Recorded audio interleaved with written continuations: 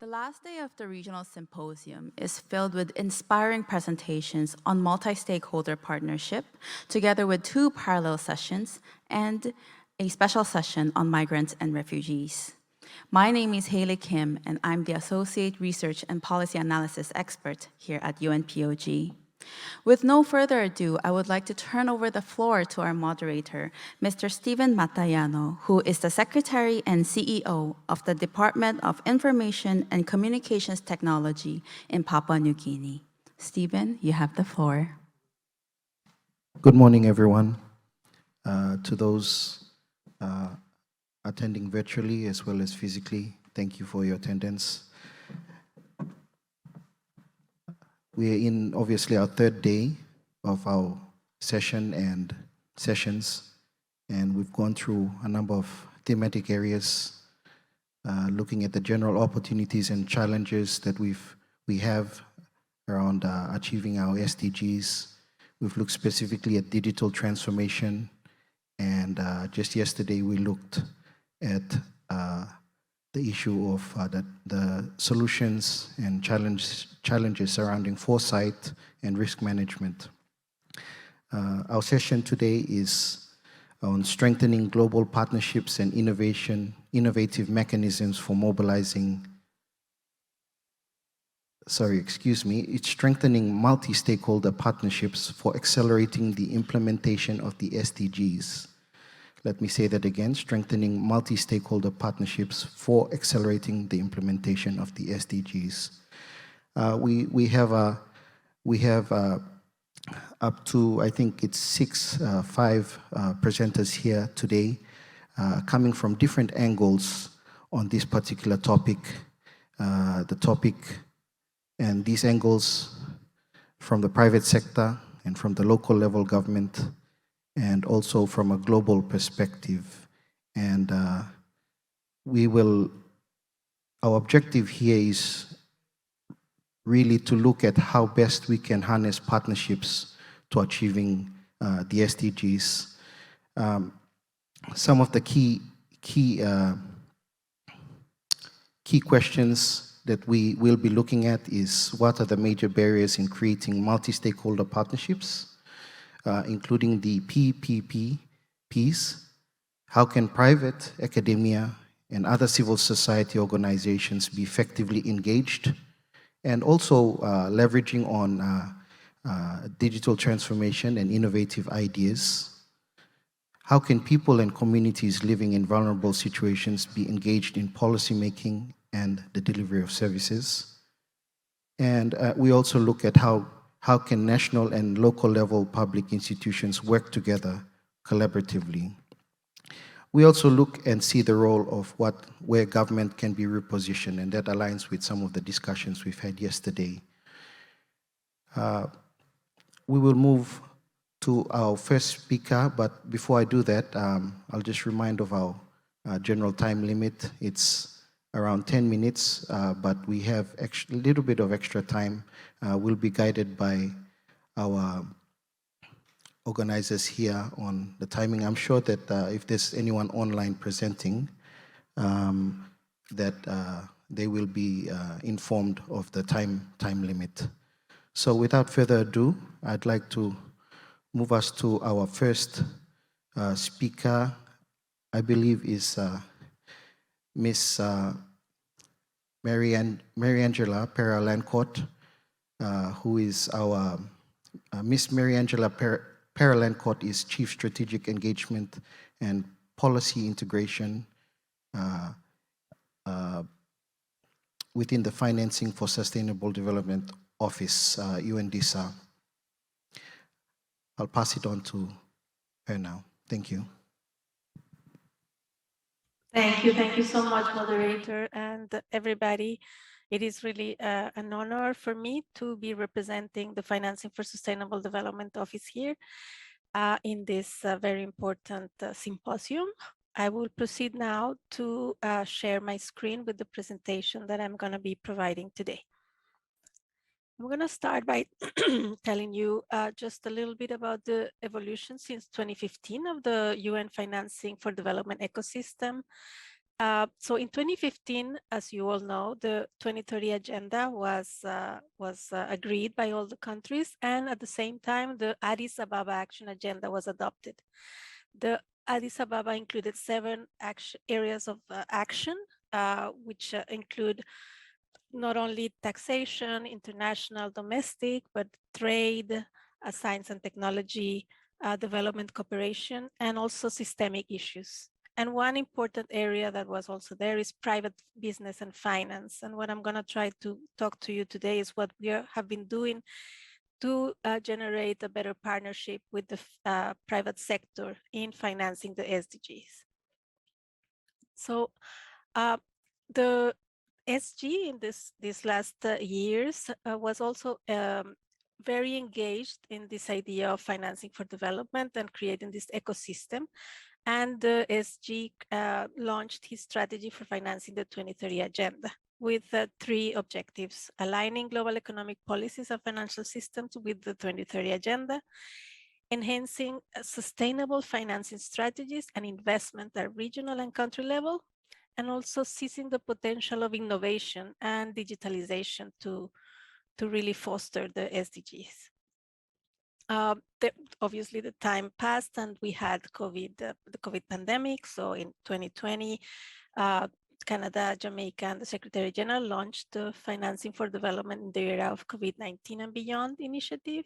And this kind of continued and putting pressure on governments and at every level in terms of advocacy to generate more financing for the crisis.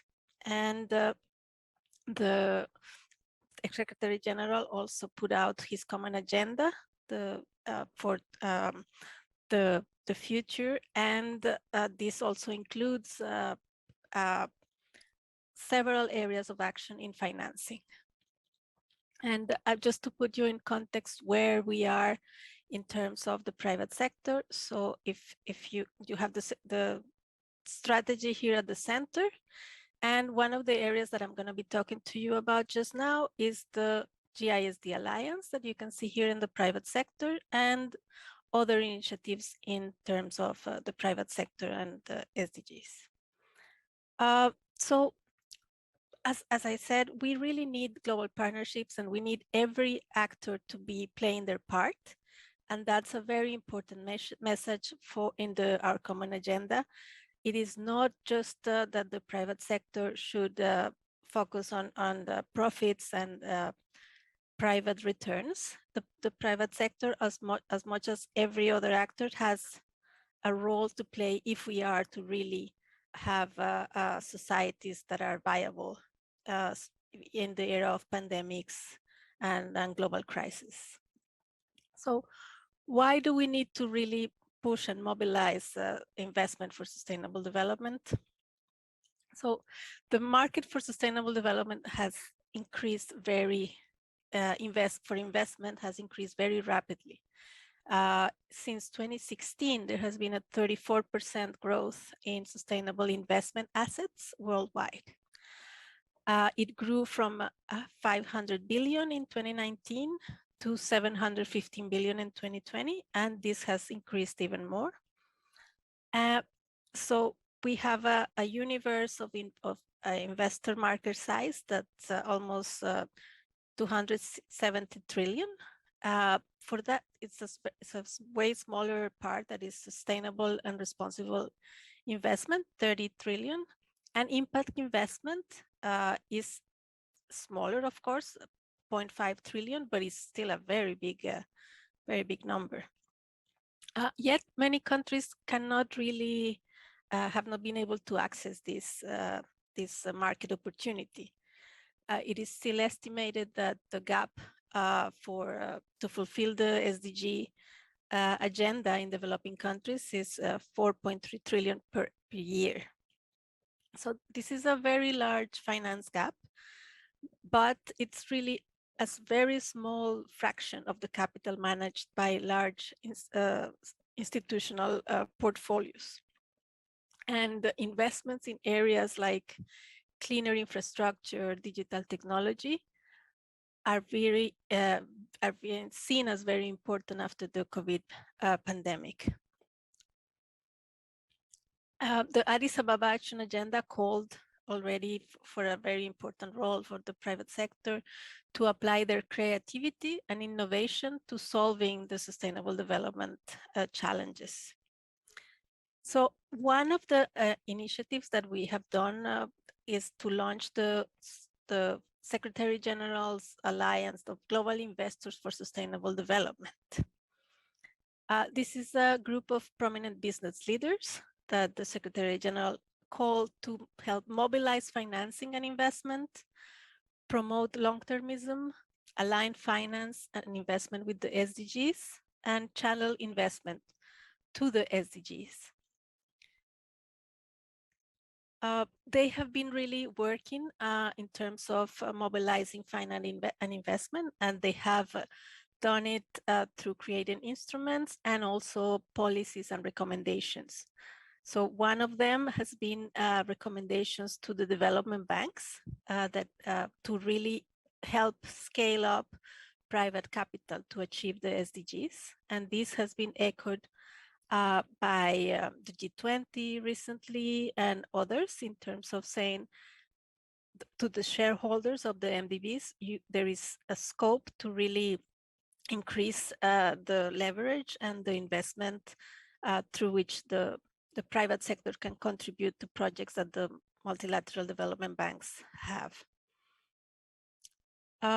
They have also aligned finance and investment with the SDGs, creating a common definition of sustainable development investing. This is very important because as you know, sustainable development investment is easily changed into greenwashing if there are no particular rules. It's easy to kind of put their investments that are not oriented to the SDGs. So they have also developed sector-specific metrics, and we can share with any of you if you're interested in any of these documents that are in the screen. They have also developed the model mandate, which is basically how asset owners can tell asset managers to align their investments with the SDGs. And this is something that was launched in New York, and it's been taken over, hopefully, to become an industry standard. Right now, they're also looking at creating a guidance for sovereign SDG-related bonds. They're working also on a SDG-aligned index, and also calling upon the industry to align remuneration frameworks with the SDGs and not towards increasing inequality as we have seen in latest decades.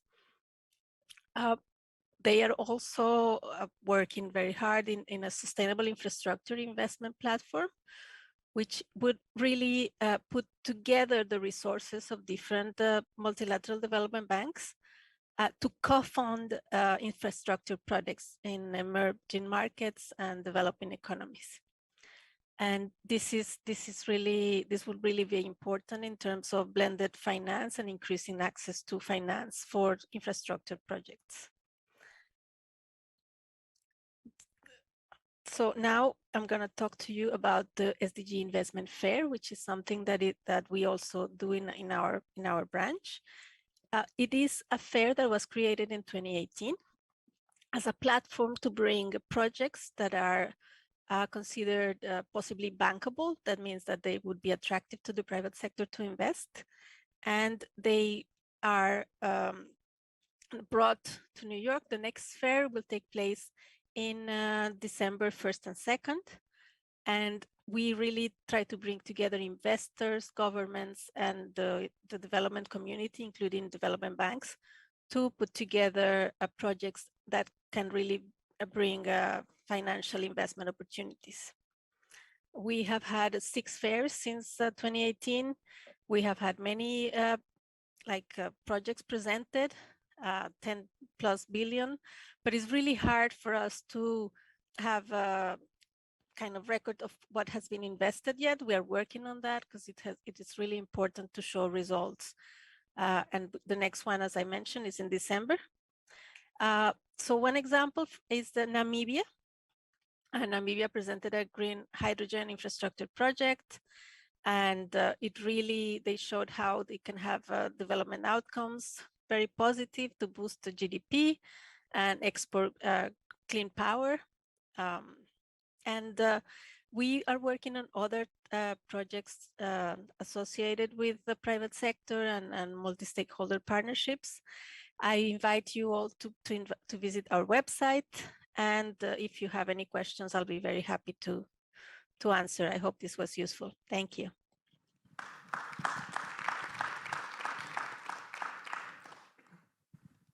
Thank you, Ms. Mariangela Paralancourt, and thank you for presenting on time as well. So thank you. There's some good information here, and we'll most likely discuss further on that. But if I may, before moving, just highlight this growing investment market, $715 billion US. Finance gap, USD 4.3 trillion per annum. Interesting figures here. And of course, presentation, we can discuss further on the alignment of finance with investment, as well as the awareness exercises going on. Let's move on to the next presenter, His Excellency Mr. Benjamin Abalos Jr. He's Secretary of Interior and Local Level Government from the Philippines. Mr. Abalos Jr. has good experience at the mayor level, at subnational and at the local level, and central government level experience with partnership. And I believe his topic will be on promoting partnerships with all stakeholders at local level. Thank you.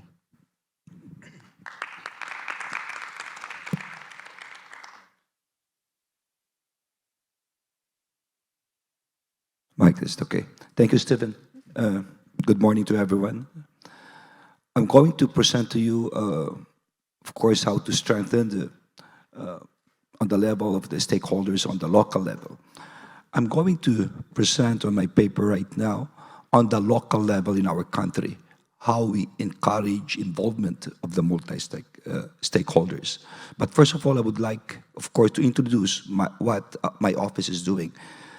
My office is the Department of the Interior and Local Government. For G government, meaning we have supervisory power over all elected local officials, both in the legislature and executive. And this is the provinces. The population is 250,000. The cities, 200,000.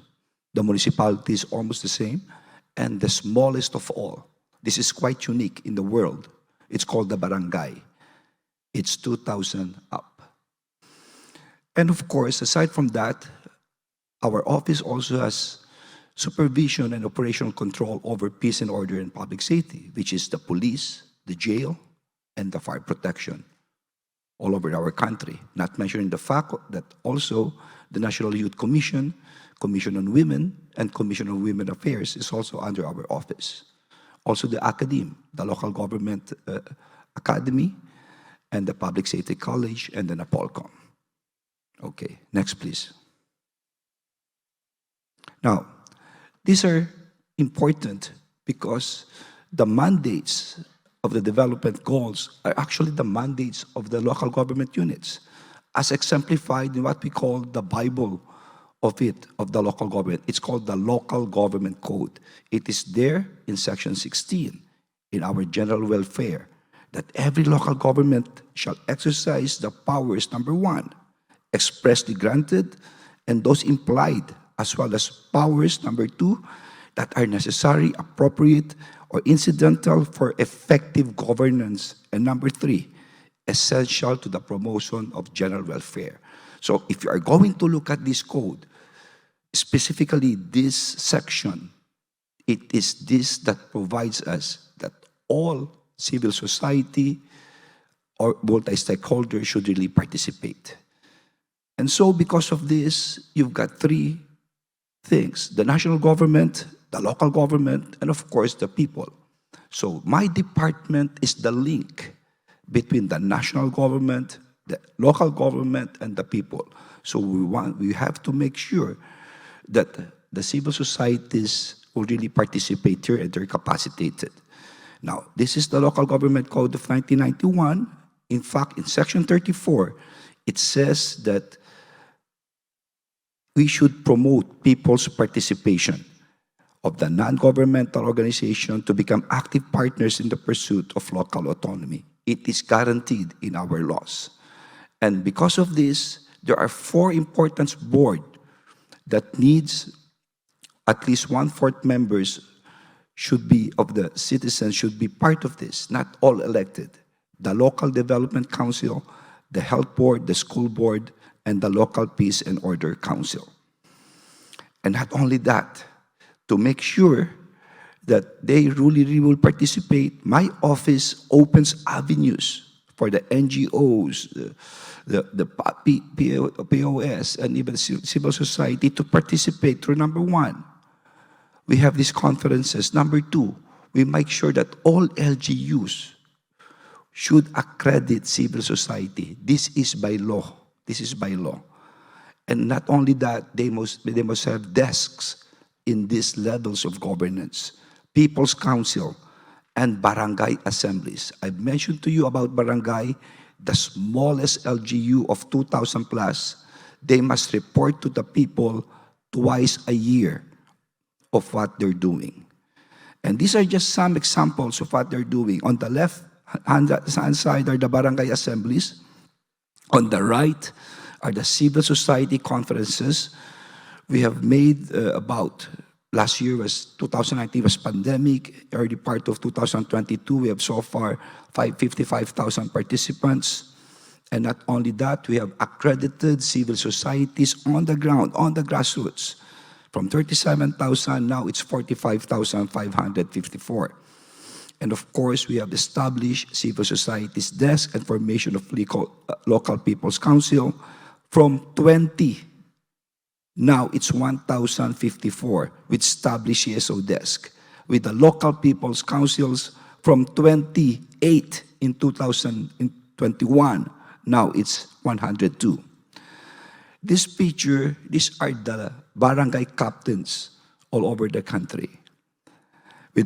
But what is important is not just organizing them, but making sure of the capacity development. And so we have capacity development for them, where we have 5,000 trainers who will in turn train more than 25,000 on the ground, on the grassroots level. And not only that, the Philippines is one of the 8 founding countries of the Open Government Partnership, along with Brazil, Indonesia, Mexico, Norway, South Africa, UK, and the United States, which is a worldwide effort to encourage government and non-government stakeholders to promote transparency, citizen empowerment, and good governance. Now, we have this concept of bayanihan. Bayanihan is a unique Philippine culture which means coming together, helping one another. Before, during the olden days, when we have to transfer houses made of bamboo, the community come together and practically leave that house, all of the men. So it's the community coming together. So we use this concept, the spirit of communal unity and cooperation, to have dialogues with 30 regional, sub-regional dialogues with 29,300 individuals. Now, what happened? These are the results of this going on the ground, the local, what we've done so far. The pictures on the left will show you that we've got this retool community support program, meaning we empower the barangay, the communities, to tell the national government what should be done in their community. I'm talking of communities who, in our mind, are poverty-laden, those who have problems with insurgency, with rebels. And these are the effects. The farm-to-market roads before we have identified, actually not us, the community themselves. The health sanitation, the school buildings, they identified, and it's the national agencies. And what is the impact? The one on the left, members of the rebels surrendered with their firearms, and every week they're surrendered. Probably we will have no more problems with rebels in these outskirts areas because of what we've done here, because of the community themselves telling us what improvement should be done on the ground. And of course, the impact of community participation, it has improved the quality of policy decisions, more inclusive and cohesive, produce more efficient, effective delivery services on the level of water. We have this water in the geographically isolated. We have built water system, which we transferred to the community after teaching them how to have accounting, etc., so that they could sustain the system.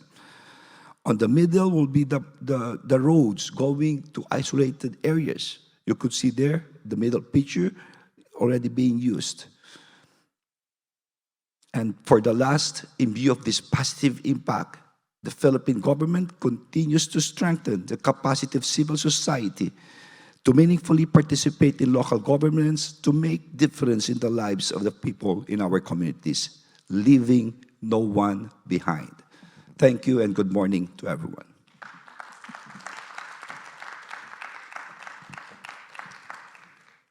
Thank you, Mr. Benjamin Abalos Jr. Good presentation here on how a case study of how we are aligning at local level government to achieve our SDGs. We will carry on to our next presentation. We have with us Mr. Tsai Shongshan from Kuaishou Technology, China. He's Vice President. His presentation will be on leveraging digital technology for promoting social inclusion to realize the SDGs.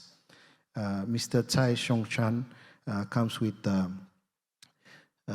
extensive experience in the research and innovation area, and this adds to another perspective on partnerships and utilization of innovation in achieving our SDGs. Please.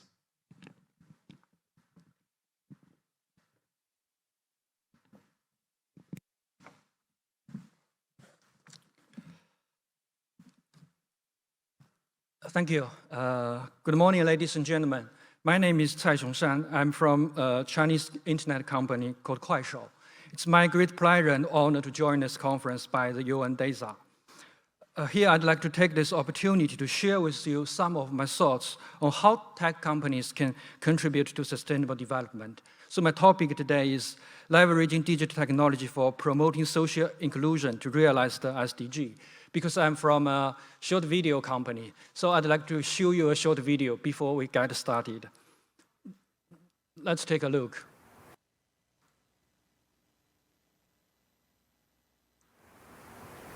It's very short, just 1 minute.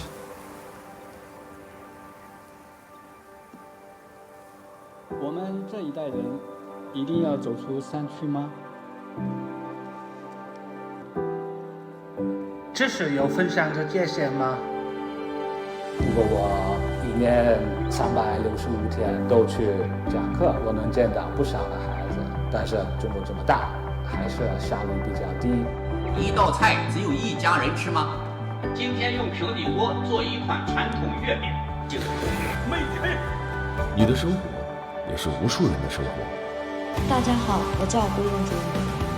通过这个短视频，我把家乡的山货卖出去。我叫戴伟，希望所有的人通过我们的实验，能掌握科学思维。也让我产生有一个梦想，就是以后做跨省台。家人们来了！我是贵州盖宝村扶贫第1书记卢玉胜。2年多以来，通过快手，我们宣传了民族文化，通过民族文化吸引 全国的朋友来我们侗寨旅游。快手记录有一种生活，有喜欢的，热爱的。你映射在屏幕前的光，可能会照亮许多人未来的路。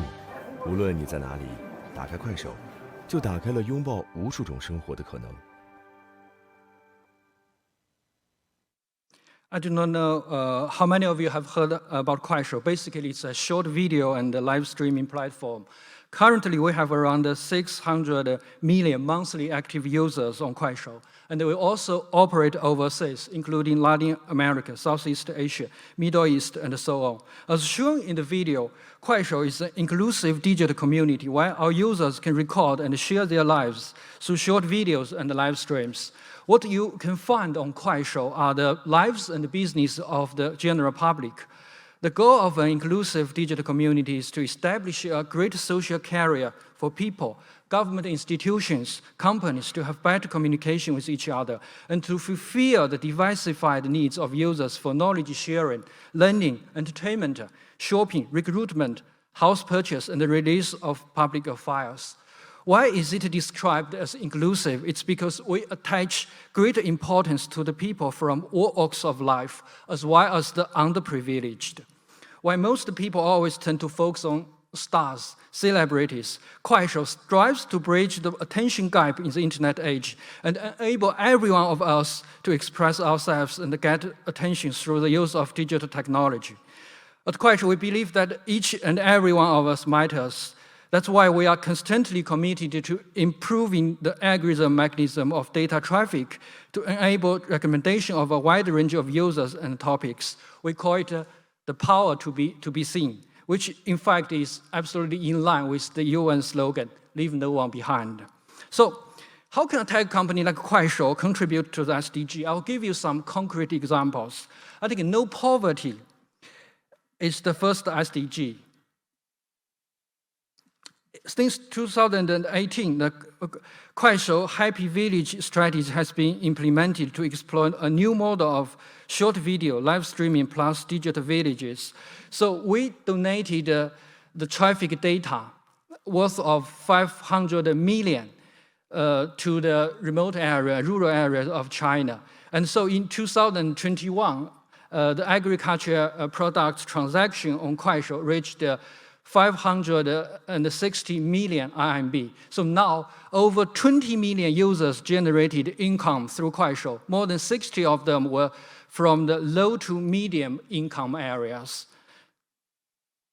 And also, let me give you a good example of the story of Kuaishou user. Her name is Yang Shuting. The nickname is Flower Fairy in Wheelchair. She is from the Funan province of China, and also a minority girl. Unfortunately, in 2011, a car accident left the then 20-year-old girl disabled. After the car accident, Shuting had rejected social interaction. It was not until 2017 that she became a user of Kuaishou and fascinated by the real-life story of other users on the platform. So she began to share her story with others. In a few years, her account was overwhelmed with compliments and words and encouragement from 500,000 fans. And then she opened an online store on Kuaishou to help farmers in her village to sell agricultural products through live streaming. In one of her live streams, over 1,000 kilograms of peaches were sold within 2 hours. Today, with the support of Kuaishou data traffic, her business continued to expand. She founded a startup company in her village, inspiring 59 disabled people and over 1,300 farmers to make positive changes for greater wealth.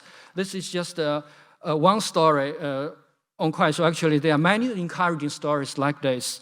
So actually, and also, decent work and economic growth is the 8th SDG. So by the end of 2021, Kuaishou created a total of 34 million job opportunities for the society.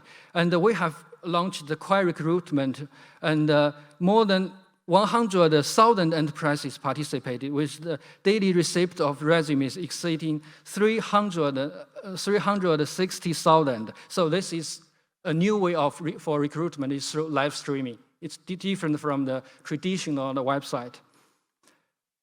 And also, we can find intangible cultural heritage in Kuaishou. So every 3 seconds, one video related to intangible cultural heritage is distributed. And around 98% of national intangible cultural heritage can be found on Kuaishou. Actually, on a stage performance in Gansu province, in reality, there's only two audiences. But on Kuaishou, there are more than 1 million viewers. So this is very influential for culture. Actually, we're also doing something for e-government in China. I think the e-government will have experienced 3 stages. The first stage is traditional website. The second stage is the microblog, WeChat, or the apps of the government institutions. But now the third stage is short video and live streaming. So more than 15,000 government institutions have joined Kuaishou to open their government account, and have released more than 1 million short videos, with the total number of user views reaching 400 billion. So we are also trying to use the new technology for the government to communicate with the citizens. So you can see the screen. That is actually that is a digital human. You know, that is the digital human developed by Kuaishou, and this year actually we supported the government to release a government work report by the digital human, and this is a digital human developed by Kuaishou. I'd like to show you some of the digital human here.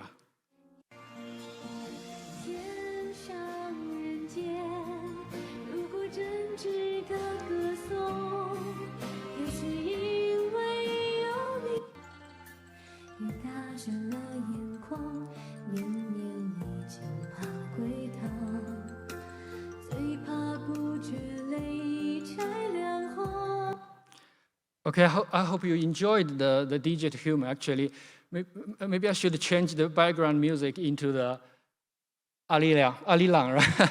Since we are in Korea. So finally, I'd like to conclude my presentation with several of my thoughts. I think for the partnership for SDG, I think there are 3 keywords. I call it CII. The first one, I think, is innovation. Short video and live streams have gradually become one of the key elements of content innovation, technological innovation, business model innovation, and operation innovation. So they will play an increasingly important role in supporting SDG in the future. And I believe that tech companies should be committed to striking the balance between economic values and social values for sustainable development. This is Kuaishou has been doing, and we will continue to do so. Next word, I think, is cooperation. I think we need to strengthen the cooperation between the government and the private sector, and also the research institutions and so on. Last but not least, we can develop without inclusiveness and idea. So digital transformation is a mega trend. We should pay more attention to the underprivileged and leave no one behind in the digital era. So time is limited. Actually, we have taken some actions for each of SDG in Kuaishou, which I do not have enough time to explain one by one. I will upload the PPT on the UN website for your reference. This is all for my presentation. Thank you very much, and I'm looking forward to the discussion. Thank you.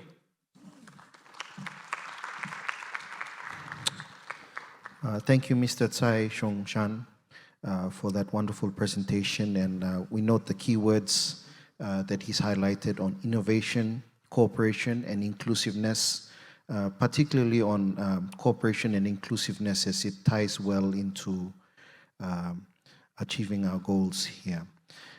Let us move on to the next presentation. Next presentation will be made by Miss Dana Abu Nashra. For those sitting here on our far left, she is head of partnerships with the public sector in the Middle East and Singapore for Udacity, and I'll let her explain a little bit about Udacity. Her topic will be on presentation topic will be on building partnerships with the government to promote digital literacy and train the workforce of the future.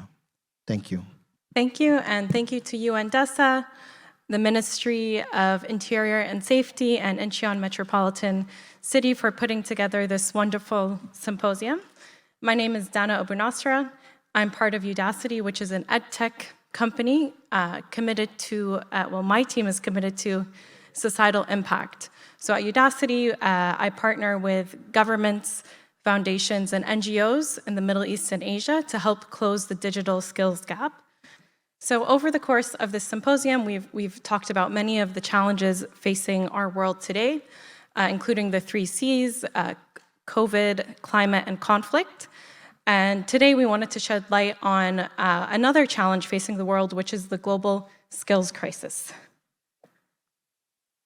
85 million jobs may be displaced and 97 million new roles created by 2025, according to the World Economic Forum. Furthermore, the half-lives of skills is shrinking. So traditionally, the half-lives of skills was 10 to 15 years, meaning after gaining a skill, 10 to 15 years later, you would have only half of what you learned would still be relevant. Now that has shrunk to 4 to 5 years, meaning that we really need to embrace as society, as private sector, as public sector, embrace lifelong learning. In Asia Pacific specifically, 65% of GDP will be digitized by 2022, and 88%, so almost 9 out of 10 workers are asking for more digital skills and training due to changes in the pandemic. So why are we seeing a lot of these changes? One reason is the rapid pace of innovation and research and advancement in the technical field. And the second reason is that our traditional education systems are not keeping up with this rapid pace of innovation. And this is further exacerbated by societal scale challenges, which we're all quite familiar with. We have worrying macroeconomic picture on a global basis. There is inequitable digital infrastructure access. Over 3.6 billion people in the world don't have access to the internet. Many regions of the world are facing brain drain and what is called the war for talent. So it is becoming more hard to recruit top digital talent into your organizations. And lastly, there remain systemic barriers to lifelong learning, which could be location, cultural norms, and so on. And as we all are well aware of, the pandemic has only made these societal skill issues worse. And so while today's presentation is focused on the digital skills gap, I wanted to share this report from the World Economic Forum, the Future of Jobs report, showing the skills that are in decline and the skills that are growing in demand. And what we can see is that rote, manual, and repetitive skills are declining in demand, and what's growing in demand is technical skills, is critical thinking, analysis. So it's not just digital skills, it's also soft skills that we must train the world's workforce on. But it's all not doom and gloom. These are a couple of examples from history where after being faced with great crisis, innovation was born. So the first quick example is the Great Chicago Fire. 2/3 of the city was left homeless. The city was built out of timber. And what happened next was young architects came together to brainstorm and think, how can we rebuild our city? And this is where the first skyscraper in the world was developed. As a result of the fire, this tripled Chicago's population and led to many, many more urbanization, digital competitiveness. The skyscraper really unlocked a lot of that for Chicago. The second was the Great Blizzard. These are old examples from the 19th century, but the Great Blizzard of 1888 in New York, which really put a standstill to the city, and their elevated trainways completely stopped, so people couldn't get around the city. And this led to the invention of and execution of the New York subway. So, as Steve Jobs says, innovation is the ability to see change as an opportunity and not a threat. And that's what I'd encourage us to all think and approach the digital skills crisis with. So what is the role of the ecosystem? So instead of working in siloed approaches to skills, we have to think talent-centric and collaborate as an ecosystem. We've seen great examples from our colleagues from Bangladesh, Azerbaijan, Indonesia, of how talent-centric ecosystem collaboration can work. So what are the various roles of the ecosystem? So government plays a big role in embedding digital skills strategy into national programs, into developing scholarships, especially for the underprivileged or underserved, and also policy making. So how do you incentivize your workforce to undertake these new skills, and how do you create a policy and an atmosphere of innovation within your country? What's the role of academia? Definitely training your students for job-ready skills, sharing your research with the public, and updating curriculum so that does match the latest innovations. The role of private sector, of course, is to upskill their current employees, but also, in particular, the big tech companies in sharing knowledge, perhaps on a pro bono basis, about their specific technology with the markets that they work in, and also sharing the hiring data. So what kinds of skills are most in demand? The role of civil society is to develop digital capability building programs, community-driven approaches, and project-based learning. And kind of across all, it's important, one of the core tenets of this is data sharing and collaboration. That could look like holistic skills taxonomies, digital economy benchmarking, redefining what the talent gap is, recognizing micro and or digital credentials, and really embracing lifelong learning. And I would just share, this is not a holistic list, but just gives an idea for the different roles of the ecosystem. So what drives government-led digital skills partnerships? So what's the ambition? Why are governments interested in this? The first is national inclusion and digital literacy for your country or region. Secondly is creating a globally relevant workforce. Third, bridging the digital and labor market gaps.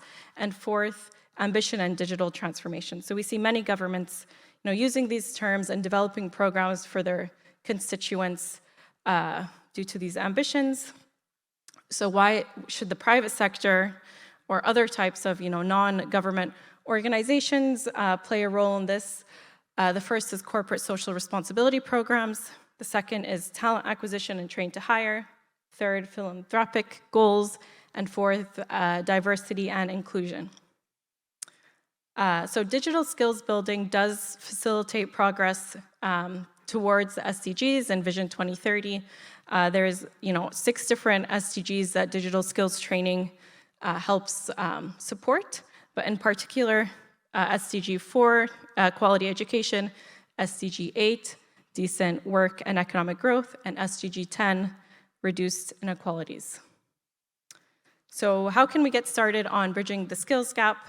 So the first step, as we talked about, is conducting these national skills maps and taxonomies to understand the gap and define the gap in your country. Secondly, leverage various types of training and learning paths for, customized for your different learner groups. That could be youth, that could be women, that could be the unemployed, lots of different types of learning groups and different approaches. It could be digital, offline, hybrid, etc. Third is building a national digital skills verification trust and lifelong learning approaches to make, to make the atmosphere more welcoming for different types of training that can fill in the gap that perhaps traditional academic institutions cannot fill. And lastly, developing regional, national, local knowledge sharing forums to promote information sharing within the ecosystem. And this last graphic here and my closing message is, together as an ecosystem, we should embrace lifelong learning. So education and employment is a constant loop of knowledge sharing and collaboration. Thank you so much for your time. And yeah, talk to you later. Thank you, Ms. Dana Abu Nasra, for your presentation on building partnerships with government to promote digital literacy and training, the workforce of the future. I note particularly the drivers that she's mentioned, drivers for government-led digital skills partnerships, as well as drivers for private sector and NGO-led digital skills development. And I think those are two important factors that should be taken note of when we are aligned with the SDGs. I believe we've probably come to the end of our presentation. We've had one. Oh, I apologize. Apologize for that. Thank you. Okay, I sincerely apologize. We have Mr. Chai-Gan Chung, President of Daejeon Sejong Research Institute, Republic of Korea. I hope I have pronounced that well. Your name, including the name of the institute, and we will have a presentation on the local and regional governments breaking through as one. Conclusions of the 2022 UCLG World Congress in Daejeon. Mr. Chung Jae-gun is president of Daejeon Sejong Research Institute, and he comes with over 33 years plus experience in the public service, and has a rich experience in local autonomy and development, government innovation, and also in digital government by working for cities and local governments and central governments, and of course the Office of the President. I'd like to welcome President Mr. Chung Jae-gun to present. Thank you very much.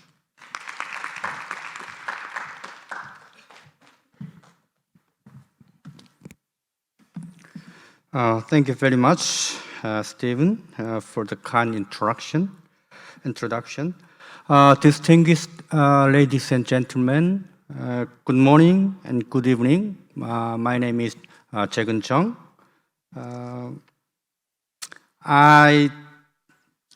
As I introduced, I'm the president of the Daejeon Sejong Research Institute of Korean Republic of Korea, and also I served as the Secretary General of 2022 Daejeon UCLG World Congress Organizing Committee.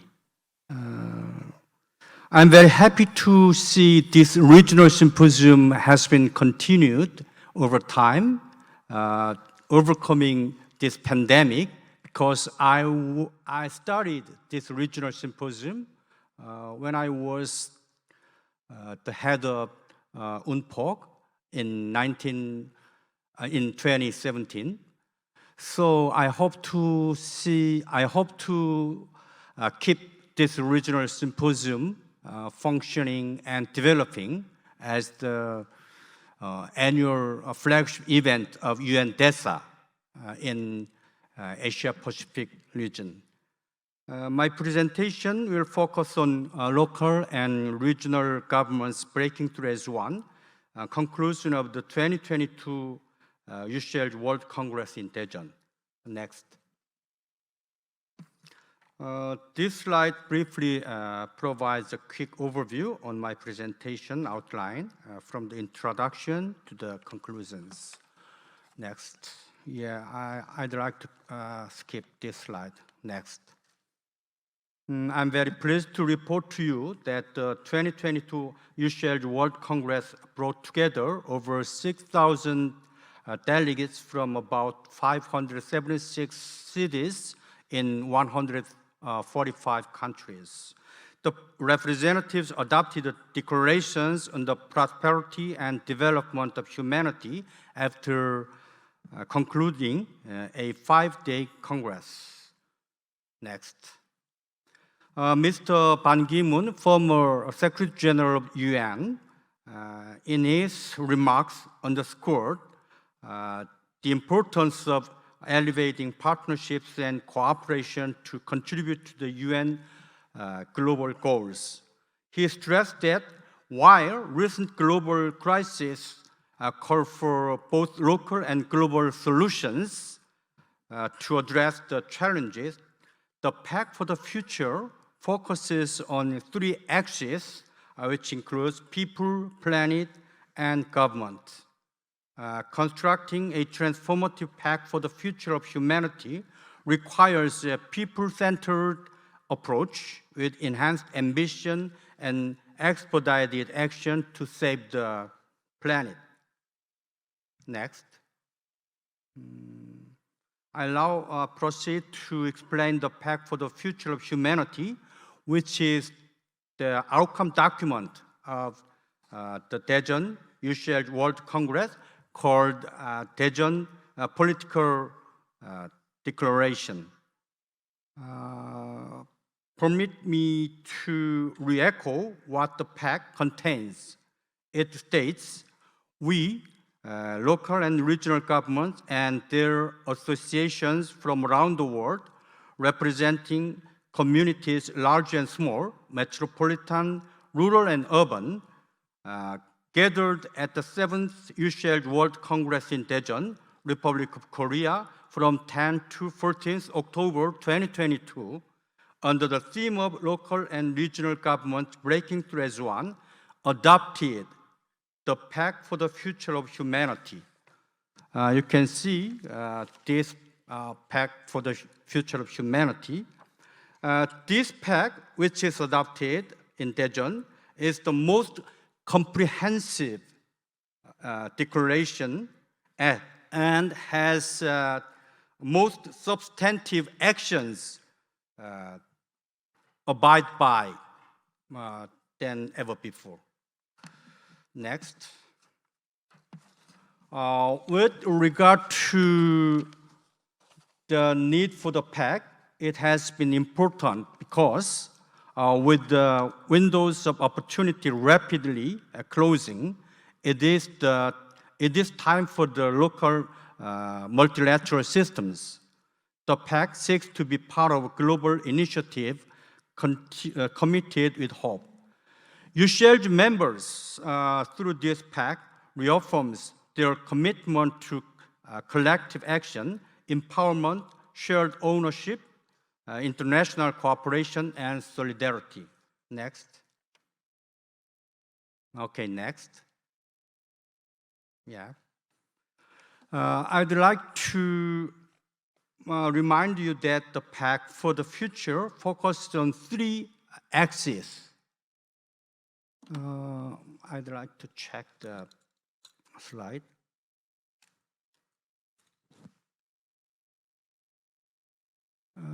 Okay, the former.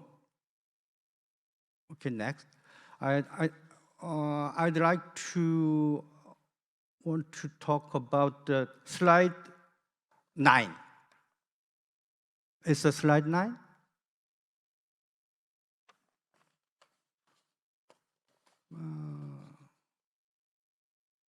Is the slide 9? Yes. The people, planet, and government is the 3 axes of the pact. Firstly, as part of the Pact for the Future of People, the pact is universal and seek to deliver equal opportunity, fairness, and justice for everyone and for every place. The Pact for the Future for People abide by several commitments, which includes guarantees equal rights and opportunities for all, foster universal and equitable access to public services, and so on. Next. Okay.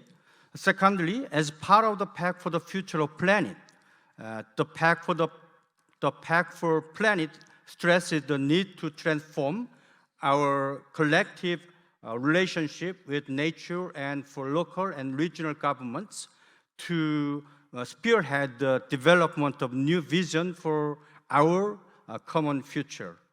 Next. Third, as part of the Pact for the Future for Government, the pact calls for redefining governing in partnership. it seeks to place all citizens and communities at the core of the decision-making. The Pact for the Future for Government abides by the following commitments. Promote inclusive, participatory, responsible, and accountable multi-level governance, ensure transparent budgeting, protect and promote all public institutions, and strengthen public institutions. Next. Okay, I'd like to skip this slide. Next. Yeah.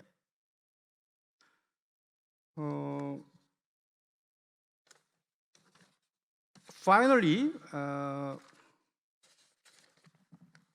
I'd like to conclude my presentation with the importance of promoting the following for achieving the global goals such as 2030 Agenda. Throughout the overview, the UCLG stress and affirms in the pact the local government's actions very closely should be related to SDG implementation. Particularly among three axes, the planet and government very closely relate to SDG implementation. Through overview, all of this, I'd like to conclude with my recommendation for the SDG implementation. Effective governance and digital transformation is very important. Political will, multi-stakeholder engagement and partnerships, and innovative and inclusive public service delivery. Risk-informed governance and innovative technologies, digital government and innovation, data governance and information sharing is very important, and we should focus on our actions. Also, mindset change, competencies and sound policy making, effective national to local governance consideration is also important contents for our future actions. Thank you for listening.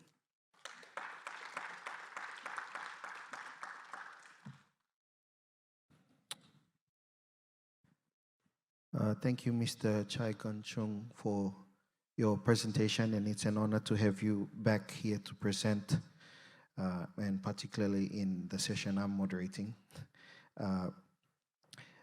We just heard on the recent Daejeon political declaration, which focused on people, planet, and government, and the last slide in particular, the alignment with the SDGs, specifically on governance and digital transformation. Thank you very much. I believe we have all our presenters have presented. There is one more presenter, but you will have access to the presentation on the website where you can download it. We have some time we will move to question and answer session.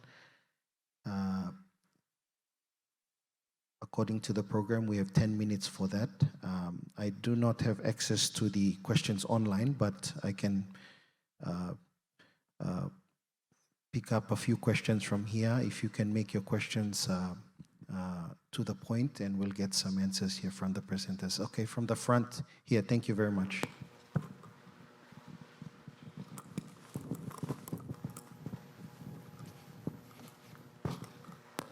two very quick questions. Thank you for the presentation. One is to Anna, who made the presentation earlier.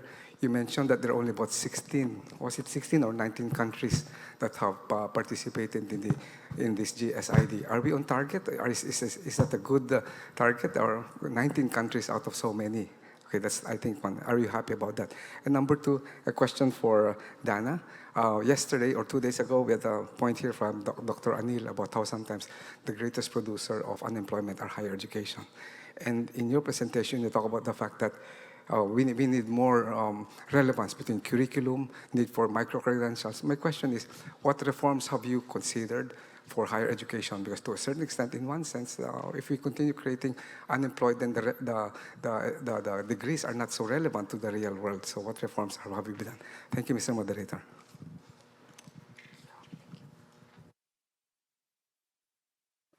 Okay, I think let's take another question so we can answer them all at the same time. I think there was someone put their hand up at the back. And if you can introduce yourself as well.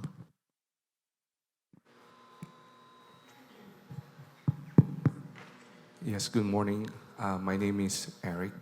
I am from Government of Indonesia's Kartu Prakerja program.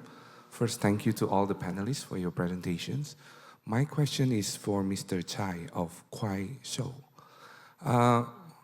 Thank you for reaching out to us at the public sector here, but I'm still wondering what makes you unique from other video platforms that can help us as public officials to reach out to our people. Thank you.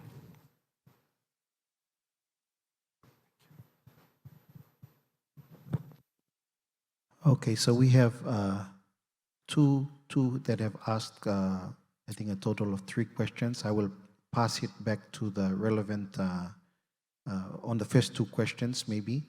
I think one of the answers is pertaining to the first presentation and on finance and investment. And the second question pertains to higher education for Mr. Tsai to answer. Or, yes, sorry, the third question was for Mr. Tsai and the second question for Dana to answer. So I'll pass it back.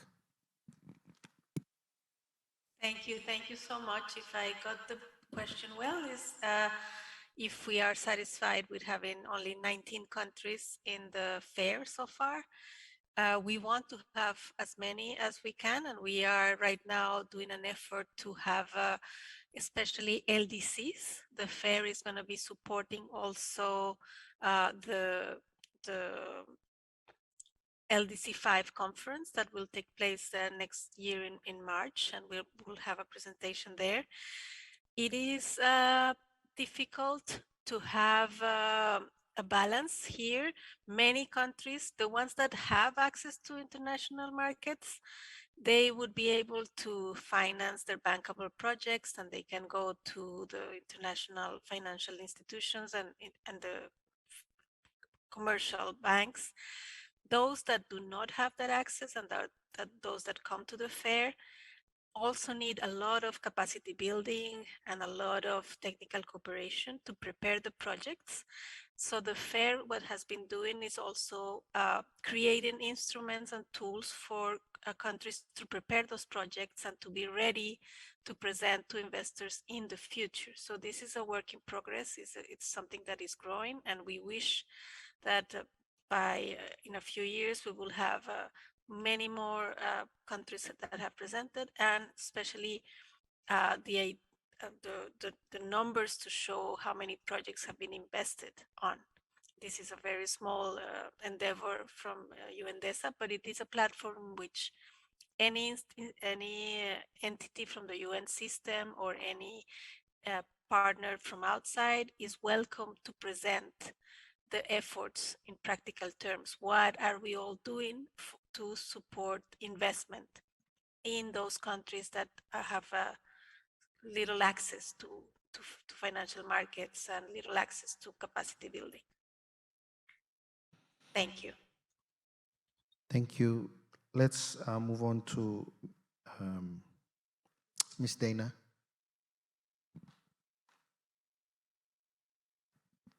So thank you for your great question about universities and academia. And I just wanted to reiterate that they are very critical members of the ecosystem, will always be relevant to society. However, when we look at digital skills and how fast technology is changing on a day-to-day basis, at Udacity, we update our curriculum every 3 weeks. So it does take, when it comes to digital skills, kind of constant rethinking and reinvention. And that is, one thing universities may like to, experiment with is how to update curriculum on a quicker basis through stronger alliances and partnerships with the private sector. So that could be, one approach to kind of generating more job-ready talent from universities. Secondly, and this is a trend that universities are already undertaking, is making content more accessible, democratizing their content, and also starting to embrace things like micro degrees online. So a lot of universities partner with Coursera, for example, to make their amazing curriculum and research available online. And yeah, those would be the 2 ways I would recommend academia kind of embraces the workforce of the future. Okay, thank you very much for your question. I think it's a good question.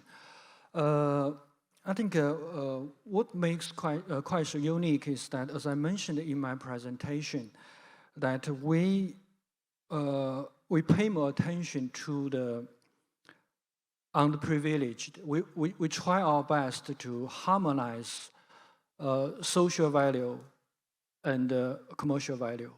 So just now I mentioned that there are 20 million users generated income on Kuaishou, and 60% of them are from the low-income rural areas. So that we really pay more attention to the underprivileged people, because in internet age, you know that attention is everything. So usually it's those celebrities, big stars, they get the internet traffic. But we think this is to some degree not fire. So we hope that everyone can be seen. So we hope that we can eliminate this kind of digital divide. And I think this is in line with the UN slogan, leave no one behind. I think this is the philosophy of founders of Kuaishou. I think that's this something make us unique to other internet companies. Right? I hope I answered the question. Actually, Kuaishou also, I know that Kuaishou have 2 overseas products. One is called Kwai, Kwai. Another one is the snack video. I think we also operate in Indonesia. We hope that we can do more to help Indonesia for sustainable development. Thank you very much. I hope I answered your question. Thank you. I think we have one more question here from the front table. We'll probably take 2 more questions. Okay. And then Very good morning to all of you. I'm Rumina Khurshid Alam from Pakistan, State Minister from there on Political Affairs and convener for SDGs. My question, well, first of all, thank you very much for the beautiful and very knowledgeable presentations from all of you. I want to ask from the Philippines Minister that what are the major challenges you have faced in engaging the stakeholders and opportunities of head of the departments of local governments? And other than, if you can all please, if anyone or anyone want to say on that how you engage the stakeholders or the legislators in the local, on the local levels when engaging or coming, when it matters to the policy, because of course we all know the grassroots levels matters more, and then when things come to the parliaments. So how we can face those challenges or how we can bring more betterment in that? Thank you very much. Thank you so much for the question. Actually, my department is the one in charge to really coordinate with the local government units, of course with the grassroots, with the people's organization and government organizations, with the civil society. and at the same time with the national government, with the national legislature. And I must admit, it's very, very difficult because especially when you talk of interests, when you go down to but what is important is number one, you go to the grassroots. Remember, we've got 7,000 islands. We're archipelagic. So we must really make use of our manpower on the ground. And in our mandate, we make sure that there will be these symposiums, dialogues, etc. And number two, respecting the culture, local needs. That's very important. We have a very diverse, we're a very diverse country. We've got different religions, different culture, but it's very important. And number three, we must emphasize, and this should really be emphasized, theories are different on actual groundwork. What you see on the books are quite easy to understand. But if you go down and you talk with the people, you have to deal with different political ideas, different political groups, poverty, etc., different leaders, all of these things. And it goes not only to the Philippines, but all over the world. So communication is very important. You must listen to all of this group. You must be patient with them. And at the end of the day, you must make a decision. And if you make a decision, you must have that political will. But at the end of the day, the test, if you make the right decision, is the visible output. If the output is good, others will follow. That is the true test. And so far, well, modestly aside, I think we have made headway here because a lot of those from the impoverished areas, some of the rebels will be finishing with this, have always surrendered every week. That's just our modest contribution here. Communication, communication, and communication. Thank you. Okay, we've come to the end of our time, but I do know that there was one hand here, so we'll quickly take that before we close up.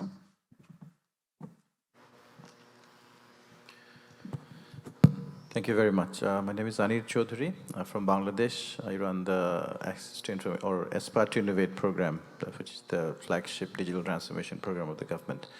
Question to Ms. Dana, actually. You talked about how the public sector could potentially, or the academia could potentially partner with the private sector, such as Udacity or Coursera, to upgrade their curriculum. I think that is one approach which is absolutely necessary. But how do you address the issue of accreditation? Because accreditation of the institution and also accreditation of the curriculum. So it could be upgraded, but how do you ensure equivalency? How do you ensure market readiness? How do you ensure that the market information is actually pumped into the curriculum change? Not just for technological upgrades, such as digital literacy or digital skills, but also for many different things. One of the things that you talked about from WEF, new skills, is really soft skills, right? Analytical skills, presentation skills, collaboration skills. These are important things, and that's not really taught in the academia as much in the higher education. So those are the two questions. So accreditation and also pumping in information from the private sector, employment sector. Thank you. Thank you for your great questions. So on the first note about accreditation and these micro credentials, digital credentials, and kind of the importance of accreditation. So that's where the power of academia comes in. They are, universities, traditional universities are always, accredited by the ministries of education on the ground, which provides a lot of kind of a safety net for students and alumni of these universities. However, with a lot of ed tech companies, including Udacity, we are not accredited by the ministries of education. However, our approach is we are industry recognized. What this means is because the curriculum is in Udacity's case, developed with the tech industry itself, each course or nano degree at Udacity is built with the relevant tech company. Those employers actually will recognize the certificates that our graduates get. However, there are some other edtech companies that actually take the university curriculum online, which provides that accreditation. So there's different paths. There's no one right answer to the accreditation question, and it's kind of like a big debate or kind of tension between academia and edtech platforms. But of course, it's always evolving over time. To your second question about the soft skills and how do we, I believe the question was about how do we reflect the local market dynamics when nurturing and growing soft skills. So this is also something critical, and as you spoke about over the course of the past 3 days, empathy, design thinking, design-driven systems thinking are all important frameworks when thinking about soft skills and when designing and executing upskilling programs. That's kind of one point, is using these methodologies to ensure we're kind of being collaborative and innovative together. The second point that I would make is, I can give an example, it might be most helpful, but Udacity is launching a program with 15,000 students, high school students, ages 12 to 17 in Egypt. And although our curriculum is delivered online, we are augmenting that because of this persona group, youth, with partnering with the government and with training centers around Egypt for a summer month where students actually engage in hackathons, they collaborate on the SDGs, they build startups together. So there's this summer month of the curriculum where it's all about the soft skills. So it's not just learning the technology, but it's learning critical thinking, problem solving, presenting, and so on. So, there are ways to design programs that are kind of hybrid between soft skills and hard skills. Yeah. Thank you very much. Thank you all for your presentations. We've come to the end of this session, and I'd love to summarize, but we've passed our time. So thank you all to the presenters and also to those that asked questions. I'll pass it back. Thank you, Stephen, for your excellent moderation. Let's give a big round of applause for our speakers. We will now take a 10-minute break. And at 10:35, we're going to come back to this room for the Learning Lab. And for those who would want to participate in the youth session, it's going to be held downstairs in rooms 107 to 108. We'll see you at 10:35.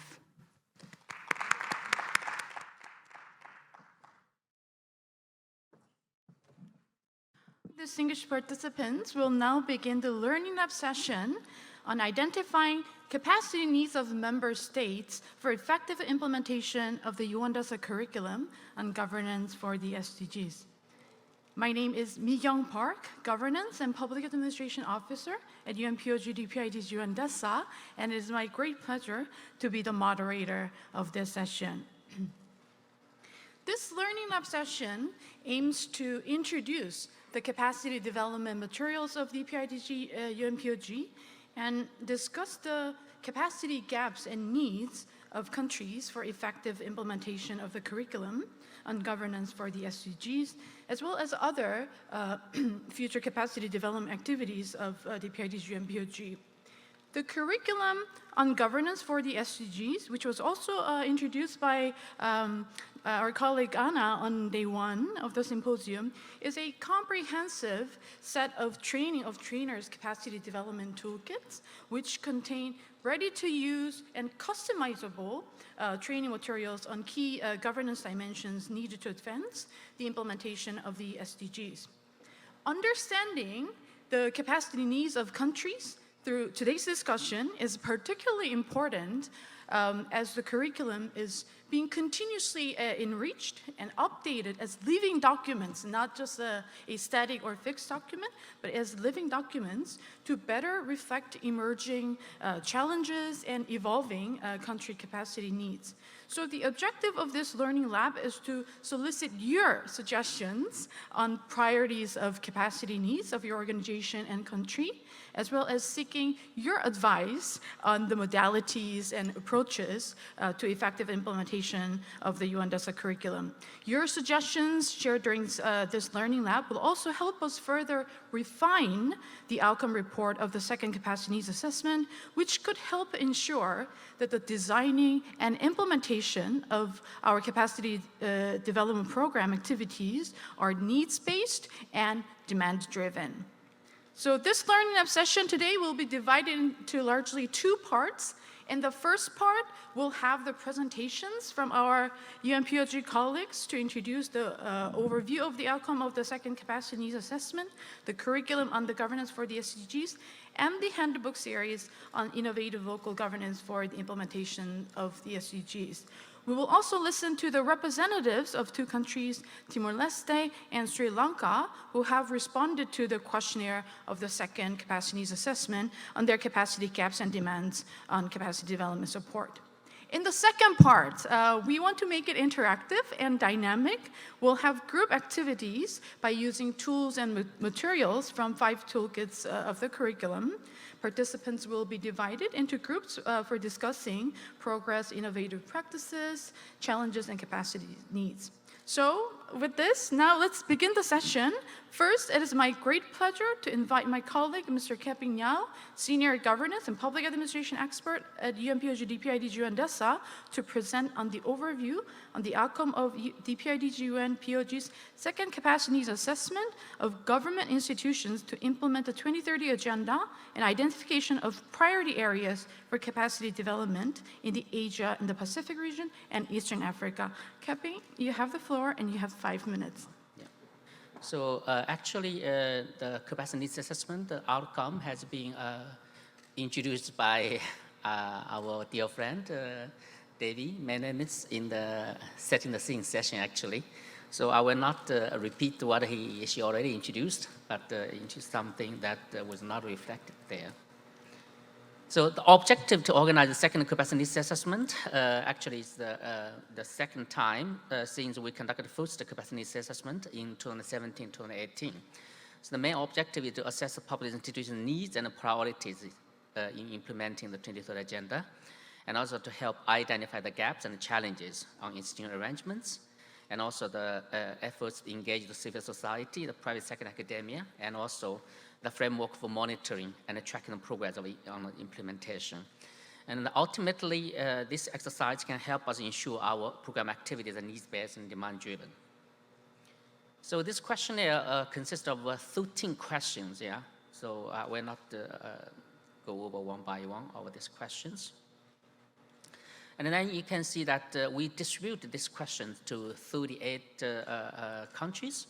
And with most of the countries, LDCs, SEEDs, and LDCs, we only have 3 countries, middle-income countries. So from here, you can see that the priority of our custom countries are those countries in special situations. I highlight those countries that are present here today, actually. And also we receive altogether like 12 country replies, and also with those countries I highlighted are present here on this room.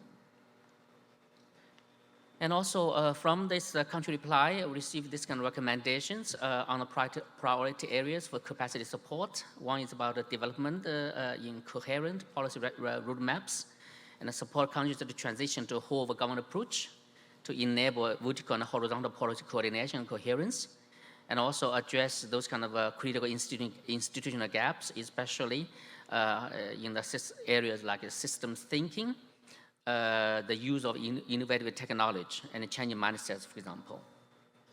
And also the area for strengthening the strategic capacity for monitoring, and also about address the challenges to meet the financial resource gaps, and also strengthening the whole of government approach to ensure that no one left behind. And also in the area of promote a whole of society approach and create an enabling ecosystem of effective governance, and also to support countries in building resilience of key systems to shocks. And also in the country replies, the country also expressed that we can work closely with the UN RC offices system through the UN Sustainable Development Cooperation Framework, and also we deliver as one. And also because there are numerous UN agencies work on the ground that provided technical advisory, program management, so we need to work together with them. And also about this curriculum, and my colleague Anna will also mention that we have a website you can access. Yeah. So this one is how to say the country selection for the toolkits for the development. So you can see, for example, that they have a strong interest on the institutional arrangements for governance capacity for political coherence, for example. And also, as my colleague just mentioned, that this curriculum is a dynamic and keep updating. For example, after this questionnaire distributed, we have one new toolkit now posted in a website. And also, we will also developing, like my colleague Pravin will also introduce that we have a handbook on local innovation. And also, we have also two other toolkits on pipeline. One is like a capacity for digital government transformation. Yeah, thank you. Next, I would like to invite my colleague, Ms. Anna Thorland, Governance and Public Administration Expert at UNPOG DPIDG UNDESA, to deliver a presentation to introduce the curriculum on governance for the SDGs. Anna. Thank you, Ms. Park, for your introduction, and good morning, everyone. I'm not going to repeat the same presentation of Monday, but there are some new participants who joined during the week, and maybe you also forgot already what I presented on Monday, so it's a good reminder. We have in UNDESA DPIDG UNPOC a series of toolkits available. I have to pass myself the... Yes, and as Ms. Park mentioned, the curriculum aims to promote critical understanding of sustainable development issues, enhance governance capacity, and strengthen public servants' awareness in different topics around the SDGs. As you can see, the curriculum, which is uploaded in UNPAN website, which I will give you the website, it's composed with a set of training of trainer capacity development toolkits for face-to-face training. What this means is that you can use it, you can contextualize. It's there, it's free, available for your use. And it is, as I mentioned, an open courses that you can download and share with your students, public administration schools, and national capacity institutes. We at UNPOG can help you to train your trainers and make a training of trainers courses. Next one, please. This is the full curriculum. We have 8 toolkits, and I wanted to share just quickly the names of the different toolkits. We have changing mindsets in public institutions to implement the 2030 Agenda for Sustainable Development. We have one on transparency, accountability, and ethics, one on institutional arrangements and governance capacity for policy coherence, one on effective national to local public governance, one on innovation for social inclusion, risk-informed governance, and innovative technology for DRR, innovative and digital government for public service delivery, and e-government for women's empowerment. So this is available. And what I wanted to share now, something else today, if my colleague can already move on to the slide on the website. We have been working to work on online courses, and today is an opportunity to share with you the first course we have available online. Is going to be available by 12th of December. So I wanted to show you a little bit, go ahead, a grasp of what is this toolkit now online. So participants you can go to the website. UNDESA have a Learning Digital Center. And in the Learning Digital Center, you can find the effective to national local coordination. And yes, my colleague is scrolling down. You can see you have the objective, the learning objective. Continue scrolling down. So I can show you at least one of the learning sessions. It's a self-piece. So you can share, stop there, 1 second. You can share with government officials. They can learn, and they can learn by themselves. And then you can use also as part of your courses. or as part of a training, you can ask them to learn about the SDGs. So let's go and click on the introductory lesson. Thank you. I have just 1 minute more. Continue. You need to scroll down and click Start. So that's also show you, this is live, it's in the website. And now you can scroll down and you can see the first slides of the course. Do you know all about SDGs? So you can click here and there. Continue, you have a video already included, so it makes easy for the end user learning. You explain how many goals have the agenda, how many targets, the core vision. Go ahead, and we will go and finish with the last. Continue a little bit more fast. A little bit more fast, please, because my time is over. There, we can finish there with the vision, and there you can click. It's very interactive. You can click in the numbers, and you will see the vision across the planet, the people, the partnership, and the prosperity. So you can see it is interactive, easy, friendly for you to get access. This is our first online course available on this December, and we will continue to transform all the toolkits which are in the UN Public Administration Network published into these self-paced courses. Thank you very much for your attention. Thank you very much, Anna, for introducing the curriculum and the online course. I hope many participants find the curriculum toolkits helpful. Next, I would like to invite next speaker, my colleague, Mr. Pravin Maharjan, Program Management Expert at UMPOG DPIDG Andesa, to introduce a handbook series on innovative local governance for the implementation of the SDGs, which we are currently developing in collaboration with Korea Research Institute for Local Administration. Pravin. Thank you, Mikhail. So the handbook, the series is Innovative Local Governance for the Implementation of Sustainable Development Goal, which is actually based on the toolkit on effective national to local public governance for SDG implementation. And as my colleague mentioned, we are developing this in collaboration with Korea Research Institute for Local Administration, KRILA. And the main aim of this handbook is to support the local authorities and stakeholders in developing the necessary knowledge, skills, and capacities to implement the SDG by introducing strategies, approaches, and tools, and by showcasing innovative country cases and experiences. So we have developed a series of compact and succinct publication, and that are convenient for prompt digest. The handbook series will ultimately contribute to promoting effective, accountable, and inclusive public institutions and advancing the implementation of the 2030 Agenda for the Sustainable Development Goals at the subnational and local level. So each handbook contains key concepts, strategies, action and steps, key takeaways and messages, and some exercises in each chapters. So the first issue of the handbook series is that focuses on promoting innovation for inclusion of vulnerable groups and leaving no one behind.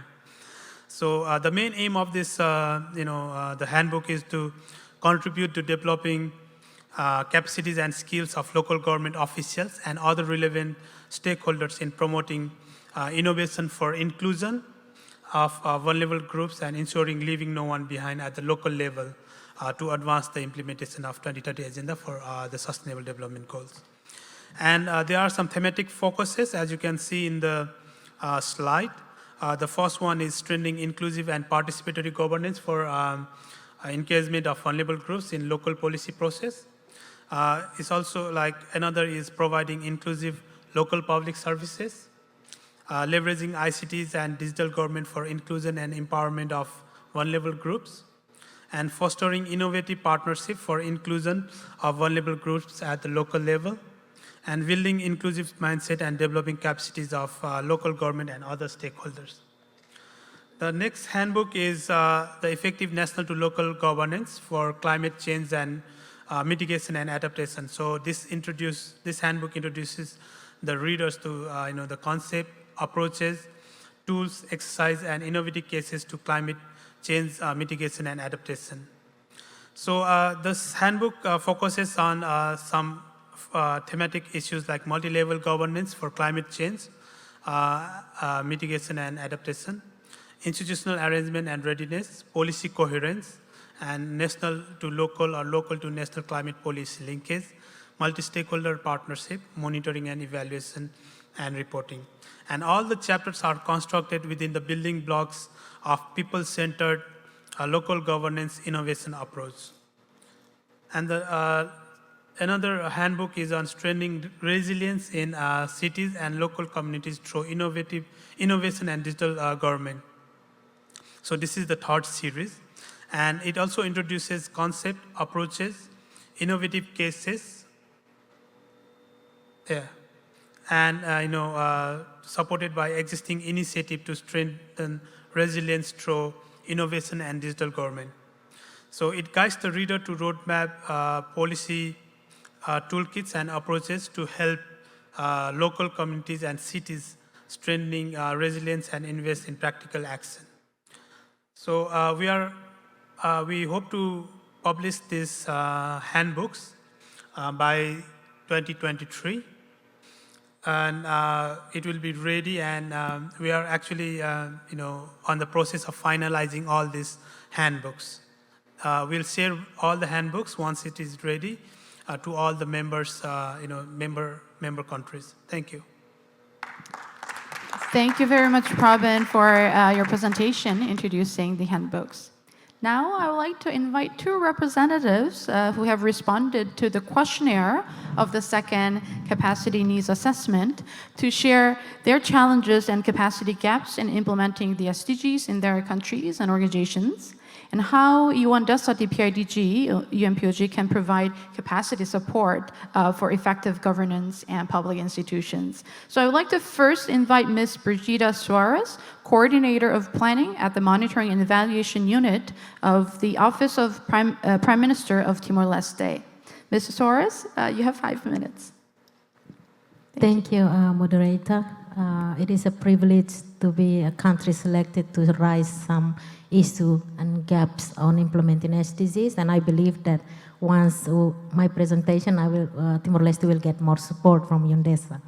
So, because of 5 minutes, there are 7 points that I would like to raise as as a big challenges that Timor-Leste face in implementing SDGs. The first one is identifying and nationalizing SDG target and indicators from long-term goal to implementable short-term activities and targets. So Timor-Leste has faced challenges of operationalizing the long-term goals into short-term goals and targets. That is translating the long-term target SDP and SDGs into measurable and achievable annual action with target. At the moment, our government is launch our new medium-term planning framework that will provide a bridge between the long-term goal and the short-term annual plan entities. This will, of course, solve our challenge. However, having the human resource who understand how to develop medium-term plan, how to break long-term indicator down to the achievable medium-term indicator and target will be challenges over the upcoming years. So the second gap is knowledge of planning model, theory, and methods. So capacity across whole government to support the facilitation of developing medium-term plan, for example, aligning goals, setting measurable indicators and target, it's remain challenge. Gap in institution, processes, and system for the monitoring and evaluation. There are current many different M&E systems adopting across the whole government, and there is no single one national M&E system that capture and report either internally and externally to the citizen. So the key indicators and result of each SDG result or either national result is not captured. And there is need for assessment of system and capacity building across the government and municipalities, and support for the development of M&E policy framework is required. And another gap is in knowledge of M&E itself. M&E capacity, both human and institutional, is very low across government and municipalities. It's including understanding the logical framework, developing and setting target and smart indicator. How to select quality indicator is also linked to the capacity of government and municipality to identify their activities and action that support achievement of goals. And compiling and analyzing data and developing a robust data collection process and system that is simple for users and incorporates national data. Another gap is in decision maker ability to adopt evidence-based approach. Gap in capacity for decision maker to use reliable, timely data in decision making is still challenging. And cross-sectoral communication, knowledge sharing, and problem solving are challenged both internally to the government entities, even more so when an intersectoral approach is required. And the last one of the challenges is political uncertainty and instability is a challenge. Political instability has resulted in delays to reform and to change of leadership, which make reform and capacity building more difficult.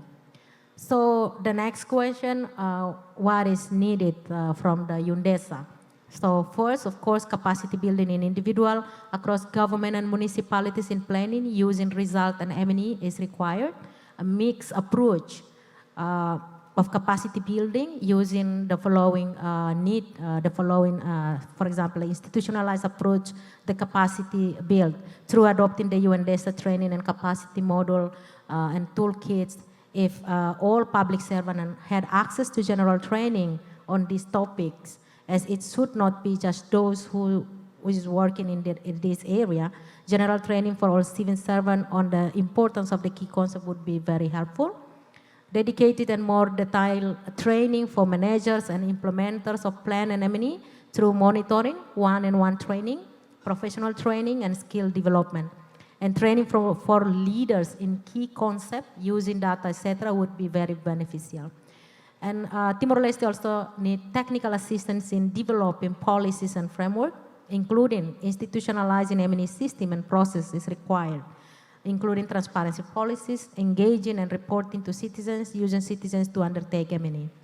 Support, there's another support needed is short-term technical assistance to support and capacity build on how to develop medium-term plan, how to set targets, how to align the national SDG goals, and how to develop. So the last one, support and capacity building in using innovation and technology for decision-making and monitoring result would be helpful, particularly in the area of obtaining national data, input and result. The need of manual report traveling to national city, etc., should be seen as the past, as a thing in the past, particularly as the submarine cable comes on online, supporting faster, more reliable, and affordable internet access across the country. So thank you very much. That's the experience for that's the challenges from Timor-Leste. Back to you, moderator. Thank you very much, Ms. Soares, for your intervention. Yes. Next, may I invite Ms. Sharon Huwawaduji, Assistant Director at the Sustainable Development Council of Sri Lanka, for her intervention, please. Thank you, moderator. Good morning, everybody. First, I would like to extend my thanks to the UNDESA, its Division for Public Institutions and Digital Government, and its Project Office on Governance, and the Minister of Interior and Safety of the Republic of Korea for bringing all of us together. I'm here today representing the Sustainable Development Council of Sri Lanka, which is the nodal government institution mandated to coordinate, facilitate, monitor, and evaluate and report on the implementation of 2030 Agenda. The second capacity needs assessment conducted with public institutions brought to light that the lack of timely and disaggregated data for evidence-based decision-making and the absence of a clear monitoring and evaluation framework are the key challenges identified in implementing SDGs in Sri Lanka. Another area noted from the second capacity need assessment is a lack of knowledge and training on tools and approaches to identify, quantify, and consider trade-offs and synergies between SDGs for policy making, implementation, and review. New approaches and practices to promote government innovation for social inclusion are also identified as capacity gap areas in implementing SDGs. In order to address the gaps in data ecosystems and to facilitate effective SDG monitoring and progress evaluation. SD Council has initiated a data mapping and validation process and launched a centralized digital data management system. The system connects over 80 government institutions to a central platform, promoting a whole-of-government approach to data collection and dissemination. This process led us to validate baseline data for 113 SDG indicators, enabling more effective monitoring and review of SDG implementation. With the technical assistance of the Statistics Division of UNSCAP, we are in the process of setting national targets that could be integrated into a monitoring and evaluation framework for progress assessment in Sri Lanka. Against this backdrop, we find the curriculum on governance as an important capacity development toolkit to support government institutions to build their capacities to deliver the accepted targets. Sri Lanka, to achieve SDGs, there needs to be a clear, consistent and coherent alignment between national level policies with SDG targets, both in the short and long term. SD Council has compiled a registry of SDG focal points from senior to mid-level, nominated from all national and provincial level government institutions. These focal points are responsible for mainstreaming SDGs into their institutional action plans in consultation with SD Council. However, the capacities of these focal points needs to be built to enable a more meaningful contribution to the implementation of SDGs. As an initial step, capacity development trainings can be targeted at these focal points to provide a better understanding of the strategies and approaches to align their respective institutional action plans with SDGs. ICTA in Sri Lanka leads the digital government transformation. ICTA has been entrusted with the responsibility of implementing the roadmap for government digitalization, and we believe TOT workshops on toolkits on innovation and digital government for public service delivery will be beneficial for ICTA to identify new approaches and promote government innovation for public service delivery. The SD Council also conducts capacity building sessions on SDGs for new recruits with the Sri Lanka Institutes of Development Administration, which we recognize as a good platform to promote curriculum on governance. So in order to accelerate progress on SDG 16, an interagency steering committee was established connecting over 60 government institutions and civil society organizations in Sri Lanka. So the subcommittees under the main steering committee established, the anti-corruption and the public service delivery can also be strengthened by identifying their capacity development requirements. We look forward to receiving the required technical support from UNDESA to develop and implement a capacity development plan to address the governance and technological capacity needs in Sri Lanka. The development and implementation of a national capacity development plan will accelerate the transformation required for efficient and accountable public service delivery that benefits all citizens. We look forward to partnerships and collaboration for more coherent implementation of SDGs in Sri Lanka, and I wish you all a very productive session. Thank you. Thank you very much, Ms. Huwaduji. Thank you once again, our two country representatives, for sharing challenges in their countries and the expected support from UNDESA DPIDG. And I think we could continue the discussion during our group activity. Yes. Now, before we move on to the group activity, I would like to invite all participants to take part in the Mentimeter questions. We have 2 questions ready. Yes.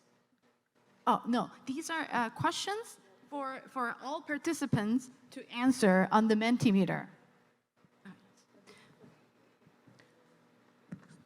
Participants, you have questions to the speakers? Is that why you raised the hand? Oh, okay. Originally in the agenda, we didn't have a separate Q&A session, but maybe we could invite 1 or 2 questions quickly to our distinguished, yes, sir, please. Yes, yes.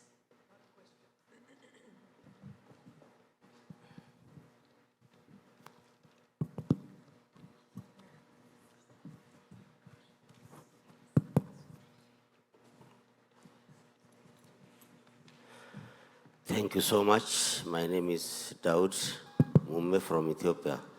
I think this session is very interesting sessions, including the moderator. It is 4 to 2, 2 male or 4. The gender issue is also encouraged here.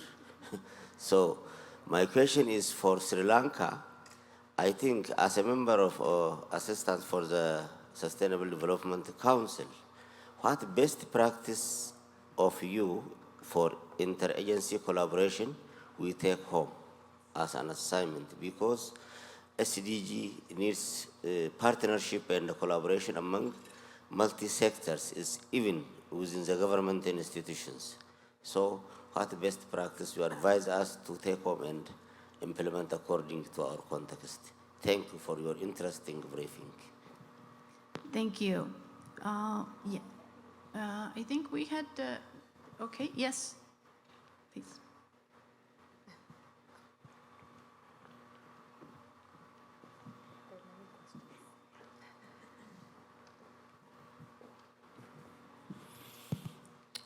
Thank you for the very encouraging series of interventions that OMPOG is actually coming up with, at least has put in place.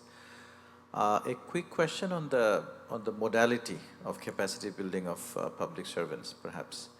A lot of the content that you talked about is to be delivered online or in physical interactions.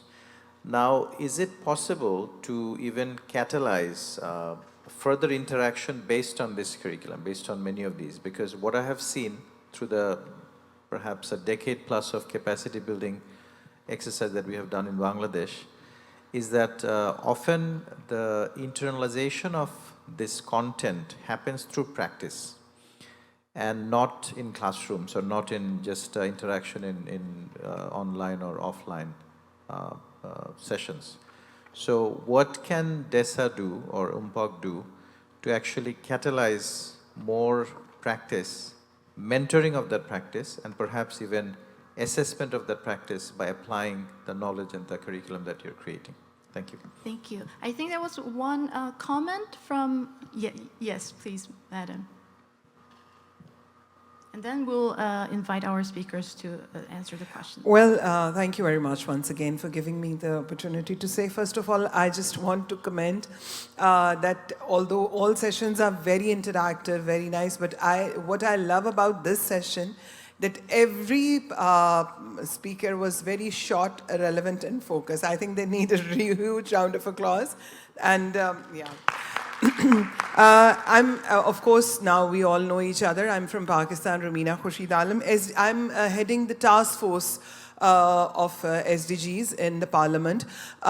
This is something which I really want to share with all of our members, that in the parliament, of course, this we all discussing about the our civil servants, our localization, but the main important thing, which I believe it's very important, and I'm looking forward for the support, the technical support, and in other way around, that recently we had a VNR over there.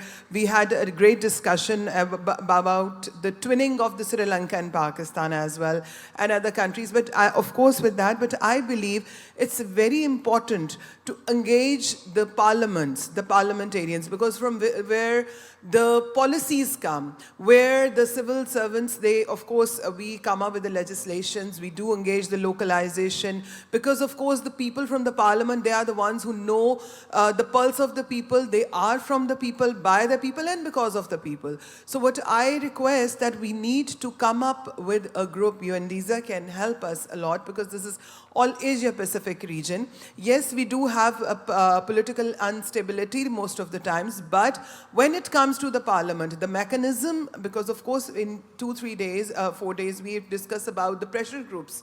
We discuss about the SDGs agenda more, but we have to give this ownership to every country, that everyone, every parliamentarian and everyone should give this thought to their people that this is not UN's agenda. This is my agenda. This is ours agenda. How we can, because every country is working. So what we are doing in Pakistan, that the sustainable, according to the Sustainable Development Goals, the development fund which is coming out or which is being spent on the country, it has to come under the laws, under the rules of the SDGs. So they have to, categorically mention it. One.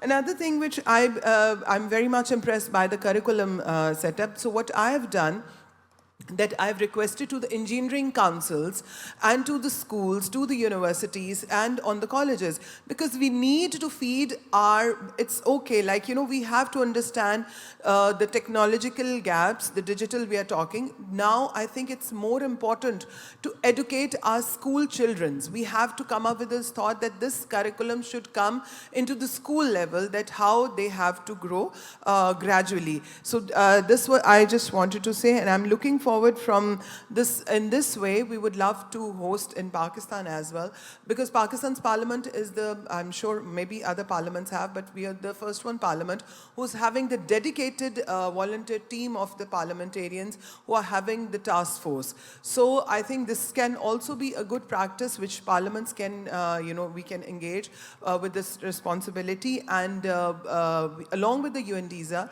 and along with the best practices as we have from Bangladesh, Sri Lanka, and from almost from all countries, so we can come up with any sort of a proposal. Thank you so very much. Thank you very much for your comments.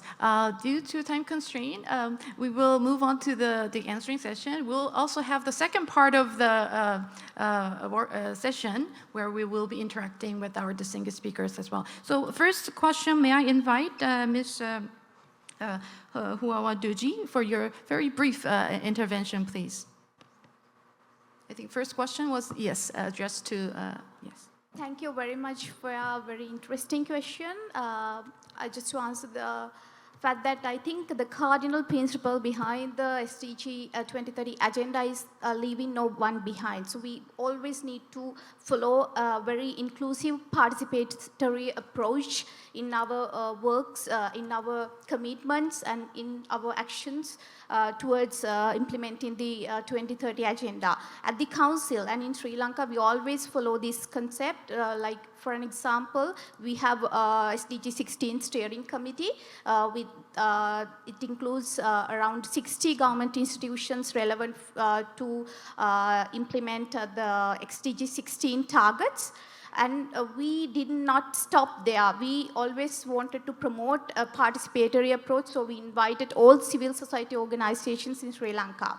So I think we should always value the requirements, the needs of the very vulnerable groups, the disadvantaged groups around us. So that's what the main principle that we always value in our approach, and it will enrich our outcomes. And also another thing that I want to highlight is we always need to have very coherent policy implementation. If we are going to if we are going to make different policies and different policy objectives, it may lead to a risk of divergent policy outcomes and activities. So we always need to ensure that our policy coherence and inclusive participatory approach for policy implementation.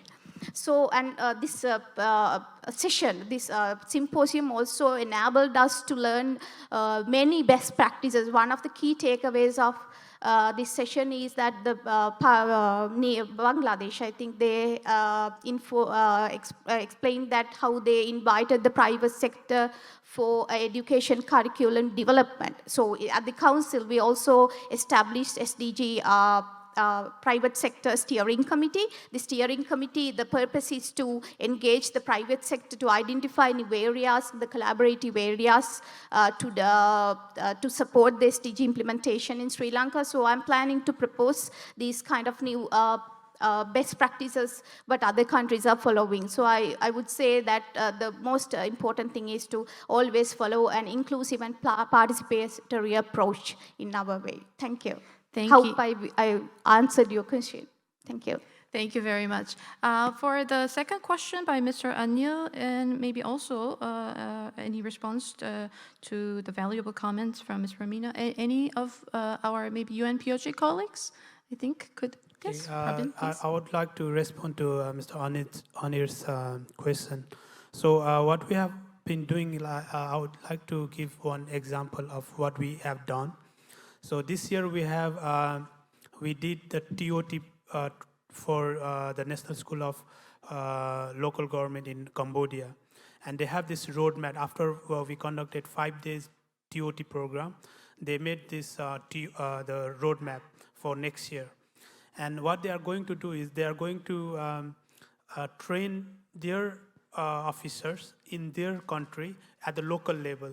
And on that one, we are going to help them, support them. Again, we are going there and then, try to help the trainers, like how they can use all the materials and everything.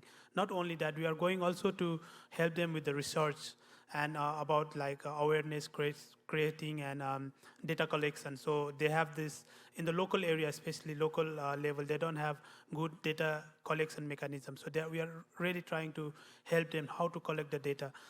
Not only like we don't have the expertise on all the things. So we are trying to partner with other UN organizations on ground like UNRC system, UNDP and other organizations, and as well as the UNDESA team in New York and other UN agencies. Thank you. May I add? Yeah. Anil, that as we briefly discussed, and actually we are quite agile, and also we try to provide, some preliminary analysis about your needs. And also for all our training toolkits, we have a checklist. You have like to assess where we are, where we stand, yeah? Then we also have action planning. Action planning so that you can, after each kind of a training event, you can do some like planning for the next year or even, next 2 years. We are trying to shifting to this kind of a ruling basis, like for example, every 2 or 3 years, we help how many countries, So we're not doing this kind of one-time engagement, but instead we moving, ruling basis, yeah. And also, we have a different format. We have a national workshop. For example, next Monday, Tuesday, we'll organize one training for the senior management officials for the Pakistan for the 2-day training event. We also can organize a multi-training workshop. If similar countries have a similar demands, then we can put them together to work that. And also, because now the lockdown and forced us to develop this online training toolkit and convert into the online version that Anna just showed it, so that you can be self-paced training. Then you can do also a self-assessment for yourself. And also the link to Romina just mentioned that even in the schools, they can also have some sensitizing of what the effective governance is. So. And also, actually, in our website, we have a very important function we call online discussion board. So through this function, you can have free kind of no barriers to communicating with us. So we can talk together through the online format to come up with some like joint projects we have to do together. Yeah.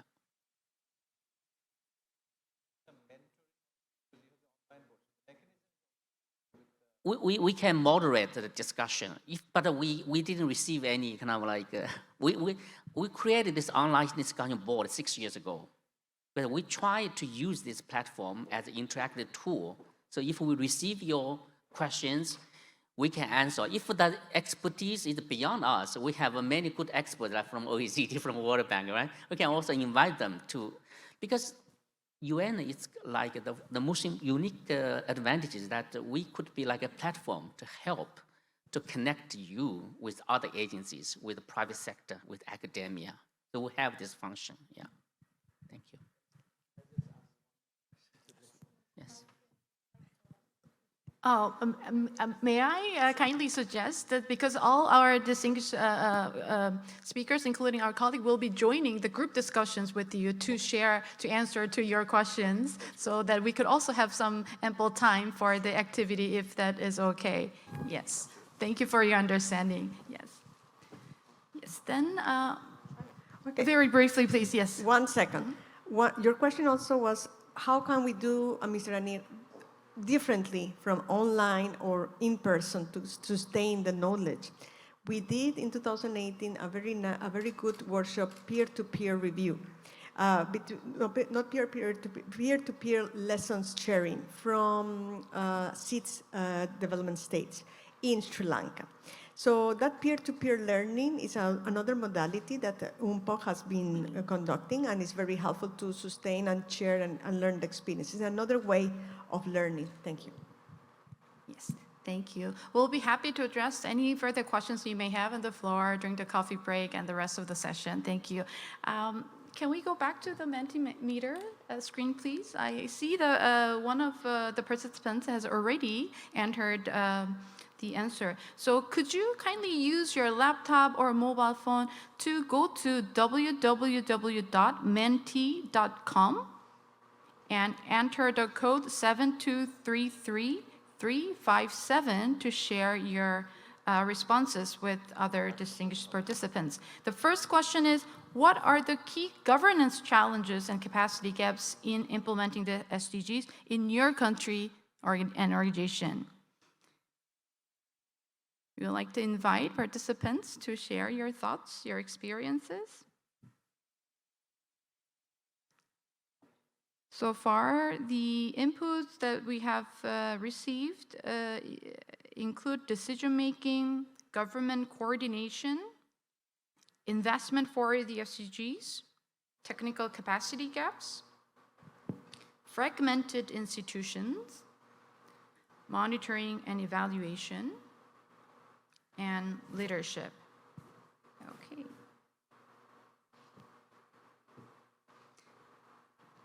Yes, we are receiving some more inputs. I think, yes. Government coordination appears again. Leadership is a bigger size. Okay. Thank you for your participation. We have one more question. What are the expected capacity development support from DPIDG and POG for strengthening public institutions in your country? So this will be continuation of what we have been just discussing, and we will be discussing during our group activities.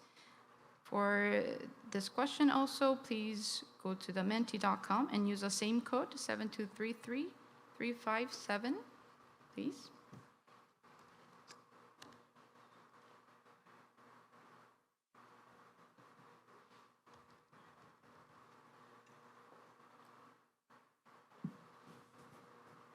Yes, we have the first input, which says peer-based learning with action plans. Yes, action plans. I think my colleague Keping has mentioned that the toolkits also have the template and exercise for action plans for specific actions, results that may take place after using the toolkits.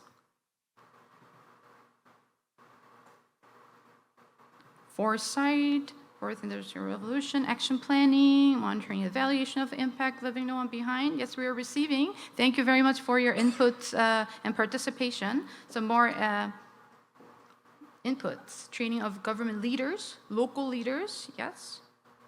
Practice to solidify learnings, selecting the right organization as partners.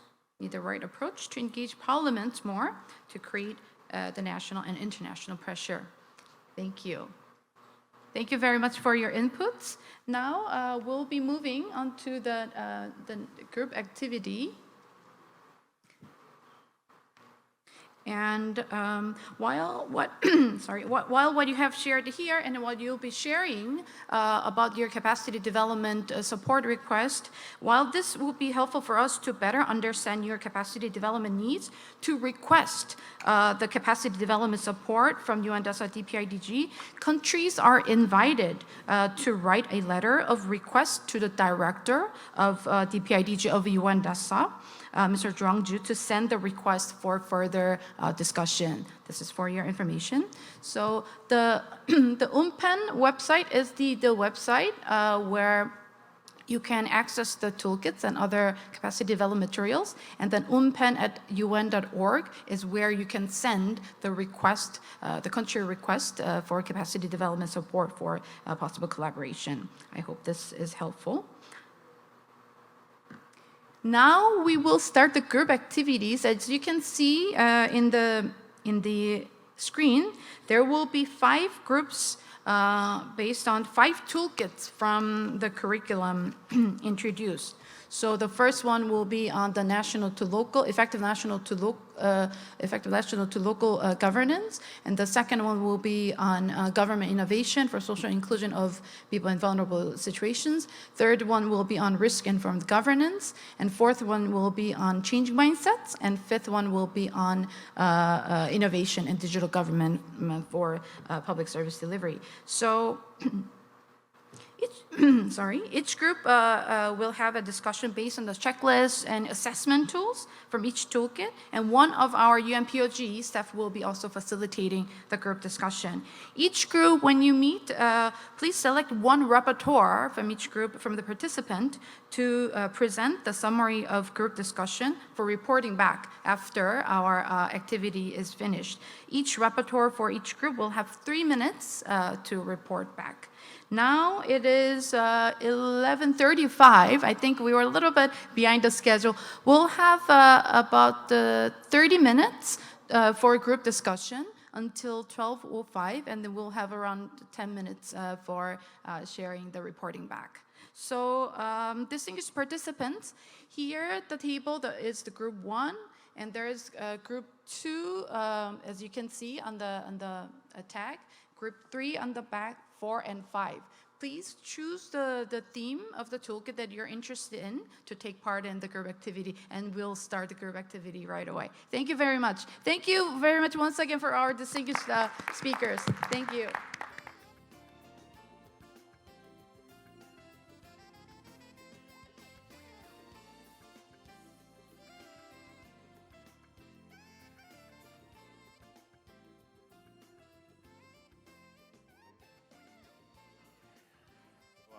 Discuss outcomes. Our group is on the effective national to local public governance for the CDG implementations. So for the first questions, were there policy or no policy measure that bind national, regional, and local government to implementation of CDGs? And should the governance dimension to be reviewed and prioritized by the national, regional, local government? Our rank low,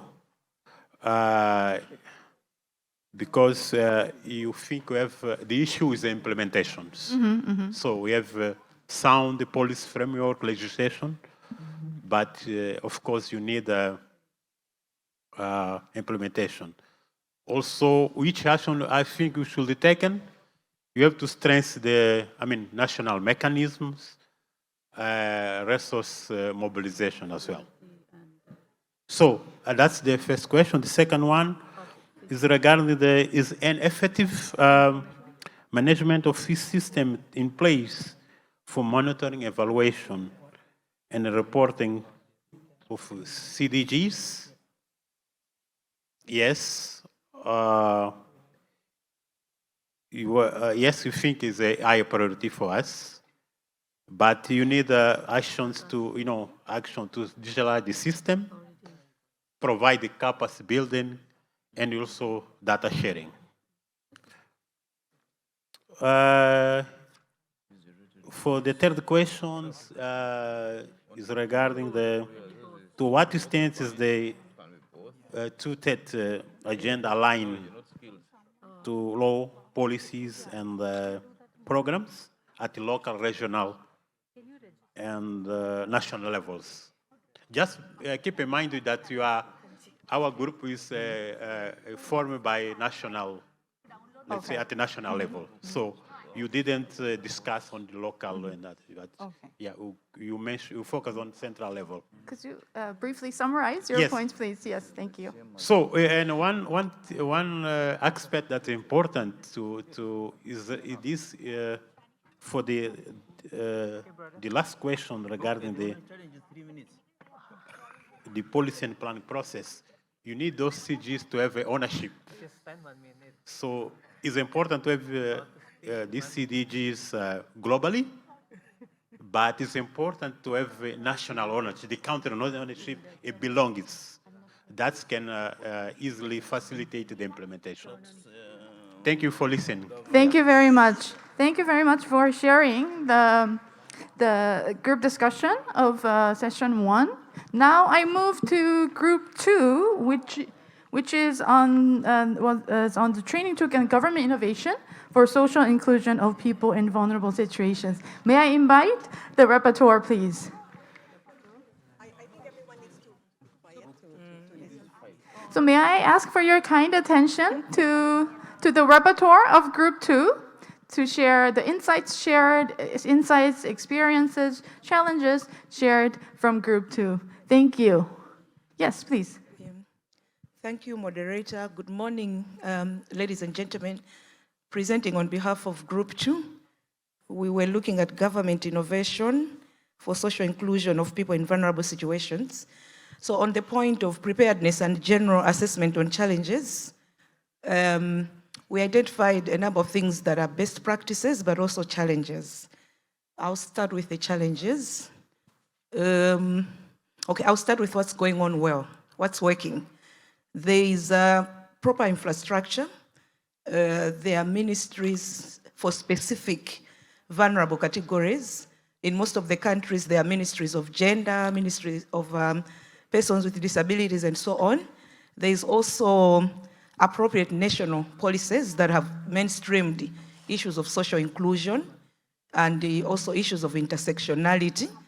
But notwithstanding all of that, there is low budgetary allocation to the work that takes care of issues of social inclusion and protection. On the governance structure, again, there are proper mechanisms in place, proper institutions in place. There are national action plans almost in all the countries represented in Group 2. There's also work that is promoting agency.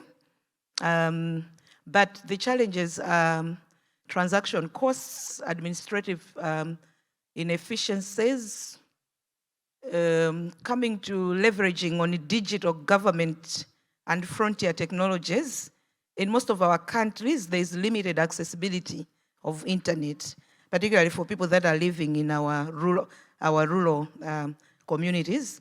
High internet costs in some of the countries. What is working well there is public-private partnerships. For example, in some of the countries, there are telecenters that have been established in rural areas. There's gender markers, disability markers, child markers, and then there's also e-government initiative in most of the countries.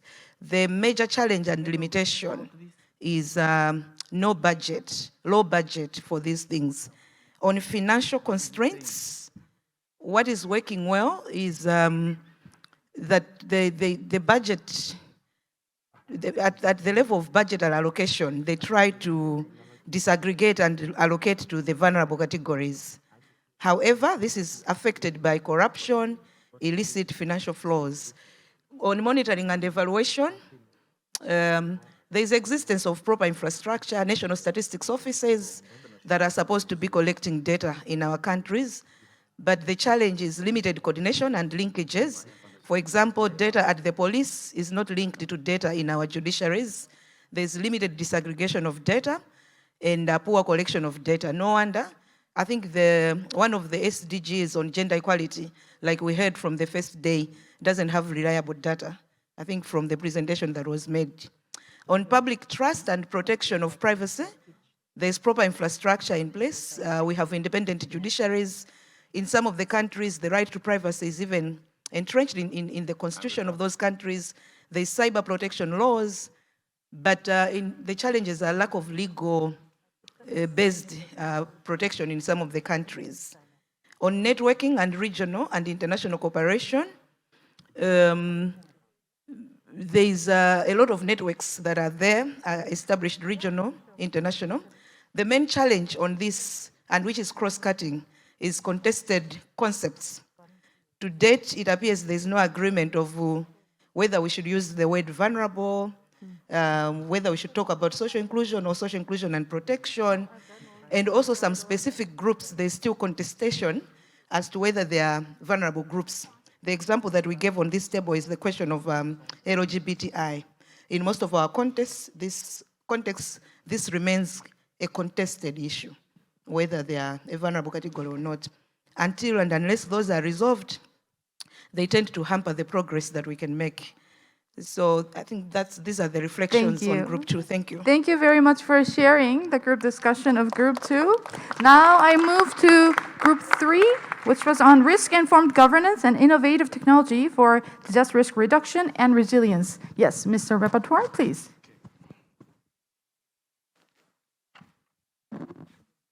Yes, thank you very much. Group 3, as already stated, we are responsible for risk governance and innovative technology for disaster risk management. So we are going to comment on a few items here in terms of the group. But once again, thank you very much. My name is Roy Mai. I'm from the Solomon Islands, Ministry of National Planning. So in terms of understanding risk, what we have concluded here is that the progress is low at the moment, and the way forward is to progress this more. So in terms of the second item, we have a disaster risk governance. Our finding here is that at the moment, there's still lack of information exchange within institutions within the countries. So also followed by that one is also there's not much coordination and information sharing. So the way forward you identified is that there should be a better coordination as well as information sharing. So in terms of another item here is investing in disaster risk reduction for resilience. What we have found here is that funds are not allocated even though there is the understanding that the risk is important. When it comes back to funds, allocation is not done. Another question there is that there is also infrastructures. Are they risk informed? And the answer is that it's no. That's another no on that one. So what we would be looking forward to, what we want would be infrastructure that is risk resilient. Just sharing with you an example from my country, Solomon Islands.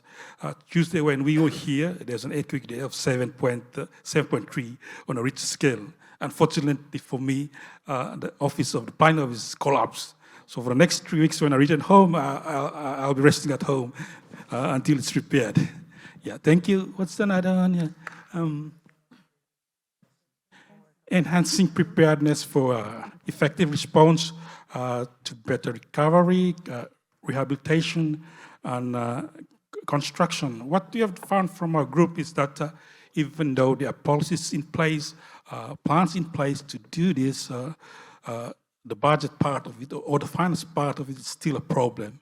So what we are suggesting here is that if we could have a law or legislation in place to ensure that there must be an allocation for this type of work on recovery and resilience. That's for that one.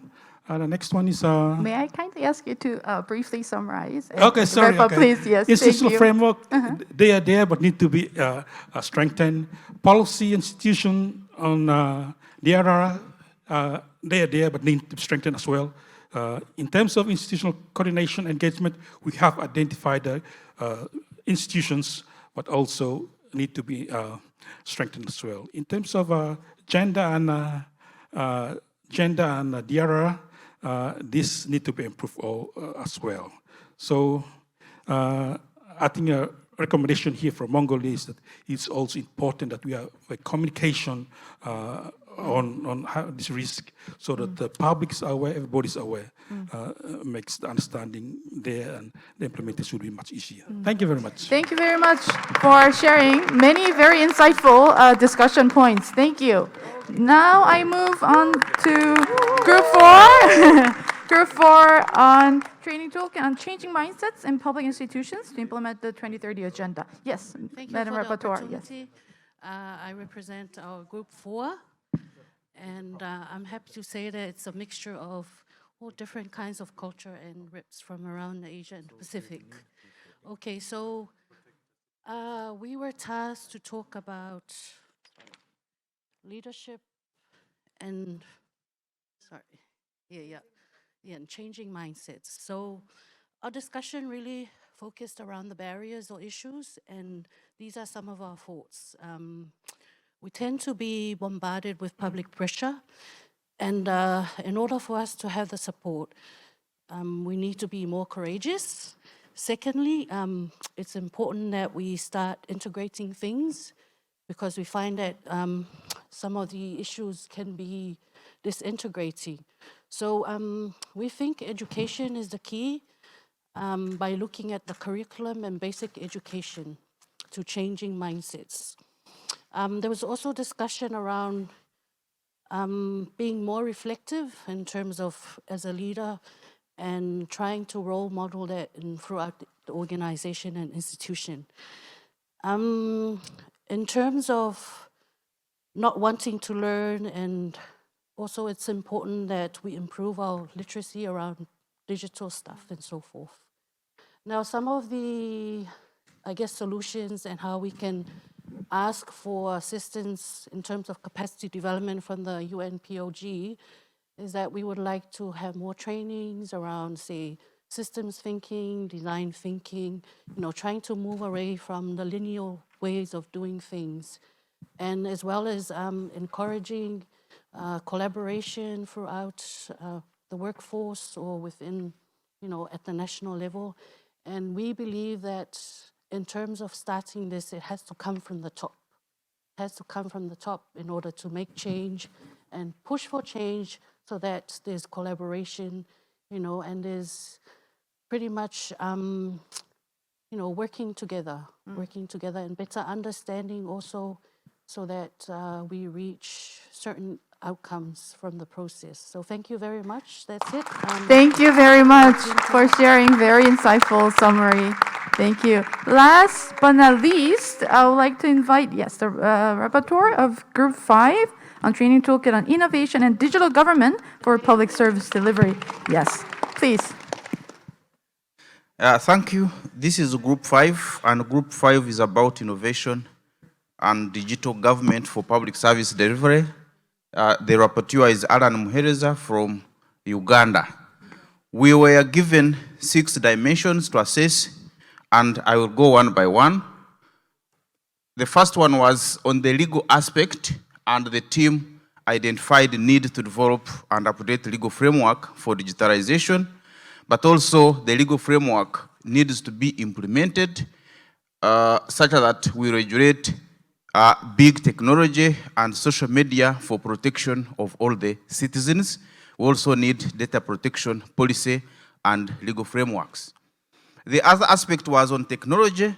It was generally observed that there is need for cyber security, and there is the general ICT availability and trust within our countries and citizens.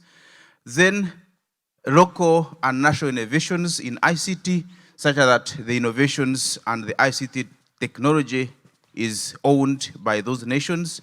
Generally, there was also need for citizenship and business partnership with governments, such that we can adopt to ICT responsiveness and then receive feedback and accessibility. The other dimension was professional and workforce development.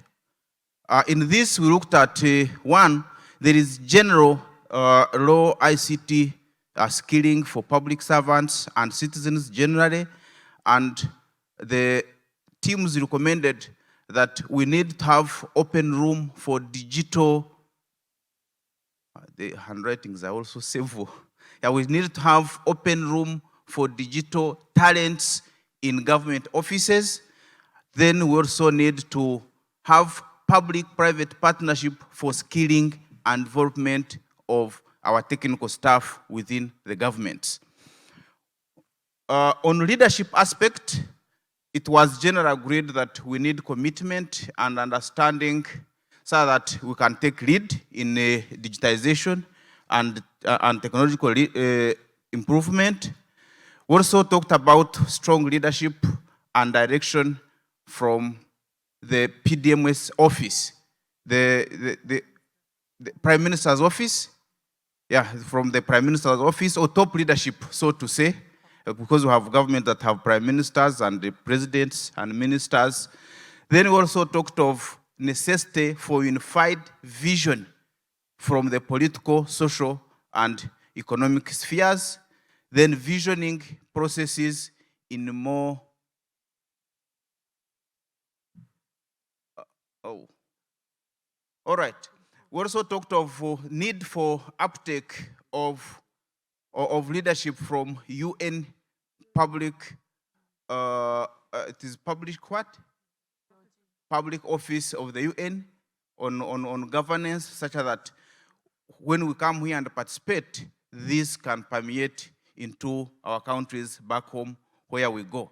On strategy, we agreed that we need a strategy that is linked to action planning, that is linked to our budgeting, but also linked to monitoring and evaluation of the digitization policies within our countries.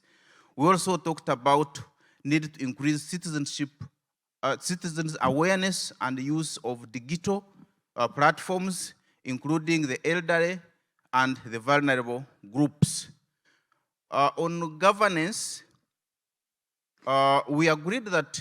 Sorry, may I ask you to start wrapping up your presentation, please? Yes, thank you. Yes, on governance, lastly, we agreed on cross-sector coordination, open data policies, private-public partnership incentives, and then having a central unit driving implementation from the vision. I want to thank you so much. Thank you very much. Thank you very much once again for all rapporteurs of the group session for sharing the very insightful summaries of group discussions, and all participants for your very enthusiastic and active participation. Now it is time to wrap up the session. I hope this Learning Lab session has provided a valuable opportunity to know more about our curriculum and also share progress, innovative practices, challenges, as well as capacity needs. I would like to once again remind our participants that countries need to write to the director of the PIDG to request capacity development support from us and discuss about the collaboration. We look forward to working together with you on the implementation of the curriculum at national and local levels. Thank you very much. This ends the Learning Lab session. Thank you very much. And now we'll have a lunch break. And kindly note the next session, special session 3 on government innovation in protecting migrants and refugees, will begin at 1:30 p.m. in this room. Thank you. Enjoy your lunch. Thank you.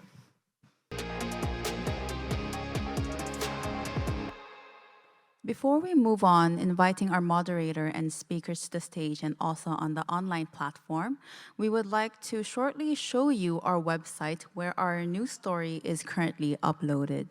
Technical team, could you please? If you look on the right side of the screen, we currently have our regional symposium posted in the news story.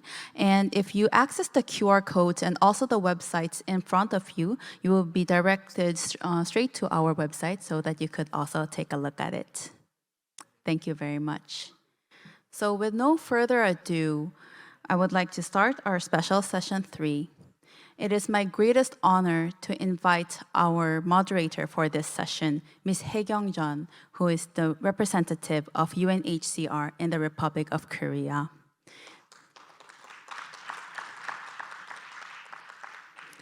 Could you also kindly have our speaker for special session 3 on the stage? Thank you. Ladies and gentlemen, a big round of applause, please.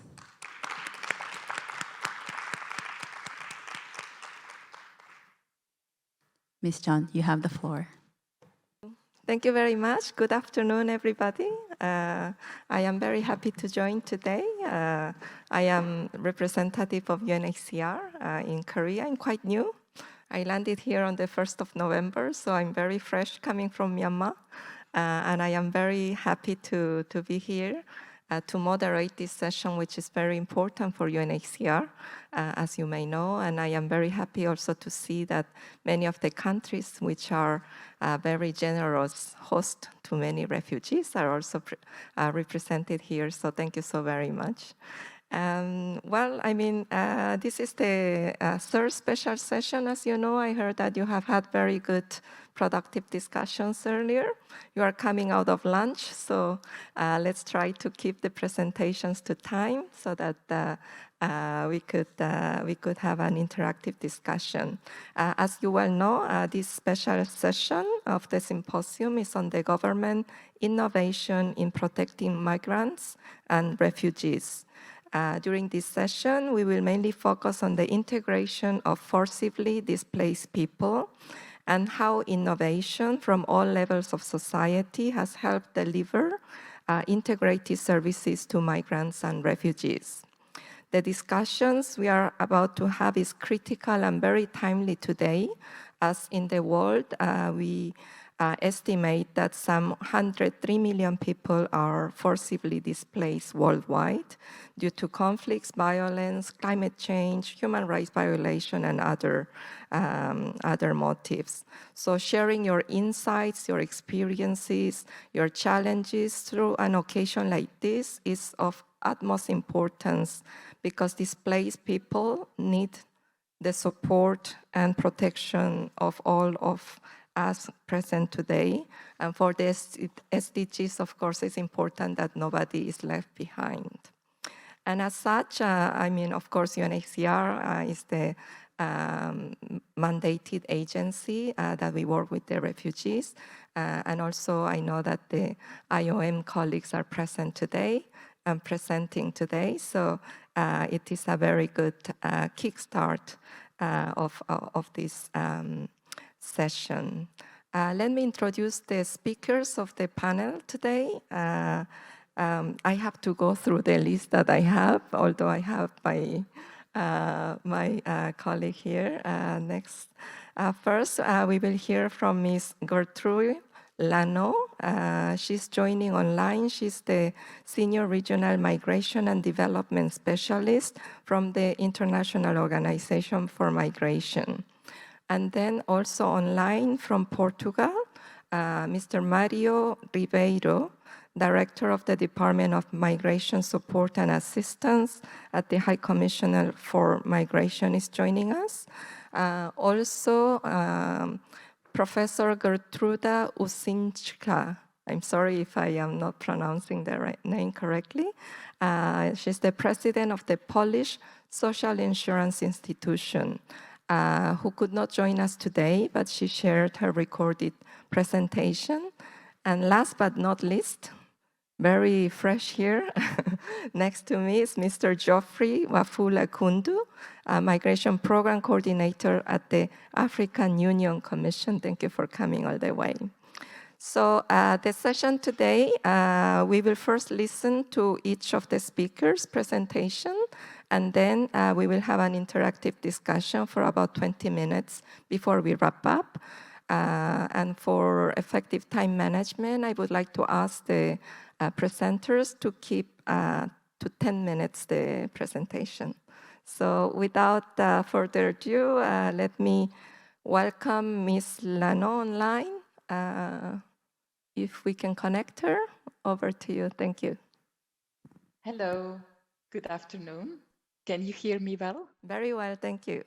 Okay, excellent. The internet seems to be a little unstable today. So if I drop off, please forgive me. I'll hope the connection will not cause us any trouble. So my name is Geertra Lano, and I work for IOM, the International Organization for Migration, as a senior specialist on labor mobility and social inclusion.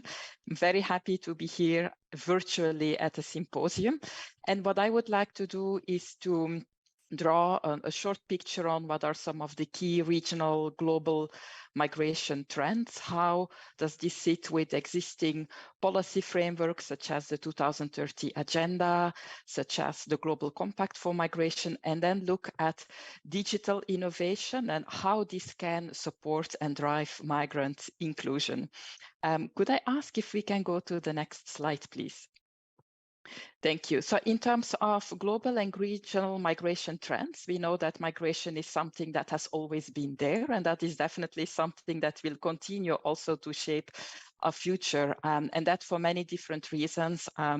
People can be in search of better economic opportunities. For example, people can be impacted by different factors ranging from climate change, ranging from forced displacement. So we expect that, you know, global and regional migration will continue and increase. Just a few numbers. Globally, we see more than 280 million migrant workers.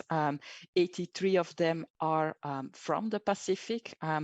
We also see that there are lots of positive benefits to, for example, remittances. And actually 40% of global remittances have been sent to the Asia-Pacific region. So this is a very important factor. On the other hand, unfortunately, we also see that migration isn't always well managed, and that leads to many risks for the migrants.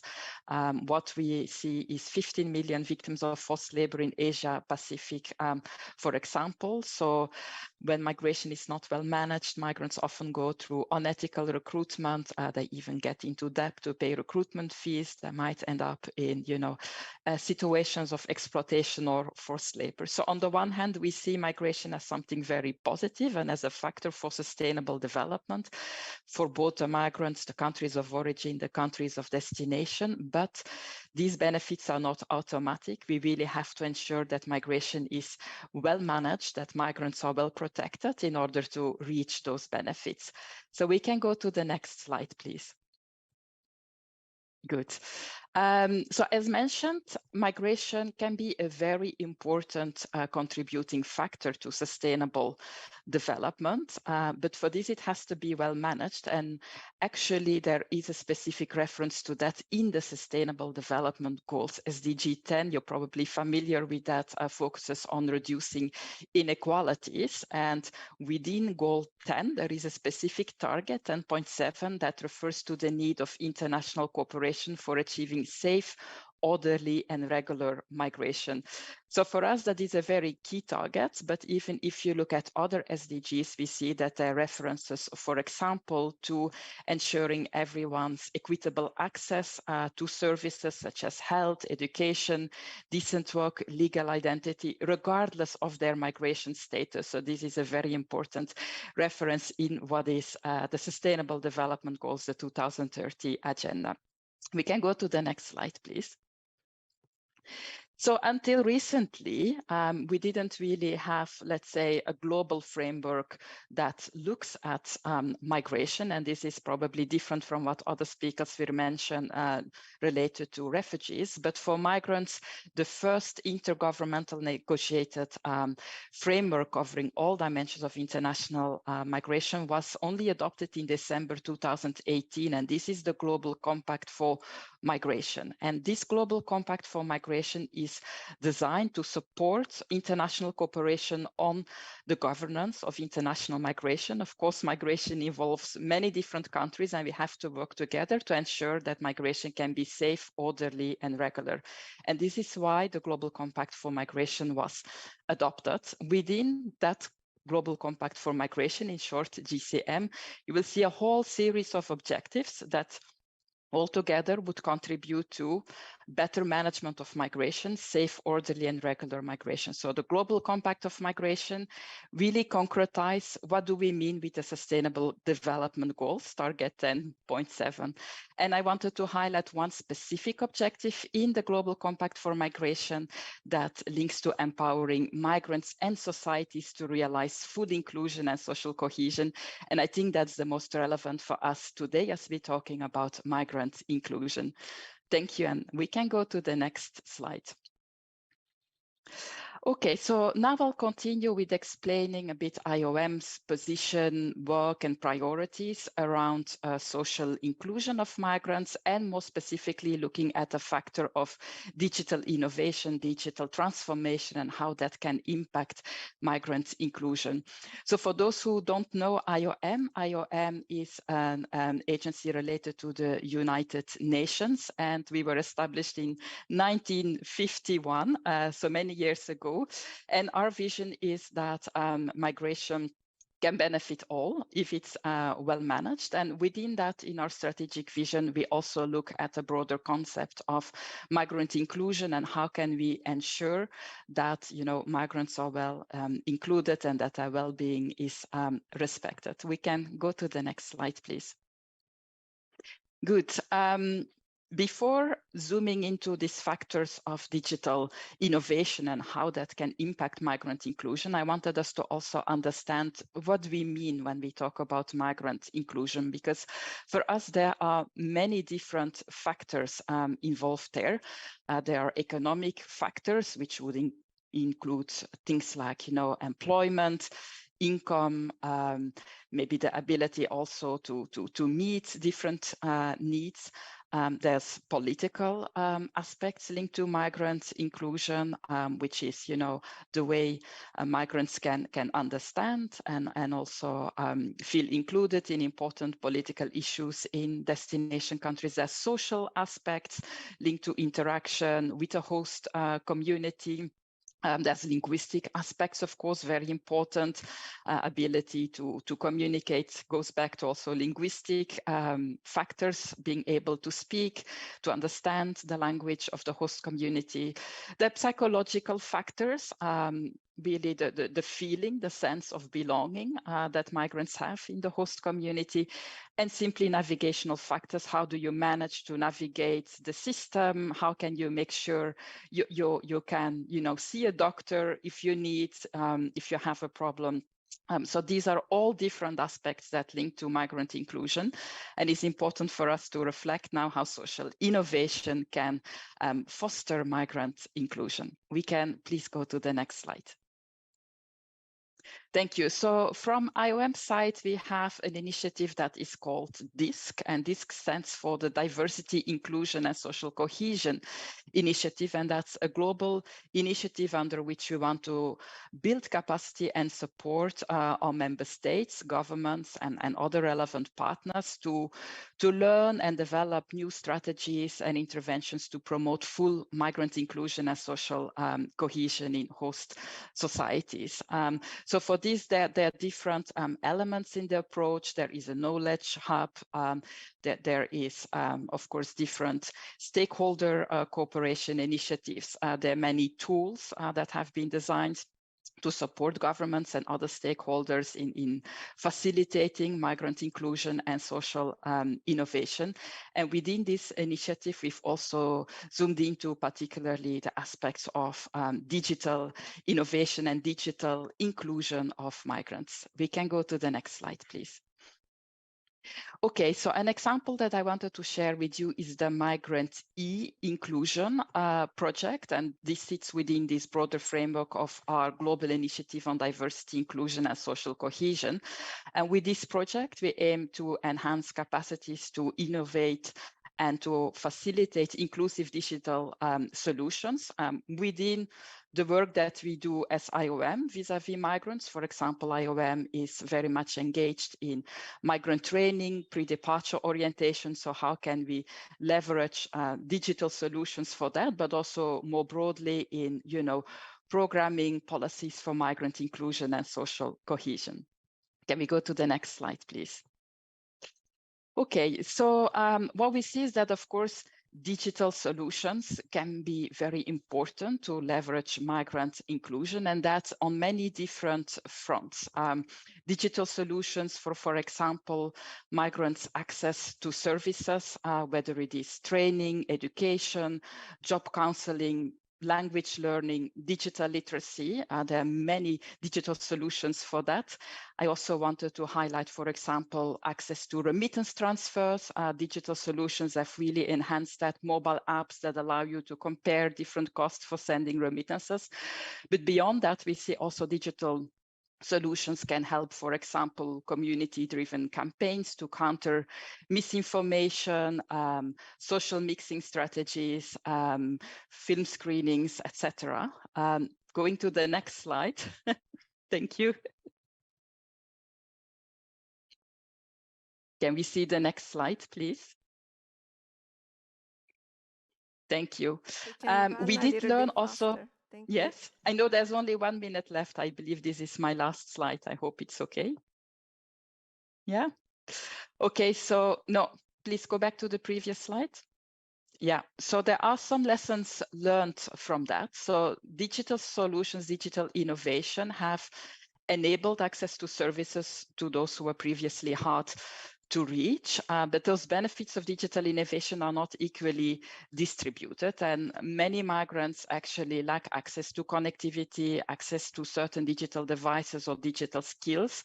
And by, having more and more services promoted, digitally, it also means that some people, unfortunately, are left behind. Maybe they don't have an email address and hence cannot make their doctor appointment and so forth. So for us, it's important that we assess what are the benefits that digital services, digital innovation can bring to strengthen migrant inclusion, whether it is to pre-departure trainings or to any other kind of apps or digital solutions.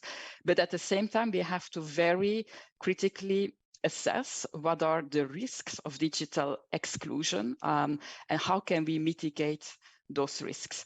So I think these are the key lessons for us. And just on the last slide, you will find some further resources. Of course, there's a lot more to be said and to look at. So in the next slide, which will be shared with you, you'll find links to some of our key publications linked to the Migrant Inclusion Project, the power of digitalization in the age of physical distancing, how can we strengthen social connections, driving migrant inclusion through social innovation. So please do have a look at those resources, and thank you so much for your attention. Looking forward also to hear from the other speakers about their experiences. Thank you.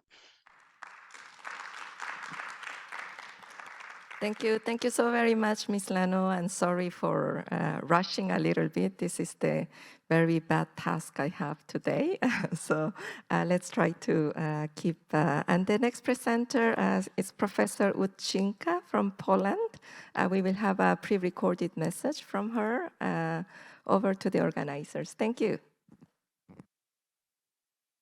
Ladies and gentlemen, welcome. This is a pleasure to me to be together in this very important Congress in the process of the new challenges. If we're looking to the new process of the civilization, new process of the changes in the labor market, social security system, and especially in the social protection system for migrants and refugees on the example of the Poland. Today, thank you for my invitation to this Congress. Today, I would like to present the few aspects about legal, organizational, financial measures taken in Poland in the face of the mass influx of refugees from Ukraine due to the Russia's military aggression in the Ukraine. And I would like to present the few information and the study research about the first point, how Polish state provided and implemented support for Ukrainian citizens fleeing where, the next what social security institution has done in order to facilitate the support. And I think very important is the study research and the result of the study research in the context of the statistical data on Ukrainian refugees in Poland. Ladies and gentlemen, the first, I would like to say Poland has quickly undertaken various measures related to the acceptance of refugees from Ukraine who had come in large numbers to Poland seeking refuge from Russia's military attack on the country. You know, it is about 7.7 million persons. It is important to know the great solidarity of Poles with Ukrainian and to support by Polish citizens in the form, the special of accommodation in our house and flats, provision the same of food and security. A very important aspect of the humanitarian help. And these actions taken by Polish citizens arouse admiration and appreciation of international organization and public opinion in my country. But today, I would want to say, I am sure it is the new model of solidarity welcoming many millions of refugees into our homes. Ladies and gentlemen, if we look to the legal process of this situation, the first, if we look into the EU regulation, there are adopted Directive 2055. And what about the scope, personnel, and the material of this directive? This directive set out legal framework concerning a simplified registration process, access to the labor market, to the social security, and the same if we look into the more general social protection system, and many other solutions in the event of mass influx of displaced persons, in this case from Ukraine. So Poland implemented this regulation, but the special remark, this is my information about our activity, and Poland very quickly adopted special legal solutions addressed to Ukrainian citizens. This is the special law, the special act assistance to Ukrainian citizens in connection with the armed conflict in the territory of Ukraine was adopted on 12 March 2022. Ladies and gentlemen, I think this is the special law if we're looking to the new situation, and there were many challenges ahead of us, legal, organizational, financial, and human dimension. What about the solution if we look to the structure, to the disposition of this special law? The first, very important, I think more important than another aspect, there was the legalization of stay of person coming from Ukraine, defining legal basis of the resident with 18 months. I think that was crucial if we're looking to the consequence of the state in our country. The next disposition, from my perspective, if we're looking to the labor market, social security system, method of the realization, social protection, this is the decision, legal decision about the access to the labor market and the social benefit on the same conditions as citizens or other legalized foreigners. This is crucial if we're looking to the method of the realization of this law. We have a lot of the discussion about the method of the registration this person, and we decided about the universal electronic system for registration of the population based on the Polish system, and it will be the practical possible to exercise the rights in social security, social assistance, healthcare, labor market. And I think the system is very important in the context of the study research about the number of these persons who want state in our country, who want state in the realization on the access of the labor market. And we know the number of these refugees persons if we're looking to the realization, the social protection, and another aspect. The method of the registration of this person is very important in the better realization this right guarantee to the refugees person in the concept of the not only social protection but in the better realization our obligation in the state.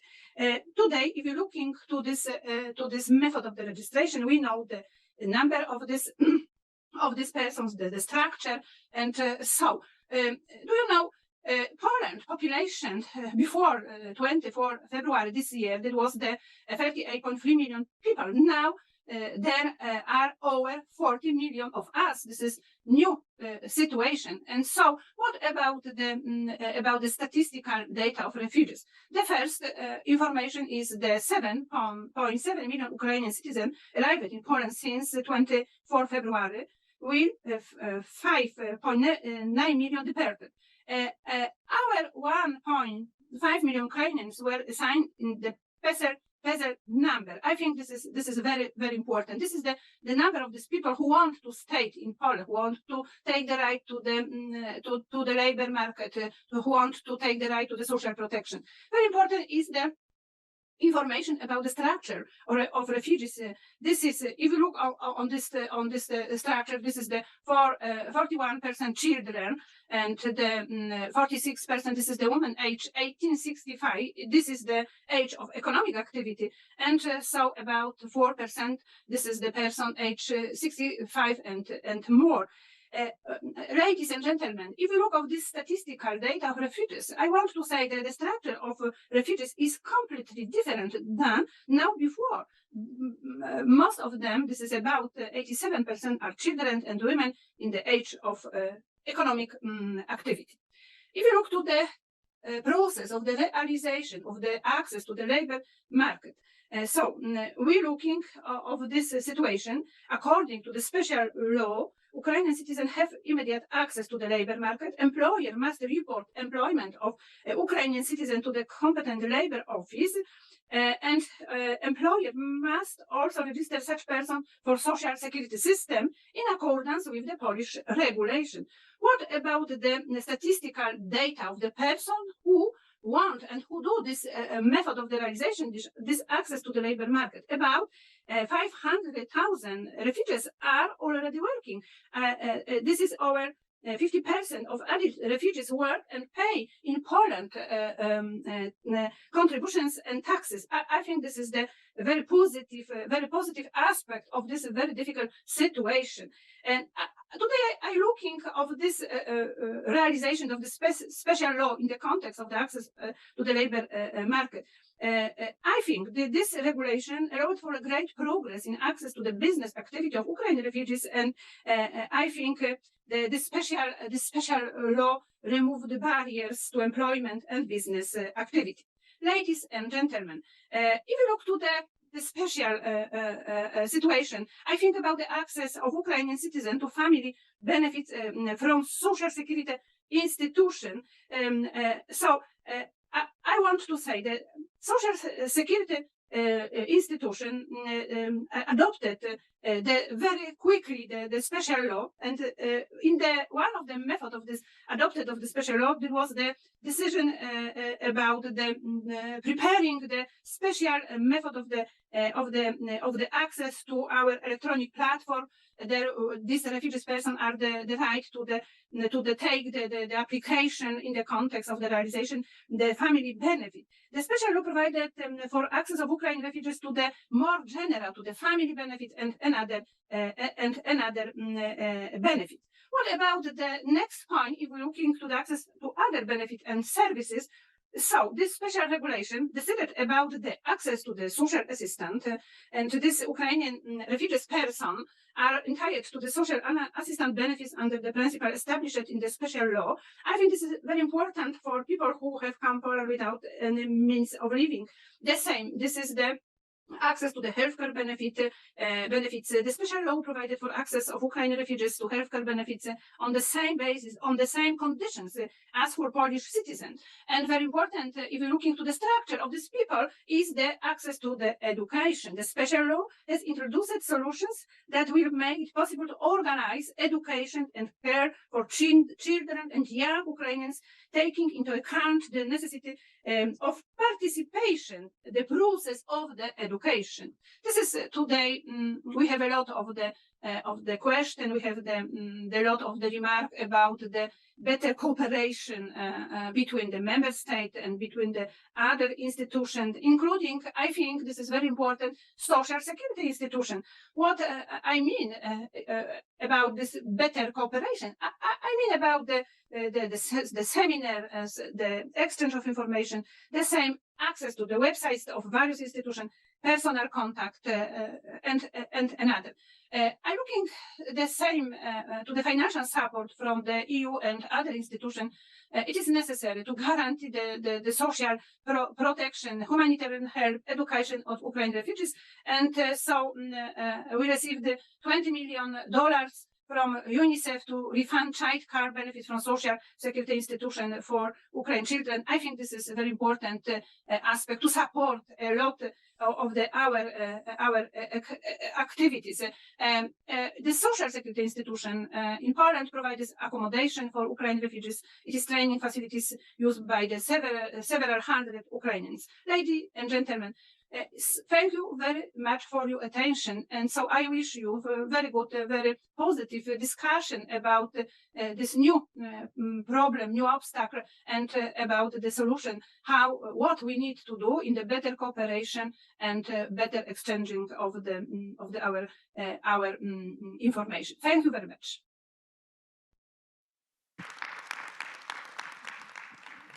Thank you very much, Professor Usinska, for sending us this presentation and for sharing the experience of Poland in this very important moment. And now we are coming back to reality after the virtual presentations, and I am very happy to present again Mr. Geoffrey Wafula, who will be sharing us his insights. Over to you.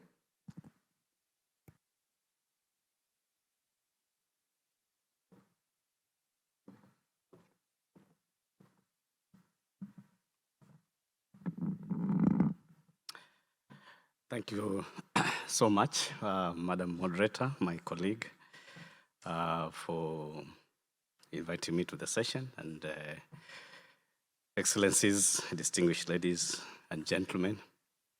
May I take this opportunity to thank you, all the organizers, including the host government and UNDESA colleagues from UNDESA, for inviting us into this meeting. You know, when you are the last person to speak, you really don't know where to start and how to do it.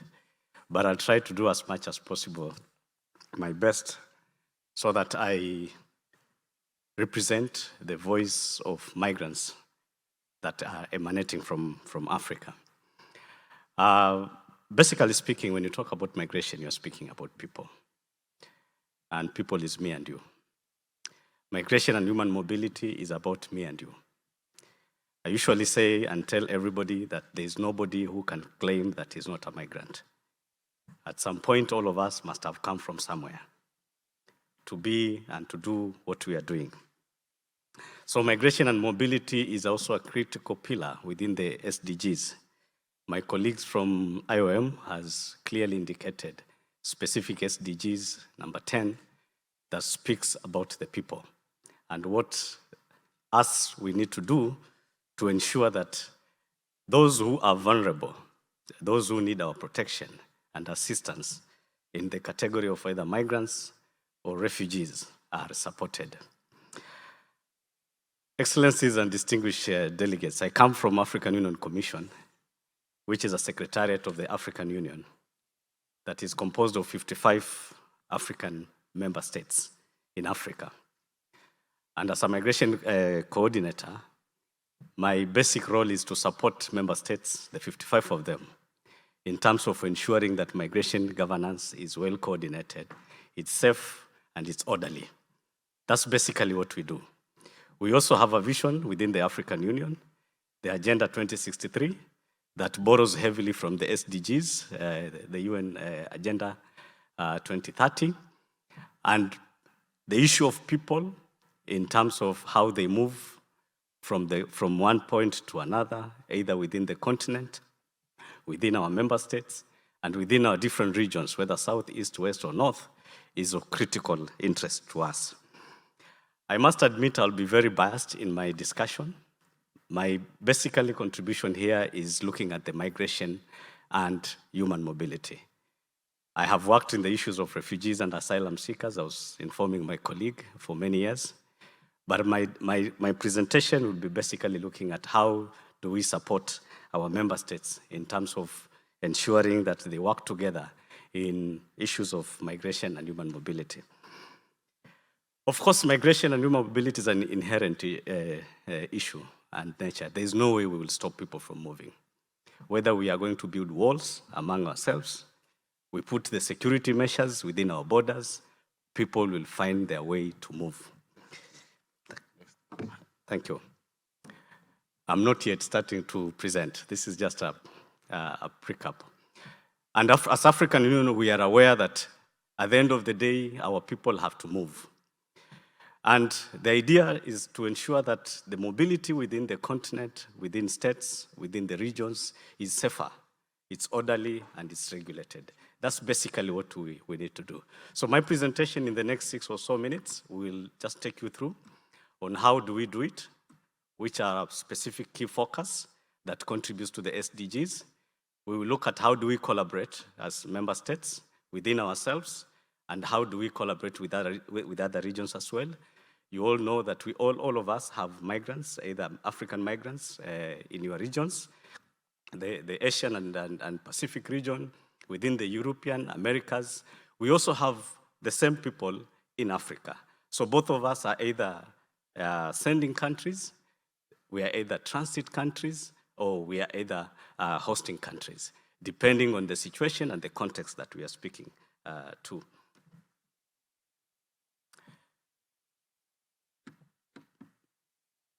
We have heard from media the narrative about African migration. And the information that we always given is that when you hear about migration in Africa, people either trying to cross the Mediterranean and move and die within the Mediterranean. And nobody has asked ourselves to look at the categories of those migrants that are dying within the Mediterranean. And nobody has asked what are the categories? Do all migrants from Africa move out? The facts and the figures speak to themselves. In the figures, Africa is the host to both internal and external migrants that are Africans by nature. We've heard from colleagues from Poland and other regions saying how much refugees they have. The Horn of Africa, for example, hosts the majority of displaced migrants and refugee population in the world. We have refugee camps that are huge and the larger size of some countries and some cities within the world that are in Africa. Of course, they're distributed within different parts of the continent. So the scenario is such a way that the truth and the reality is that more than 80% of migration occurs within Africa. People either move for education, people either move for family business, cross-border communities, for trade, for many other reasons, including labor.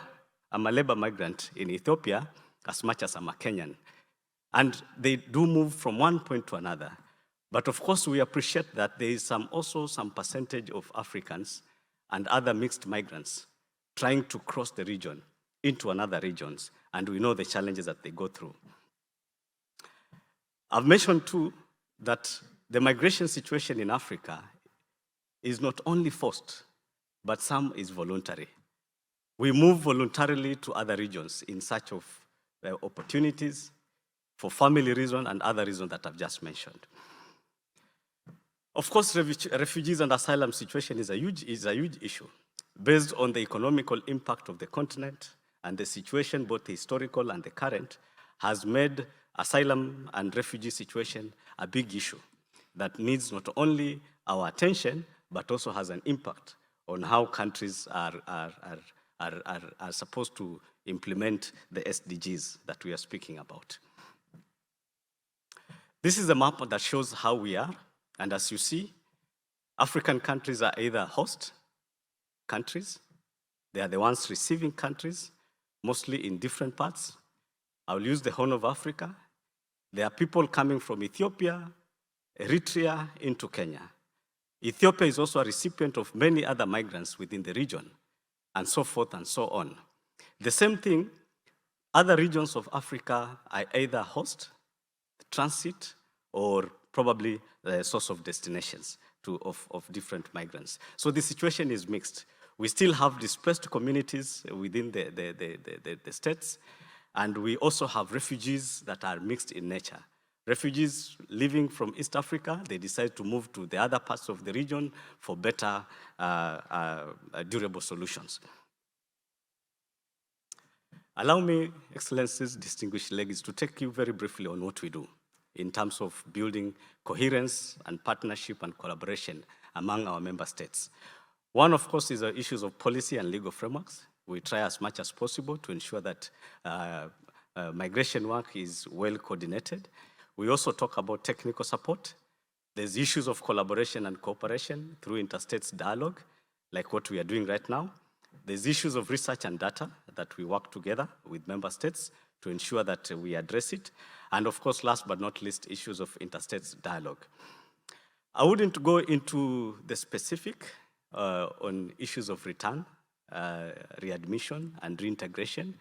As I mentioned before, Africans, migrants, some of them go back home deliberately, and some are assisted, while others, through the asylum process, through what we call voluntary repatriation, people go back home. Member states work in different ways to ensure that these refugees are well received, or the migrants are well received and go back to their communities. Because of time, I may not necessarily go into details in terms of the categories, of which some of them I've mentioned. Some of those returning could be victims of trafficking. Some are those that have been rescued in issues of irregular movements, especially in the Sahel region. Of course, others are refugees and asylum seekers.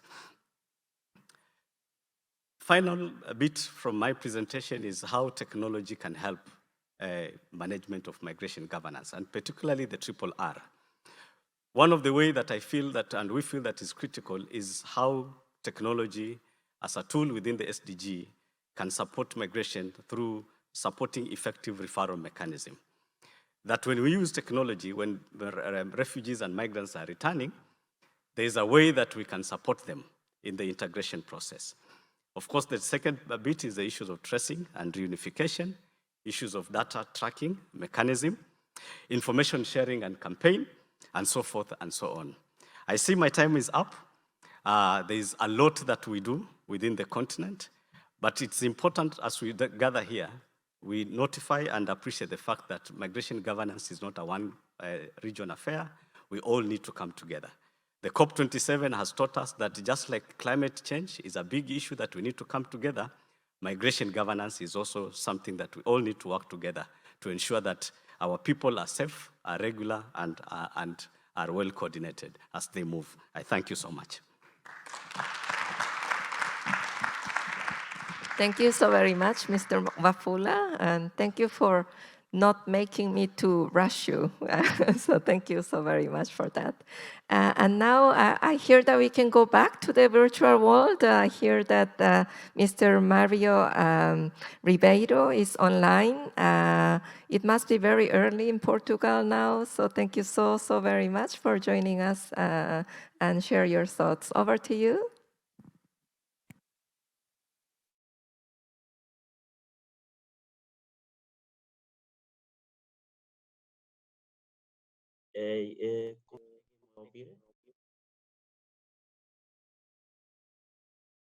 Sim, Dr. Mário.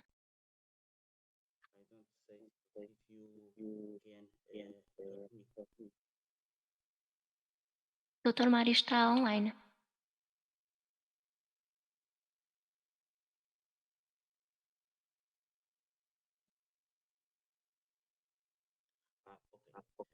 Good morning.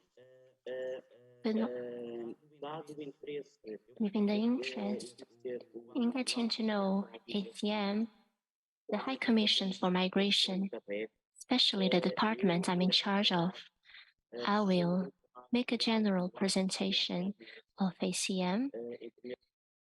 First of all, I want to thank the invitation that was made to us to be present today, and I would like to share with you today the work that was developed in Portugal related to the integration of migrants by the ACM.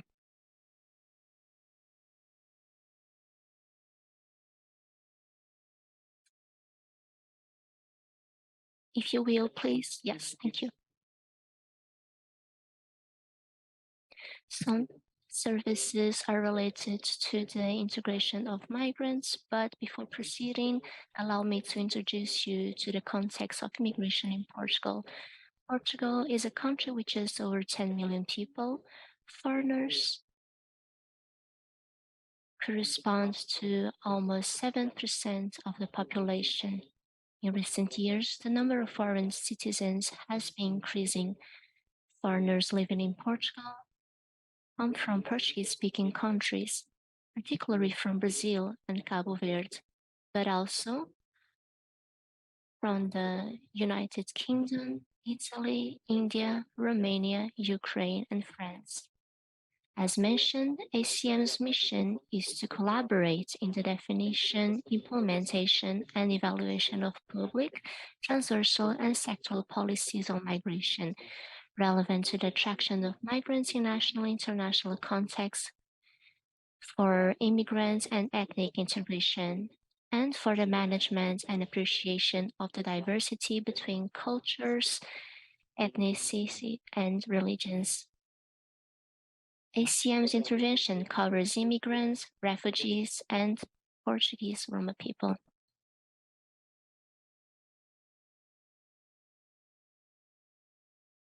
Now let's talk about the 4 centers in Portugal. They were created in 2004. These centers concentrate several ministries and ACM specialized services to facilitate the integration process.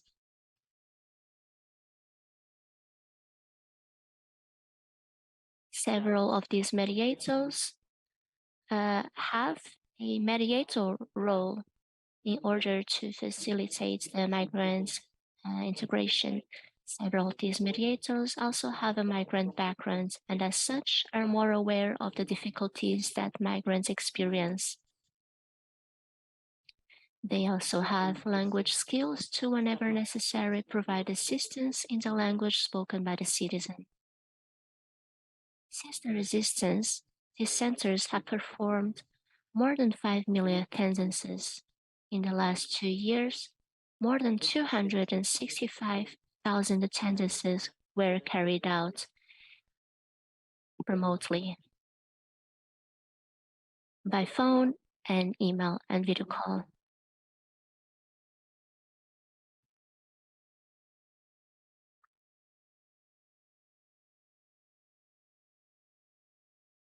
The National Support Centers for the Integration of Migrants provide different services. For example, as you can see in this slide, they are provided by specialized departments, but also by the ministries. For example,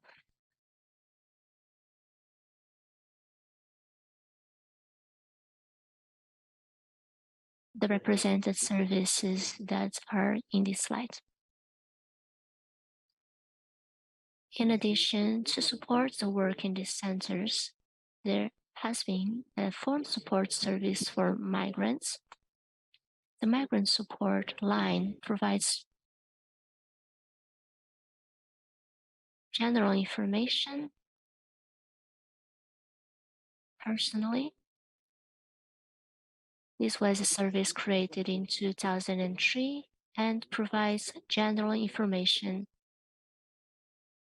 to foreigners, but also to organizations.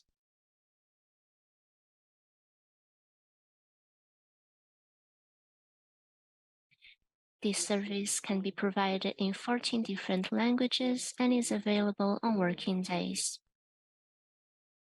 It is free of charge. Only the value of the call is charged.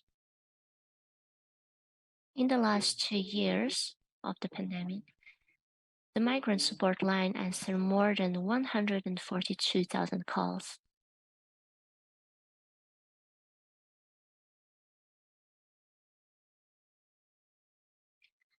We also have a phone translation service available.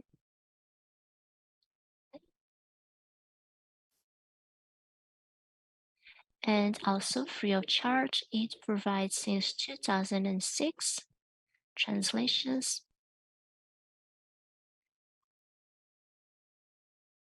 This service is very important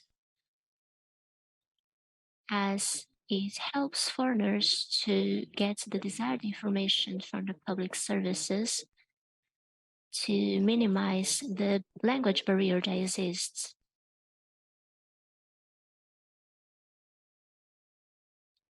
In total, we have now 107 translators available, speakers of 69 languages and dialects. The most requested languages are Arabic, Russian, Mandarin, and Hindi. This is a service that intends to facilitate and minimize the barrier through the phone call.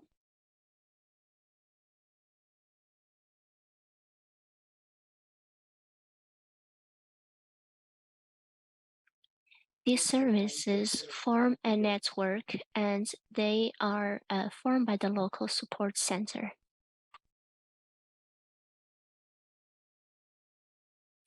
The local support centers for the integration of migrants were created in 2003.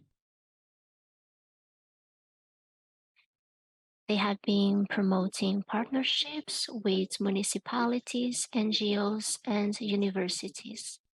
These centers aim to bring the services closer to citizens in the places where they live with the intention of decentralizing services. Having a completely different dimension and configuration for the national centers, they articulate very closely and frequently with these or other responses from ACM.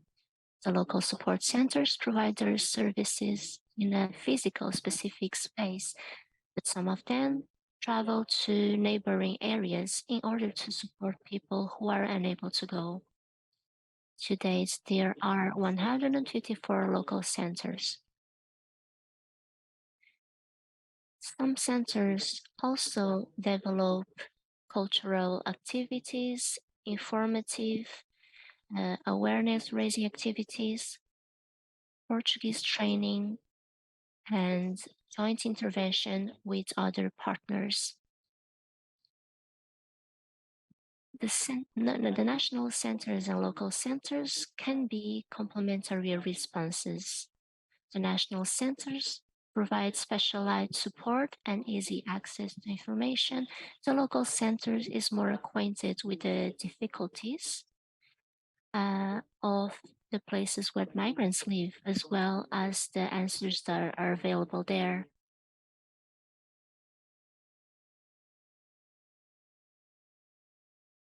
The local centers is composed by the support line members, and new technicians usually undergo training at the national centers. The local centers and the national centers use the same platform for client registration and monitorization. These services are connected by a single system. It was created in 2016.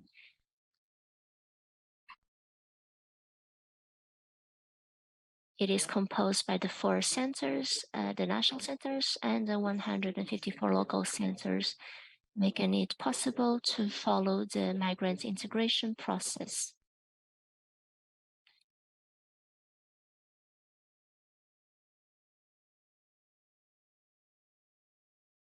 It also allows video calls between the national centers and the local centers, thus avoiding further journeys.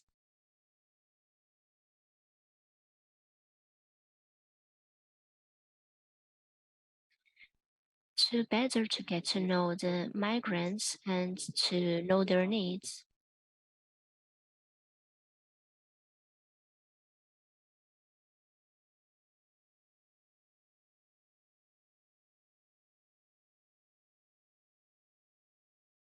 these are initiatives developed at a local level, but other initiatives are being promoted with a focus on the needs diagnosed in the territory.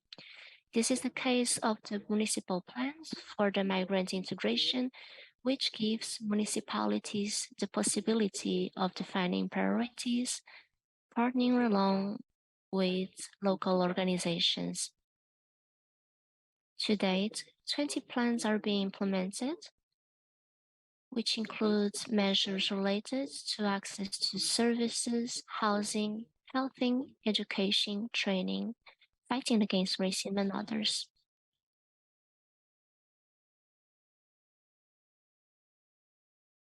At the moment, these are the main challenges for the migrant integration in Portugal: finding accommodation, finding employment, and learning Portuguese.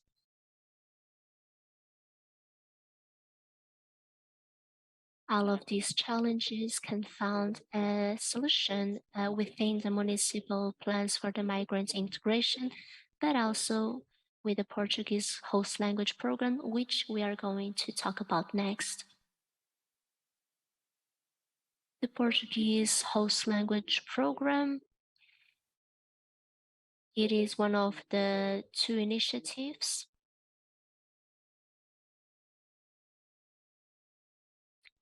It is regarding the access of the Portuguese language. They are certified and they correspond to an elementary or intermediary level according with the Common European Framework of References for Languages. These courses are implemented by public schools and professional training centers under the responsibility of 3 different public organizations. The High Commission for Migration monitors this action.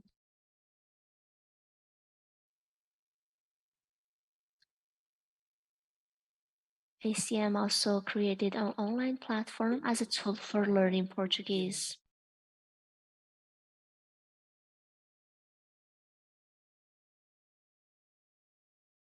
This online tool was created as a Portuguese learning tool. It is available in Portuguese, Arabic, English, and Spanish.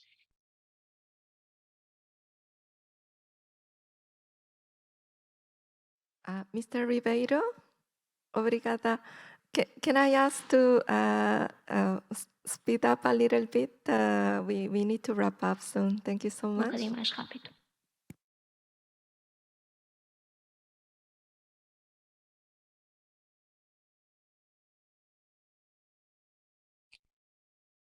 We also count on the immigrant associations to help the migrants to integrate.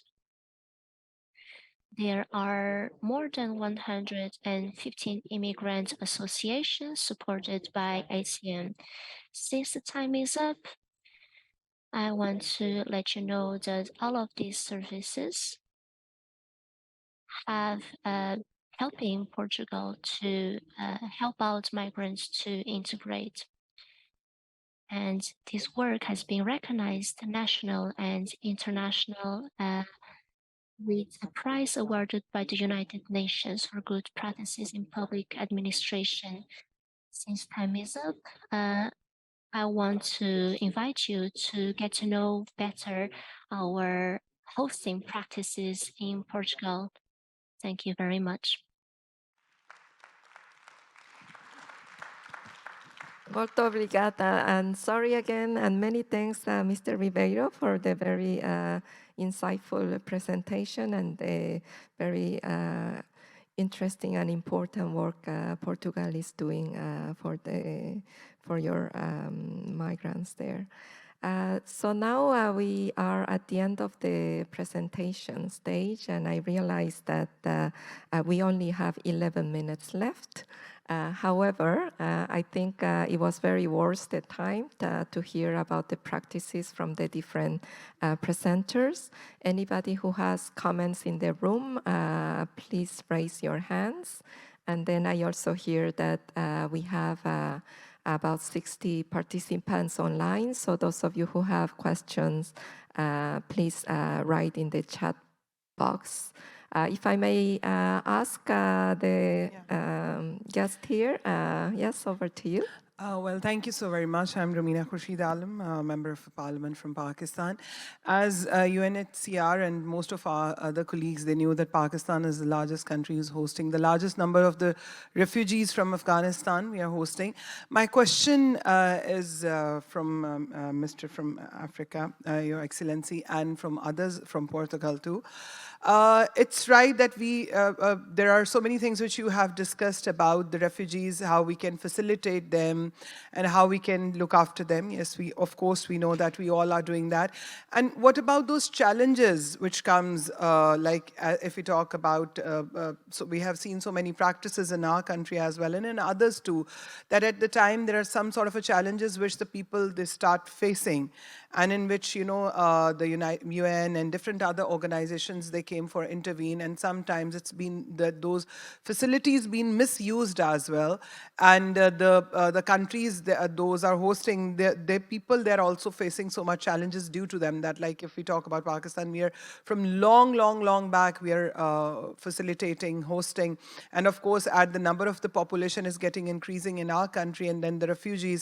So is there any sort of a mechanism in which you people are working? Or another thing which I really looking forward that sort of, if like as UN always take lead in it, that sort of a legislation globally, as we talk about globally about the legislation, about the SDGs and about other things, what about if we come up in a proper way of a legislation in which number of people, when they've been settled, how we can move them and how we can work in them? Because there is some sort of issues and challenges which we face in our countries after a specific time of, thank you. Thank you so much for the very thoughtful question. And I have a, yes, distinguished guest in the back. Over to you. Thank you so much.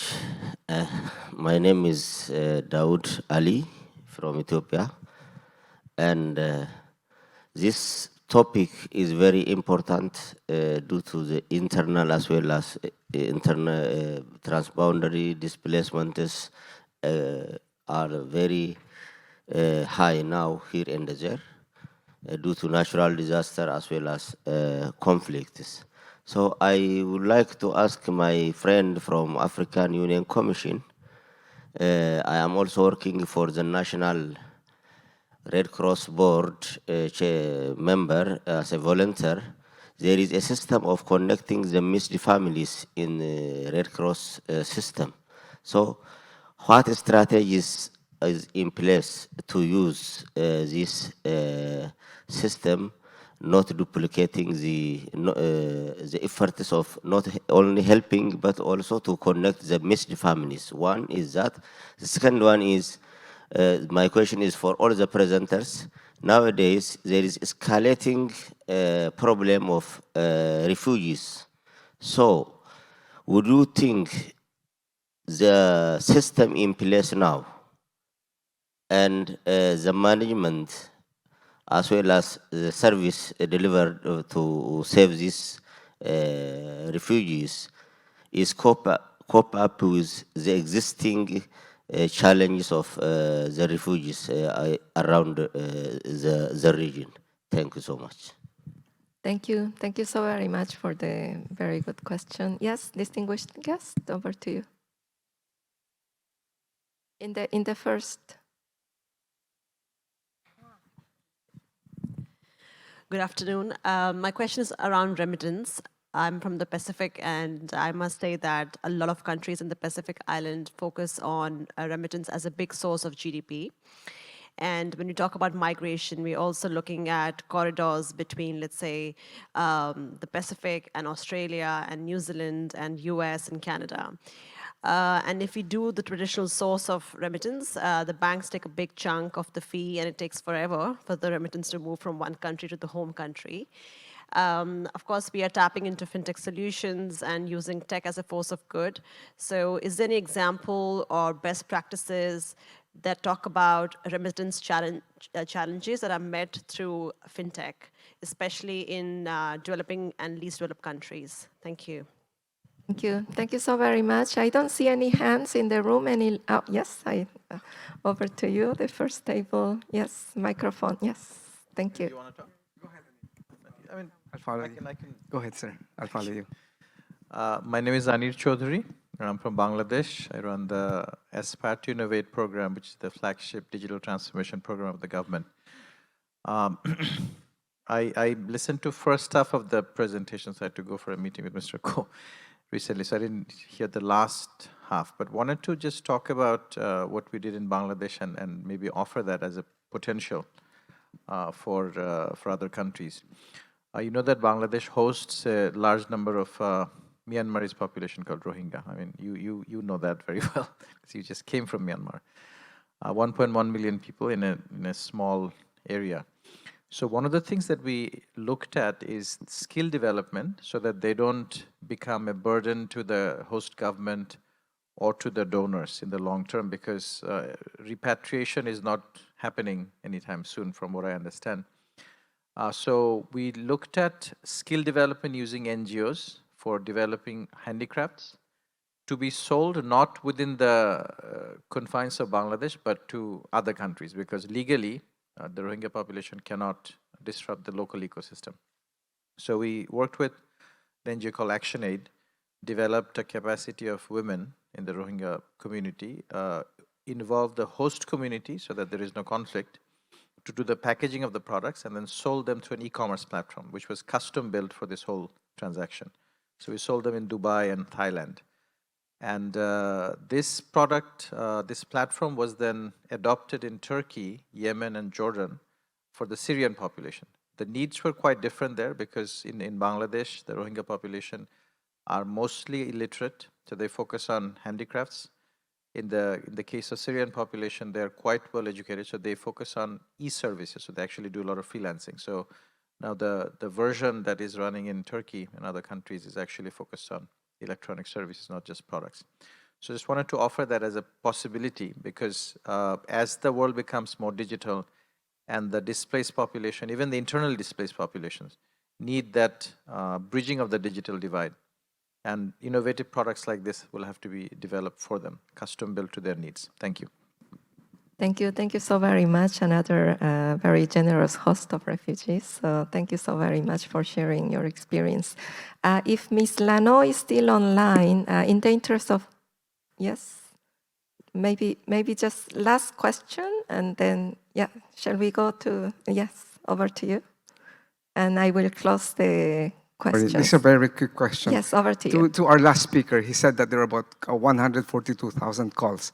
And I would assume that most of them were accommodation, employment, and learning Portuguese. I just wonder if there were those that pertain to what our first speaker talked about the need to overcome or counter xenophobic stigma, because that ICM thought that they should have a manual on overcoming xenophobic stigma. So that must be a concern.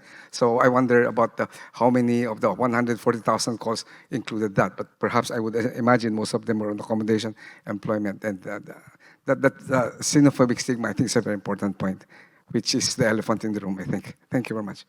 Thank you. Thank you so very much for pointing a very important issue. And in the interest of time, and I know Ms. Lano had to leave, but if she's still online, if she could take the query on remittances. If she's not online, she's online. Okay, over to you. Happy to take that question. Very important question indeed, and perhaps not only for the Pacific, because we see many corridors that remittance transfer costs are still extremely high. And this is actually also an SDG target to reduce remittance transfer costs, but more needs to be done. And it's a good question in terms of, what's the role of technical innovation in that, in potentially reducing costs. We have seen a lot of innovation coming actually during the time of the COVID-19 pandemic, because people literally, couldn't go to the remittance transfers offices physically. So they had to get by, with mobile apps, mobile wallets. So we saw a lot of innovation coming through that, a lot of different apps that actually support people to send money digitally rather than, going to the office with the cash.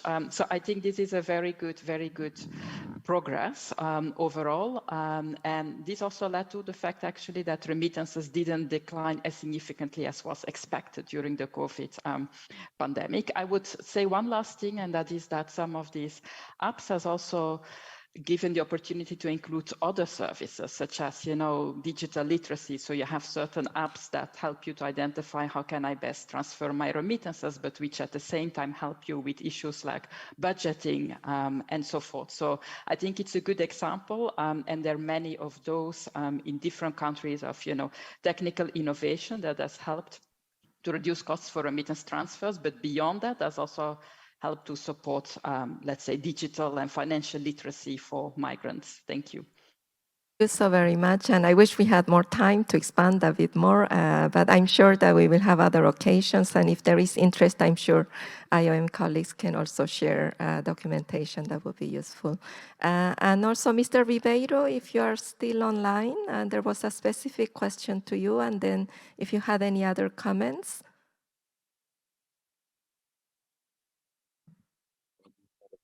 Yes, thank you so much. Answering to the question,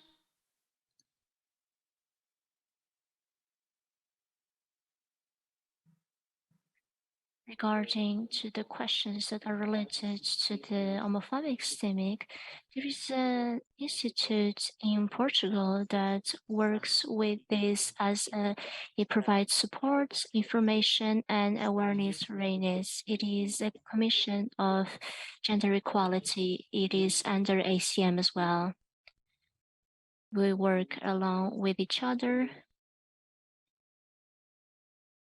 We provide formations, support, awareness raising campaigns in a way to try to fight homophobia.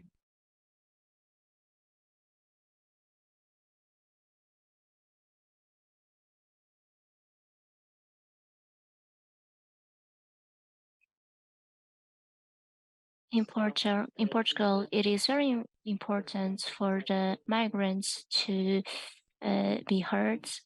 So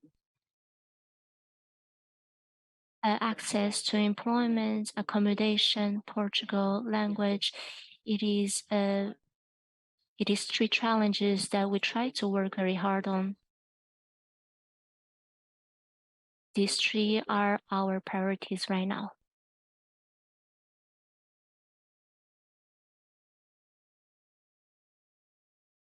Thank you. Thank you so very much for the comments. And if any further information to share, we will do so separately. And to my in-present colleague, you have had a few comments and queries directed to you. Over to you. Thank you.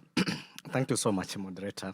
I will start with the distinguished delegate from Pakistan on the issue of the host community and the burden.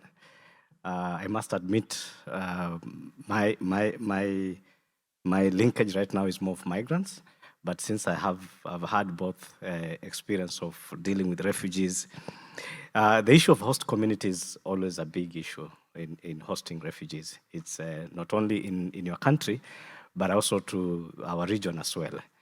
And you will find that most assistance and help that goes to refugees, the host community are sometimes overlooked at, and the strain that they go through, including environmental degradation and strain in the social services, is something that we notice in that kind of space. In my country, for example, in Kenya, before I left in the asylum regime, we, together with the UNHCR, had developed an innovative program that look at integrated approach in terms of asylum management, where both the refugee management system is integrated with the host community planning system. That as much as possible, we try to separate the encampment policy. Refugees are seen as an addition to the community, and the planning and the support should also, as much as possible, also support the host community. Either it could be social services, it could be, let's say, health services, schools. Both refugees and asylum seekers are supposed to correlate and live coexistently in a better way. So these are probably examples that we can learn from each other, and the Kalobei integrated approach has been used elsewhere as a model on how future asylum management is supposed to be handled. From the question from my colleague from and colleague from Ethiopia, I agree with you. In most cases, when we speak about in our space of either asylum or migration, we forget a very important constituent: the missing migrants. The missing migrants could also be missing refugees. There are refugees that disappear along the way. Some probably die, and nobody talks about them. When you talk about repatriation or return, as we have just discussed, we only look at those who are alive, but we don't talk about how about those who are the dead bodies that probably are found in the Mediterranean. nobody talks about them. This is a challenge that we've taken up from the Commission. We are currently engaging member states to appreciate the fact that we have our migrants that go but may not necessarily be alive. What do we do with them? And we have to come up with a strategy to see how, as much as we speak of return of the live migrants, we also look at those who are not there, either dead, or we trace those who are not there so that their families can also be reunited or are aware of where the migrants are. So it's an issue that we are picking it up. I think the last bit is from a colleague from the Pacific region on issues of remittances. Remittances is an example of the positivity nature of a well-managed migration. That migrants, wherever they are, including refugees, can also contribute to their countries of origin. And my colleague from IOM has ably mentioned one of the key tasks of in addressing issues of remittances is, of course, the reduction of the cost of remittances. And how do we use fintechs to ensure that the costs are minimized as possible. In Africa, especially from the AU, we have a specialized institution, the African Institute of Remittances, that works with member states to work on issues of reduction of the costs, make members collaborate with the financial institutions and the host countries wherever they are, so that the contribution of migrants in terms of remittances benefits to the local level as much as possible through use of technology.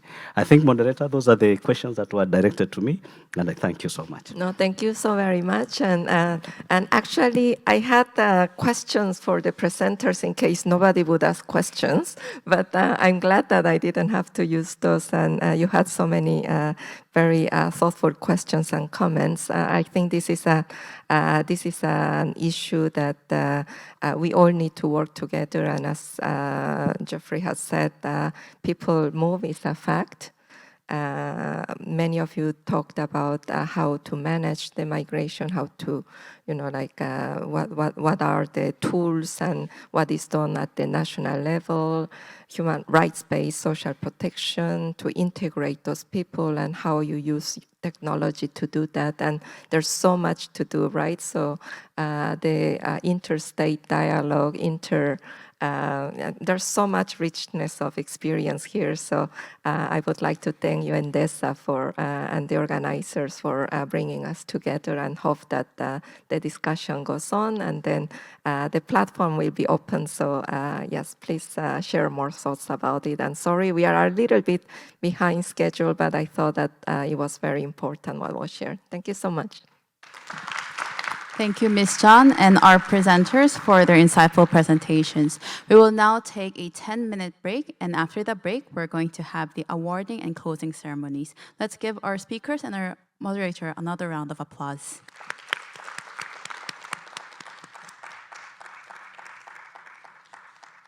So before we move to the closing ceremony, we will distribute the award to the winner of 6th Youth Forum on SDG implementation, which was held virtually on 3rd November 2022. So first, I would like to invite Mr. Zhang Zehak, Ambassador of International Relations, Incheon Metropolitan City, to present the Incheon Metropolitan City Award. And the award is presented to 2 teams, but we have only 1 team present here. So I would like to call Team TEA from INA University to come to the stage.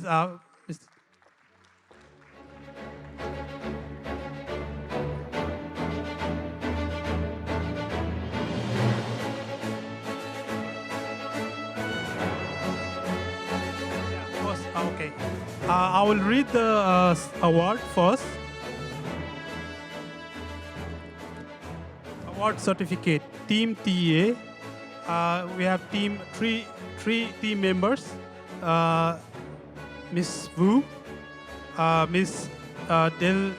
Delka Jergal, and Mr. Habibullah Chudwov. So you have achieved excellent result at the 6th Youth Forum on SDG implementation, organized by the United Nations Project Office on Governance of the United Nations Department of Economic and Social Affairs, the Ministry of the Interior and Safety, and Incheon Metropolitan City of the Republic of Korea.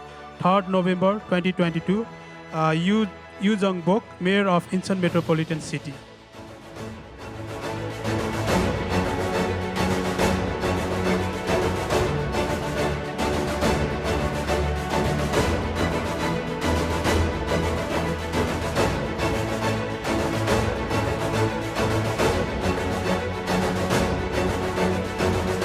Now we'll take a group photo with the winner.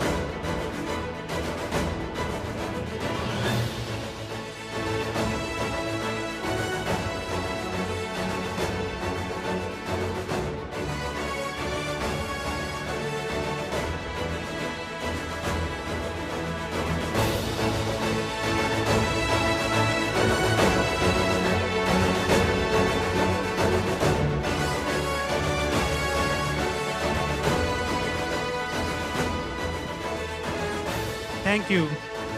Thank you, Mr. Ambassador and the winner. Thank you very much.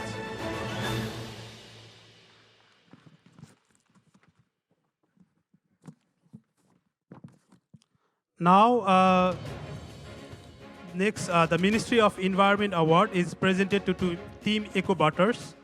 To present this award, I would like to call upon Mr. Kyu Chang-ko, Head of United Nations Project Office and Governance, to the stage. And please welcome Team EcoButter to the stage.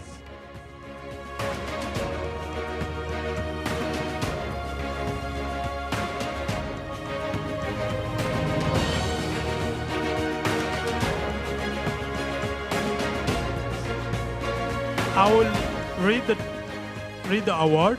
Award certificate, the EcoButters, Sophia Merkel, Alan Dharmawan, Eugene Im.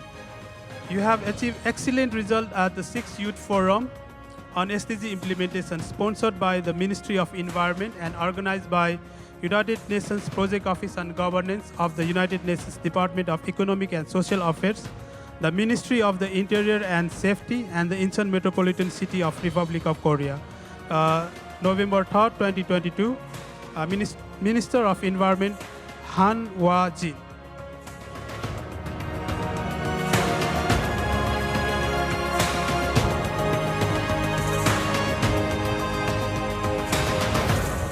Please give them a big round of applause and we'll have a group photo.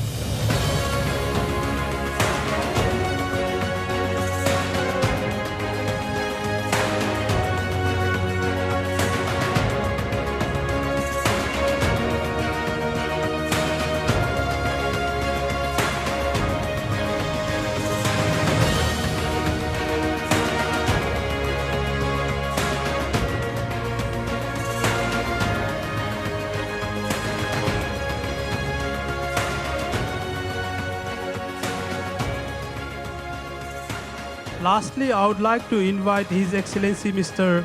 Chang-sop Han, Vice Minister of the Interior and Safety, Republic of Korea, to present the Ministry of the Interior and Safety Award. His Excellency, please. And please welcome the winning team, Team Wanatani.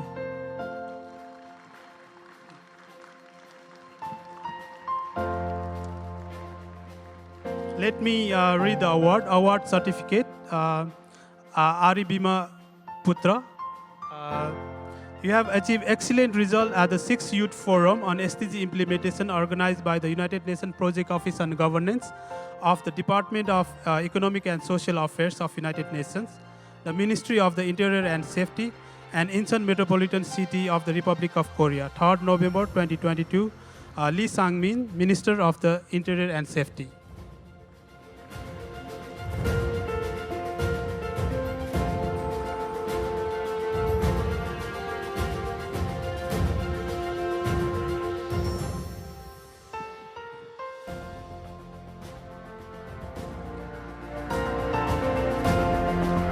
Shall we have the group photo?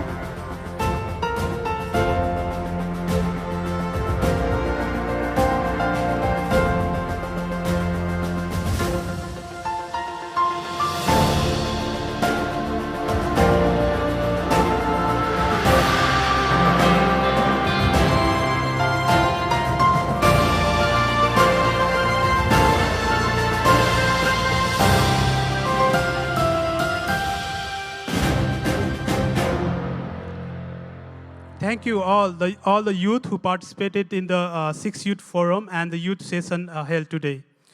Ladies and gentlemen, we have come now to the end of 3-day regional symposium, and I'm certain that everyone is satisfied with the learnings you gained from this symposium. Now, I would like to request His Excellency Mr. Changsop Han, Vice Minister of the Ministry of the Interior and Safety, Republic of Korea, to deliver the closing remarks. 반갑습니다. 대한민국 행정안전부 차관 한창섭입니다. 지난 3일간 지속가능 발전의 2030 의제 실행과 글로벌 문제 해결을 위한 효과적 거버넌스와 디지털 전환을 주제로 진행된 제6회 아시아 태평양 지역 SDGs 심포지엄이 성공적으로 개최된 것을 기쁘게 생각합니다. Distinguished participants, it is a great pleasure to meet you. I am Chang Sam-hap, Vice Minister of the Interior and Safety of the Republic of Korea.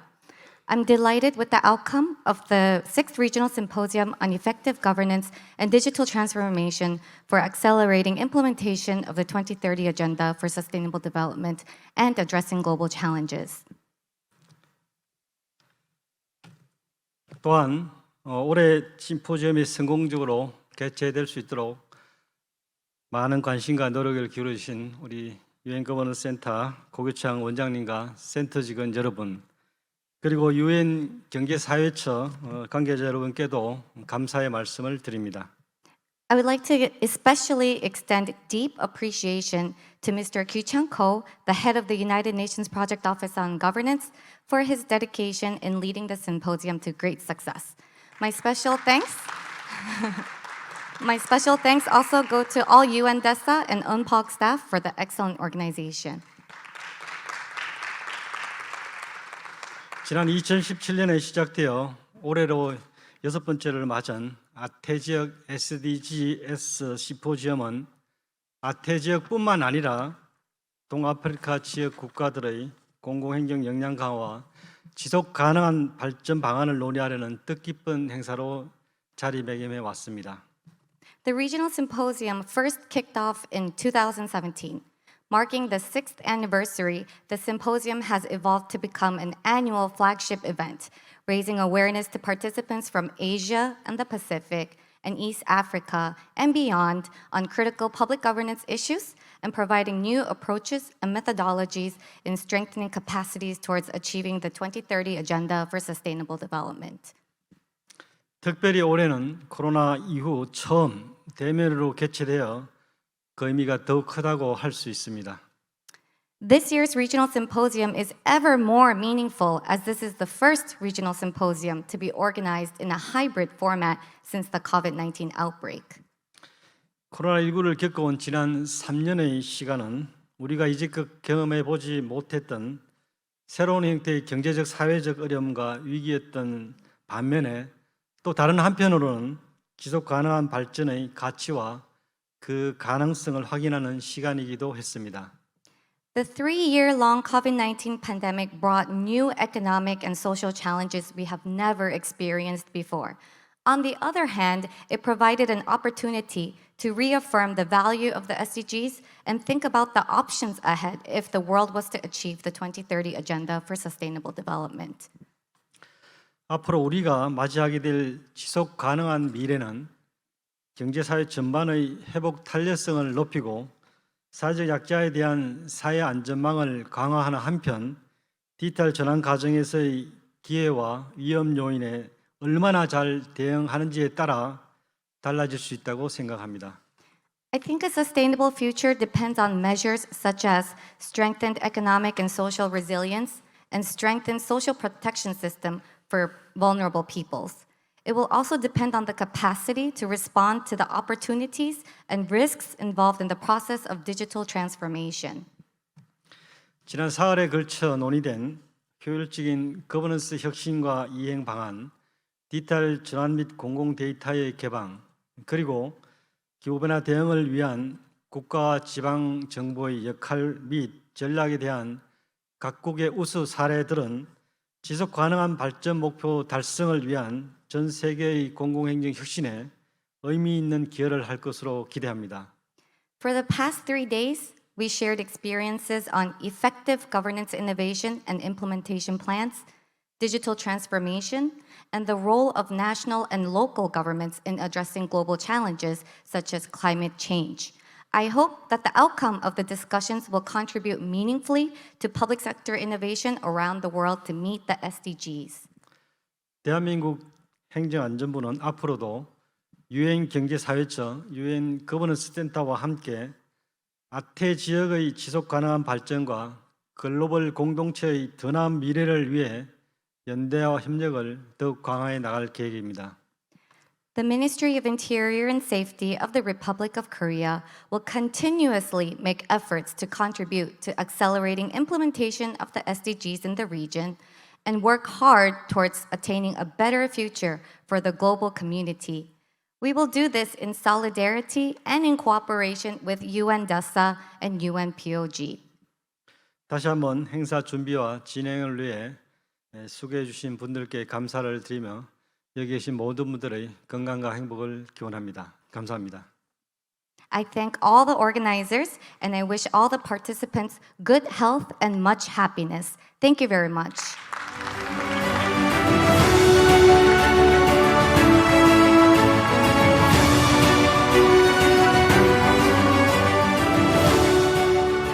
Thank you, Vice Minister Han, for your insightful closing remarks.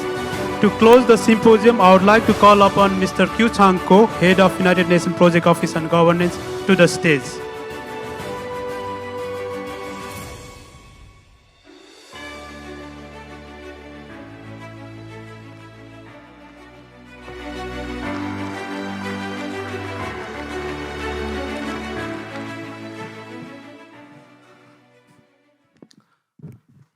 Your Excellency, Mr. Chang-sop Han, Vice Minister, Ministry of the Interior and Safety, Republic of Korea. Excellencies, distinguished delegates, ladies and gentlemen, I am very delighted to witness rich and meaningful discussions and proactive dialogue over the past 3 days on a broad range of issues of high policy relevance. Our distinguished speakers introduced diverse strategies and innovative approaches to building effective governance and accelerating digital transformation for realizing the 2030 agenda and addressing global development challenges. This symposium is convened at an inflection point.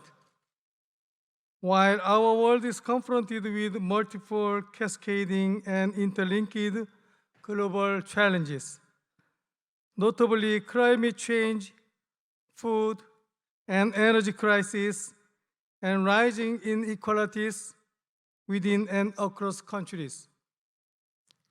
Strengthening public institutions and effective harness digital technologies for agile and responsive to shocks, and particularly addressing the plight of poor and vulnerable populations in poorest countries, have never been so important. We have to prepare for the future with new ways to deliver and engage citizens and better policy trade-offs to respond to uncertainties and challenges. As we are getting to the end of the symposium, let me share with you the following key messages. The SDG 2022 report showed the COVID-19 has derailed SDG progress, and the SDGs are in great jeopardy. Asia Pacific is not on track to achieve any of the SDG goals. The Parliament and the Supreme Audit institutions have been increasingly more involved with important roles in SDG implementation and monitoring and evaluation. Lack of statistical capacities to produce quality, timely, and disaggregated data constitutes big barriers to informed policymaking. Digital the symposium, we have discussed how to accelerate government innovation and digital transformation, which can contribute to fostering innovative solutions for addressing global challenges. We need to innovative radically with our stakeholders on the deck. We can't afford business as usual during this tumultuous time. We all agree it is necessary to establish an integrated digital platform with the whole of government approach for public services to all, anywhere, and anytime. Digital is becoming new form of inequality. So people should be at the core of innovation, while continuous efforts should be made to avoid further left behind of those people in vulnerable situations. While recognizing that effective use of data through digital technologies such as AI is critical for data-driven decision-making, for agility and addressing uncertainties and risks. Data sensitization, changing mindset, and enhancing capacity to use data for informed decision-making pose a big challenge for public servants. It should be noted, the future of digital government should not be digital, but hybrid. Promoting digital inclusion with inclusion by design and by default. It is critical to ensure leaving no one behind. Promoting international partnership, including South-South cooperation, is very important for exchange of innovative practice and capacity building for developing countries to leapfrog. You don't have to invent new hills from scratch. In response to uncertainties and risks, strategic planning and foresight have become an important tool for sound policymaking. While there's no one-size-fits-all approach, foresight institutions and frameworks should be designed in a way that is tailored and context-specific. Explicit buy-in and support from senior leaders and decision makers is crucial. And building a culture of foresight excellency across the institution requires widespread training and participation in foresight processes. The Asia and Pacific region is prone and vulnerable to disasters. Climate-related disasters have caused huge losses in many countries. Disaster risk reduction is a cross-cutting element in achieving the SDGs. Reducing disaster risks and strengthening resilience are interrelated thrusts of the 2030 Agenda, the Paris Agreement, and the Sendai Framework for DRR. It is worth nothing, the strengthening risk-informed governance and climate action requires effective public governance and integrated risk-informed governance strategies. Distinguished delegates, it is a known fact, multi-stakeholder partnerships is key to success of the 2030 Agenda. The huge financing gap for achieving the SDGs aggravated by the crisis, requires innovative mechanisms with strengthened partnership at global levels. Ladies and gentlemen, we are very sad to witness an increasing number of people forced out of their home countries. Integration of migrants and refugees forced to leave their home countries in the host country have become highly important, sometimes politically sensitive issues, which require innovative solutions. It is strategic to conduct intercultural mediation in strengthening the integration of migrant communities, as well as in deepening the intercultural dialogue, promoting social cohesion, and improving the quality of life of people residing in host country.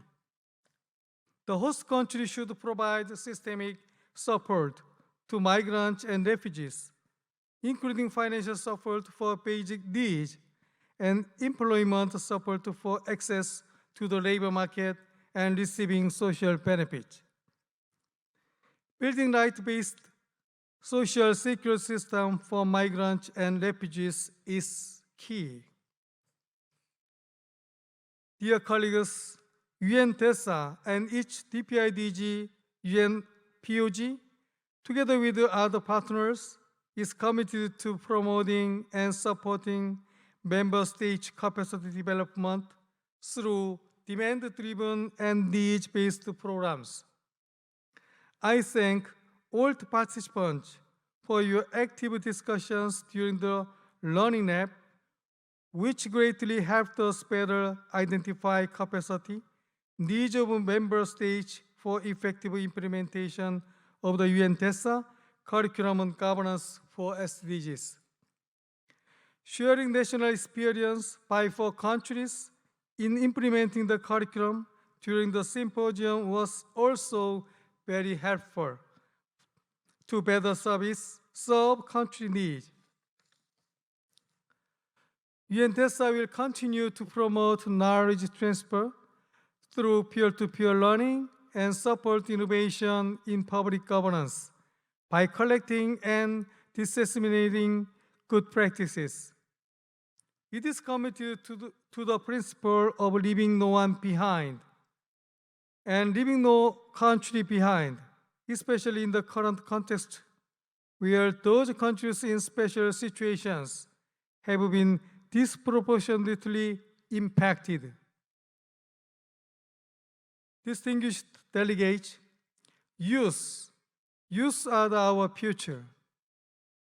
And youth, as leaders, innovators, and change makers, have been playing important roles in accelerating SDG implementation. DPIDG UNPOG has been making continued endeavors to engage youth by organizing the annual Youth Forum on SDG implementation. Before the Regional Symposium, UNPOG has organized the 6th Youth Forum in early November. And at this moment, we distributed the award, the winners. I hope, as catalysts of change, you will return to your home countries with renewed commitment and inspiration to accelerate the implementation of the 2030 Agenda and address global development challenges.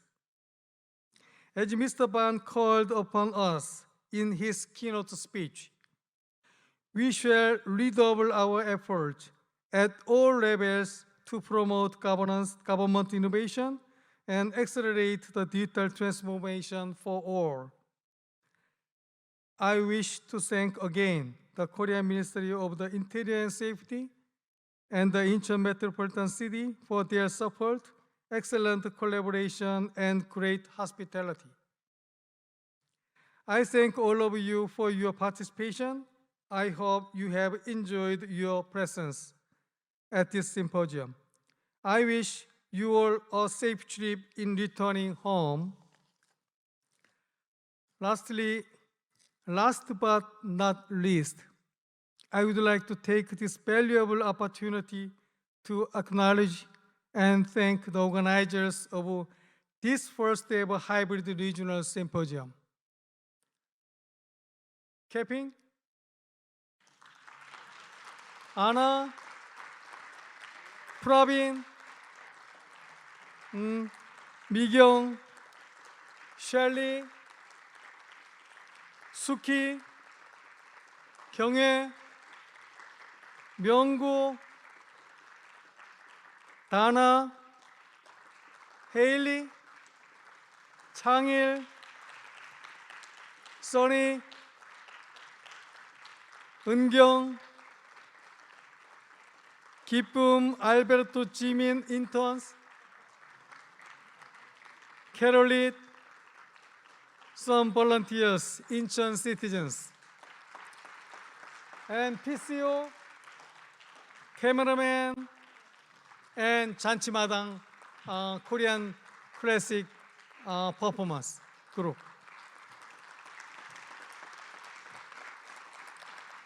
I really want to single out Anna as the overall manager of the regional symposium, and immensely thank you for the thought, sweat, and tears you have put into ensuring an excellent symposium. Thank you very much.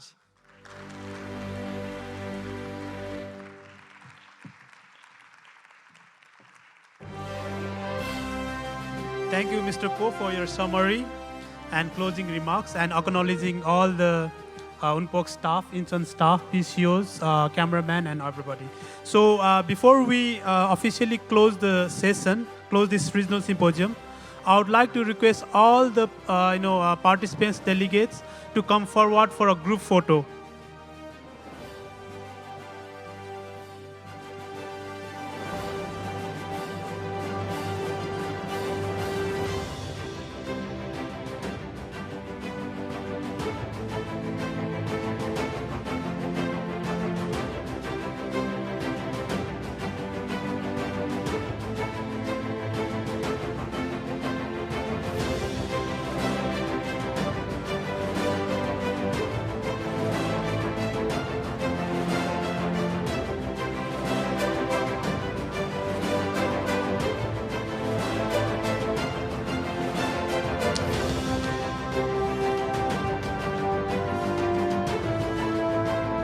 Everybody, please join us.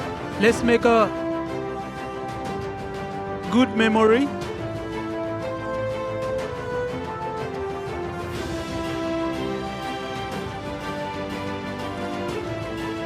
Mr. Myunggu? Myunggu, please join, please.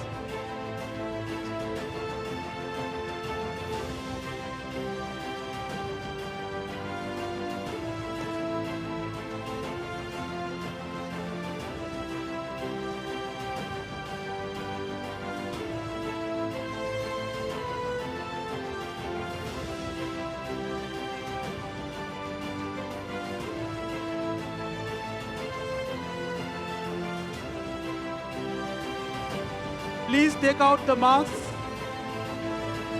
Please.